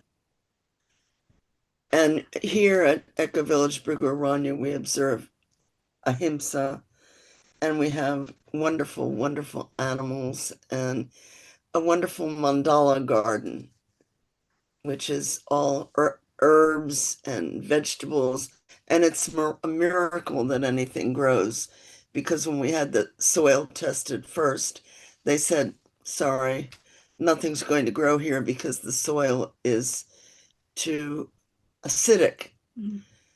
And we were like, well, gee, I got to tell that to the broccoli. And we were growing a lot of vegetables, and we've really expanded, but we are not the gardeners. But we have gardeners, and they're amazing people, and also beekeeper. We have lots of happy Homa bees. Fresh honey. Mm. So your presentation, we can see what you've grown there. Yes. Yeah. Yeah. And this is all because we do Agnihotra in the garden and a lot of other Homa fires. And now the soil is less acidic? Oh, yes, but also the most important thing is that everything grows beautifully. We even grow tomatoes, and nobody in the whole area here, it's a mountainous area, nobody grows tomatoes. So can you see the mandala salads? Yes, we can see it's beautiful. So this is all produce from our gardens, pickles that we've canned ourselves, and hang on, let me just. Wow. The interesting thing is, Parvati, you are up high on the highland, and Sharon is up in the mountains. At some point, Amrita, if you can connect them together, it'll be nice if they can share ideas as well. Sure. This is Agnihotra in the garden, in the center of the garden. In the center of the mandala garden. And there is a Shiva Lingam at the center? In the center. Yeah. And also we have a healing temple, and there's a very, very big Shiva Lingam outside of the temple. That's beautiful. It's very picturesque. Sharon also has a friend called Ram Loti, and she has got also land like this, and they do prayers like this. Is beautiful. Look again. It's very beautiful, well maintained. It's our planting season. Yeah. And this is we have a geodesic dome for our seedlings. And we have a concentric circle garden, mandala garden. And this is in the when it's really bursting with life, we have a lot of companion planting there, a lot of beautiful flowers and a lot of herbs that work naturally to encourage growth and discourage pests. You know, so we don't use everything's organic, but we do use companion planting. This is another shot of the mandala garden where we're meeting in the center to do Agnihotra. And that's that there again. And then you can see the food. So we've got, this is Parvati's specialty. She makes apple and berry crisp. That's her specialty. We also grow blueberries, small amount. There's some more mandala salads and breads. Another specialty of Parvati's. It's a broccoli potato cheese bake. Yes, my favorite. Not vegan. This is healthy, naughty, yet fun. But we do have vegans living here. You can see the borage flowers growing. You grow radish as well? Radish, yes. Yeah. Yes. And all these nasturtium flowers. All the flowers grow Nasturtium, here. yeah.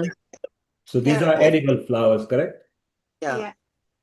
And this is sourdough bread. Homemade bread. More of our mandala salads. Wow, pansy, nasturtium leaves. Oh, yummy. Cherry pie. Is this a cherry tart? I love. Yeah. And we grow cherries here. More mandala. It's all about the mandala salad. Maria. Coriander. Maria is one of our long-term residents, and she and her husband get also vegetables from all the different organic farmers in Poland, and they're vendors for those. But these are our homegrown. This is my beet salad, marinated beet salad. More beautiful mandala Mandalas salad. by Maria. Polenta, baked polenta. Wow. Radish salad. Beautiful. That's beautiful. All the different colors of tomatoes that we grow here. Yeah, you got rainbow colors there as well. So Yeah. This is with mozzarella cheese. You make the cheese yourself? Yeah, sometimes. Some we do. Yeah. And this is some birthday cake. That was a birthday cake. And this is tofu loaf. Yeah, tofu loaf. There's a lot of different vegan It is very good for high protein, isn't it? Yes. And then back to the garden. So that's our place, and we're really happy to be able to, and blessed to be able to eat fresh from the garden, and it's really all because of the healing fires that are done here, the Yajna, Agnihotra. So do you feel that it's because of... It's the reason why we have anything grown in the garden. Do you feel that it's because of a lot of Agnihotra and the energies that all of you put, that the soil composition has changed slightly? Yes, absolutely. And we've got science to back us up as well. We have Ulrich has done some soil testing, water testing, and it's been really, really positive results. So you know and what? when there was a a problem with apples in this region. There weren't any, they weren't growing, and something was wrong. And our organic certification was up, and the certifier came to check, and he said, "You've got all these apples. How do you have all these apples?" Nobody in the whole region had any apples. They were all not growing. And we were struggling to pick all of ours. So I really credit the fires and lots of love that goes into the soil and yeah. This will be very nice to do offline Zoom sessions with you, Sharon.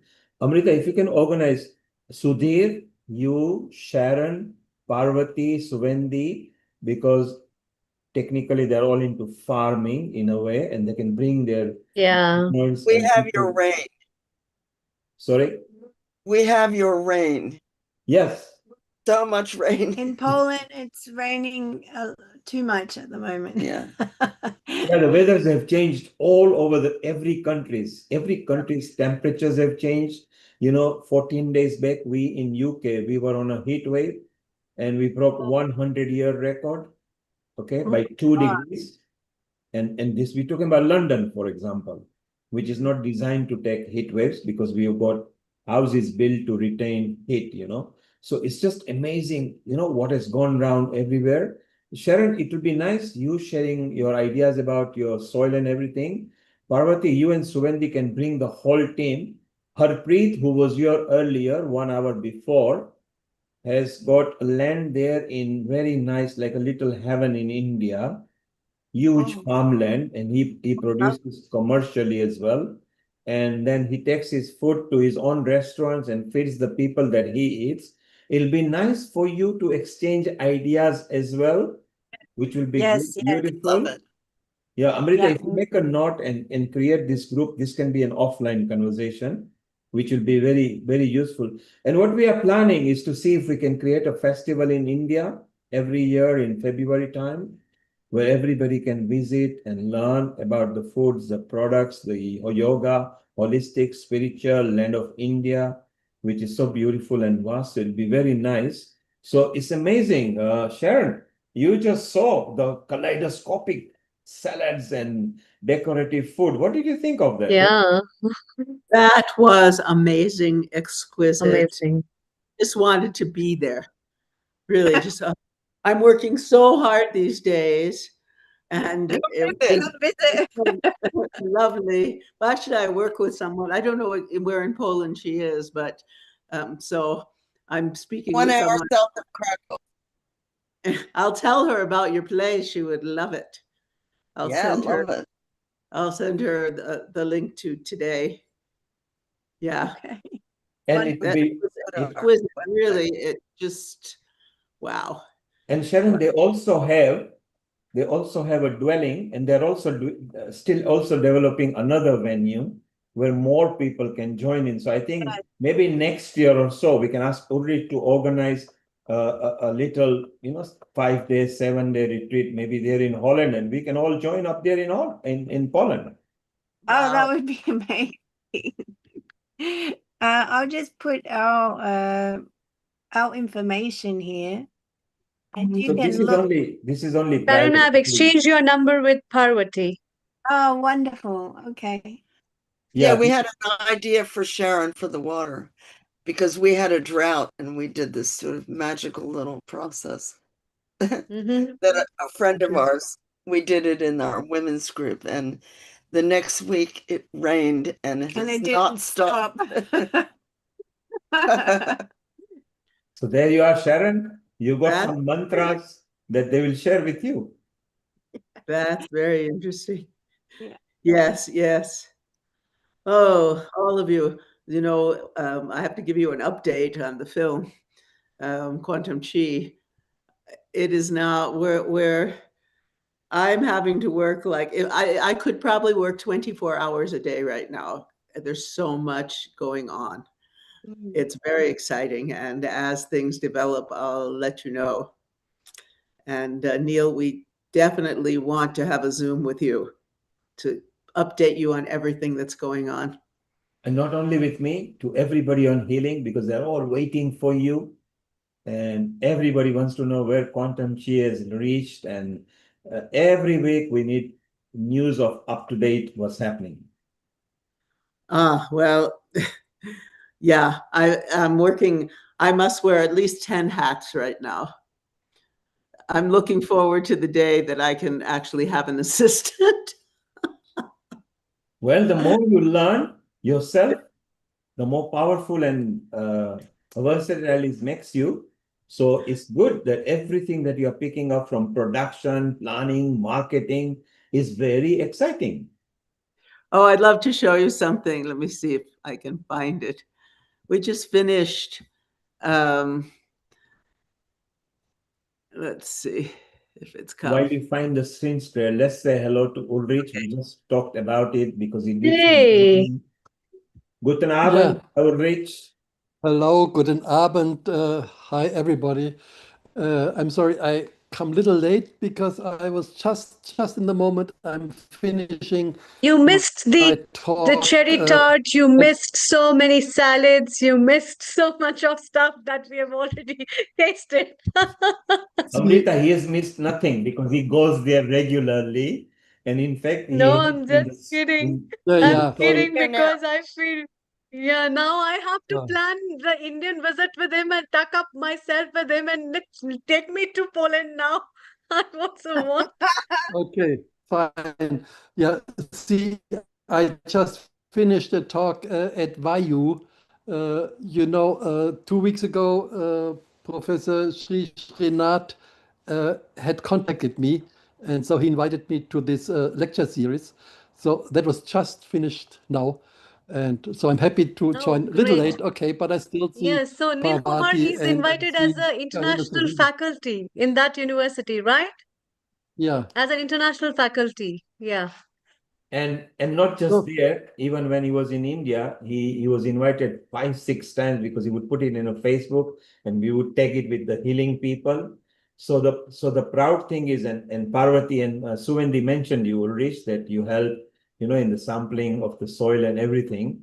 So it's so beautiful. And I was just telling, just prior to you joining, Ulrich, that would it not be nice when the new center is set up and open, and then maybe either tail end of next year or beginning of the following year, we have a 5-day retreat or something in Poland. That would be wonderful, sure. Yeah, Very and good. I think, Parvati, you said you are more near Krakow, is that right? You're more Yes. near Krakow. That is just 1 1 hour, hour south of Krakow. 1 hour south of Krakow, yeah. Yeah, and then Krakow is a very popular tourist resort for many countries inbound over there. So it's so, and Polish people are so much fun because 30 years back they all came to UK to work. Now they are gone back to Poland because UK is not that exciting for them. They've all gone back to Poland, and they were such a hospitable people. They were very good in hospitality industry. So that was very beautiful and an affinity over there. So it'll be nice to grow the family and we meet each other in person, which will be very nice. Amrita is going to organize so that the head gardener and the farmer, together with the Harpreet's farm in India, in Kaushalya, who were here 1 hour before you, they can maybe exchange ideas about soil and growth and the latest technology. He has got a very big commercial farm there up in India, pure organic, holistic, spiritual farming. So it falls in line with everything. Sharon, in her own way, in her garden over there up in the mountains in Creston in Colorado, she does that. So hopefully the next time we visit the garden, it will have some fruits and some plants and some vegetables that we will see that. So it's so nice to expand the family. And what Amrita was saying, Ulrich, what you missed was the kaleidoscopic way some of these salads with rainbow colors were designed. Yeah, great. Yes. Yes, with edible flowers. You see, I come from Africa, Kenya. We had beautiful edible. Seema, you are of course from Africa. We had lots of nice edible flowers there, didn't we, in in up in Kenya, East Africa, in most of the East African countries. Wasn't it wonderful that you, Seema, just missed out the presentation from both from Sharon and Parvati and Suvendi. And they had edible flowers in the salad, and the way they used the rainbow color, it was so appetizing that first you would say, okay, I don't want to spoil the plate. And then you say, okay, let's all dive in. It doesn't matter. So Seema, you remember the edible flowers of Africa? Yes, and I managed to see that today, the lovely mandala salads that are on the screen. Oh, beautiful. So you saw that, and the red ones, I don't know what colors. I used to eat them a lot. I used to go and pick them up, and you can eat them as they are. That's right. And in Africa, yes, various different flowers.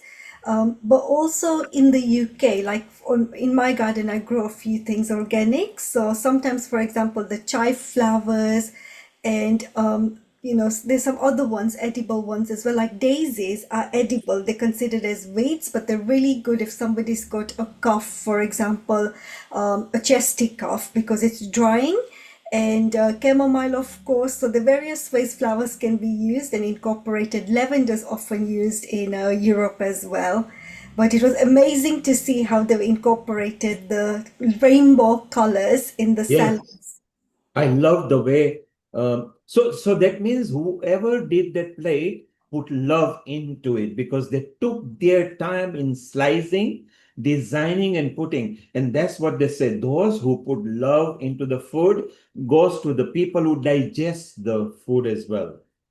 And in the Indian knowledge system, that's the first thing you say, that if you invite a guest at home, is Atithi Devo Bhava, you are like a God sent to me.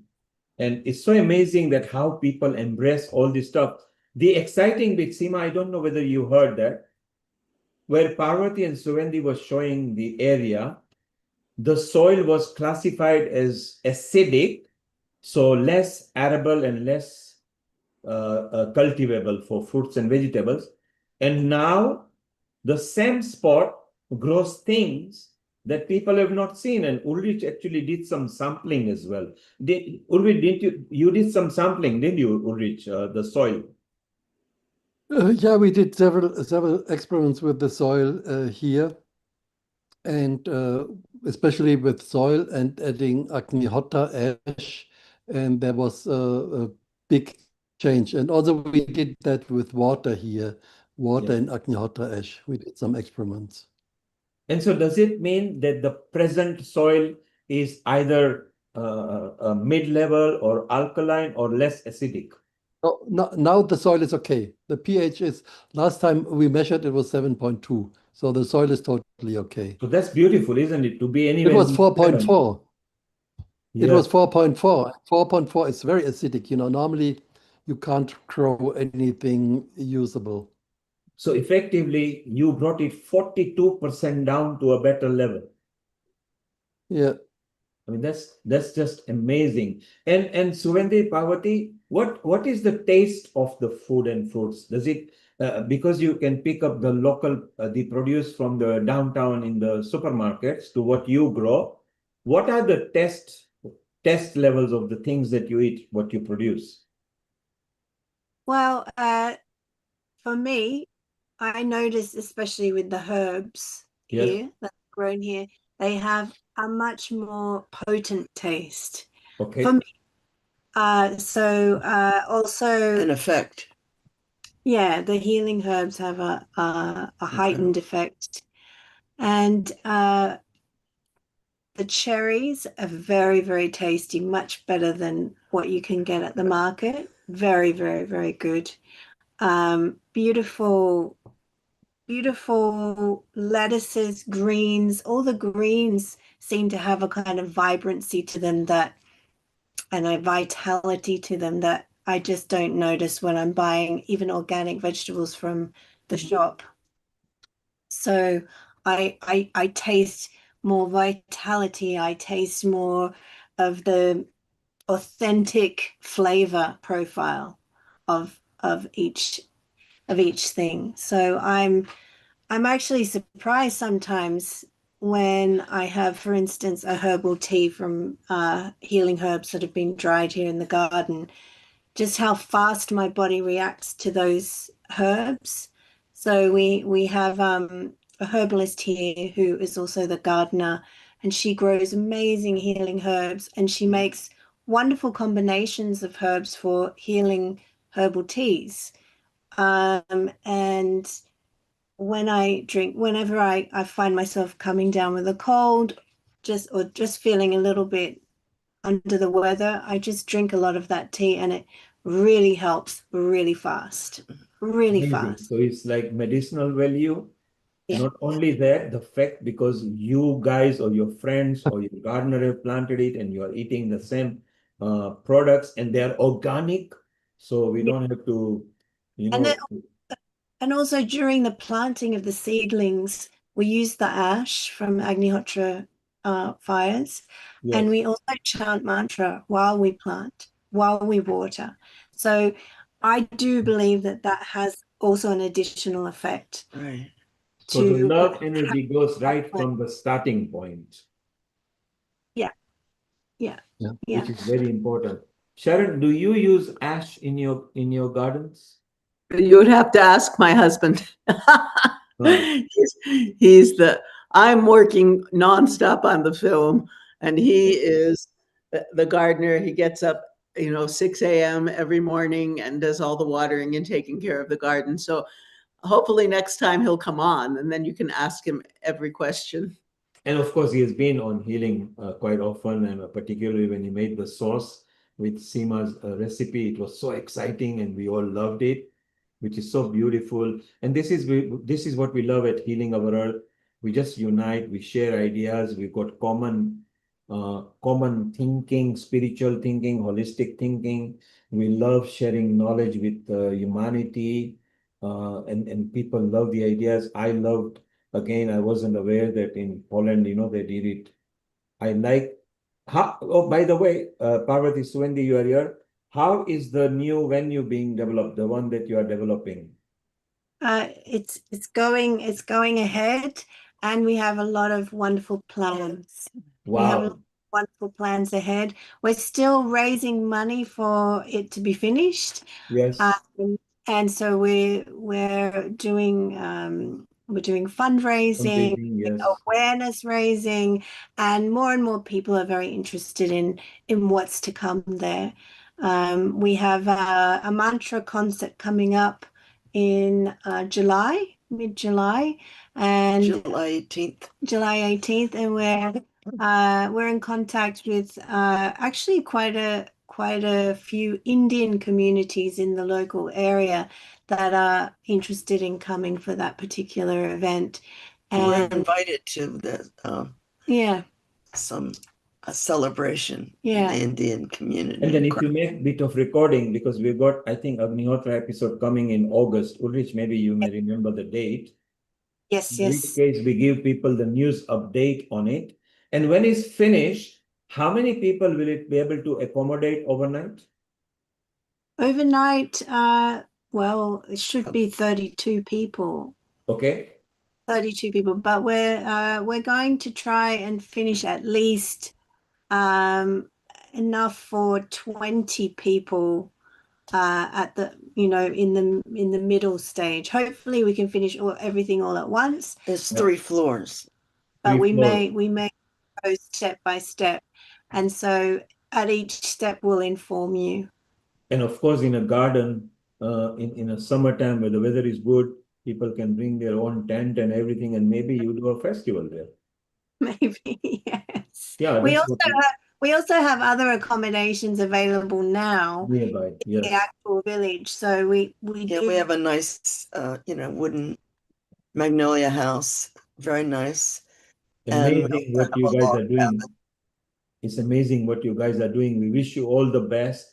And whenever you are putting, I mean, you put things up on Facebook, so we try to tag it whenever you do. But it's so exciting. And like I said, next year maybe we plan something there. Let's just plan things and get-togethers and and expand our family and help each other. And maybe if there is sessions we are selling, then cross-sell with each other. Healing Our Earth doesn't touch money as such, because it was always at foundation was said that to keep it completely just free for everybody, but its associates and families and organization can help each other. So it'll be so beautiful. Time to say good night, good morning, and good evening to everybody. Amrita, you can maybe finish now nicely with Sharon. Sharon, quantum chi. So by the next episode, next week is a yoga and meditation, International Yoga Day. And the following week is the Rotary. And the following week we are planning is a women episode. Maybe we can bring updates every now and then. We've also got Agnihotra episode coming. I think it's August. I've lost my diary and everything. Yes. Amrita, you can check it out, and Ulrich, maybe we'll keep everybody in touch. And love you guys. And today we had wonderful visit with vegan vegetarian. We had the Ayurveda expert earlier in the first hour. We had Seema from Hong Kong, who did a lovely presentation. She's going to post it up in the Facebook so we can share. Amrita, Seema, Venkata, they had a nice chit chat about it. So I think it's very beautiful and lovely. We've got a meeting set up now. So if we can just finish with a nice Gayatri mantra, and then we can. And Amrita, will you please stay on when on the Zoom everybody is left? I need to finish the yoga bit with you. So Amrita, one version of Gayatri mantra by you, one by Sharon. Seema, you want to do a Gayatri mantra as well? Okay, so the first will be Seema, second will be Sharon, third will be Amrita, finishing with 3 Om, and that will be beautiful. So Seema, you go first. Thank you. And a global namaste. So if you close your eyes and just take a nice slow deep breath in, and with a smile on your face. Om Bhurбhuvah Swaha Tatsaviturvarenyam Bhargo Devasya Dhimahi Dhiyo Yo Na Prachodayat. Om Bhurбhuvah Swaha Tatsaviturvarenyam Bhargo Devasya Dhimahi Dhiyo Yo Na Prachodayat. Om Bhurбhuvah Swaha Tat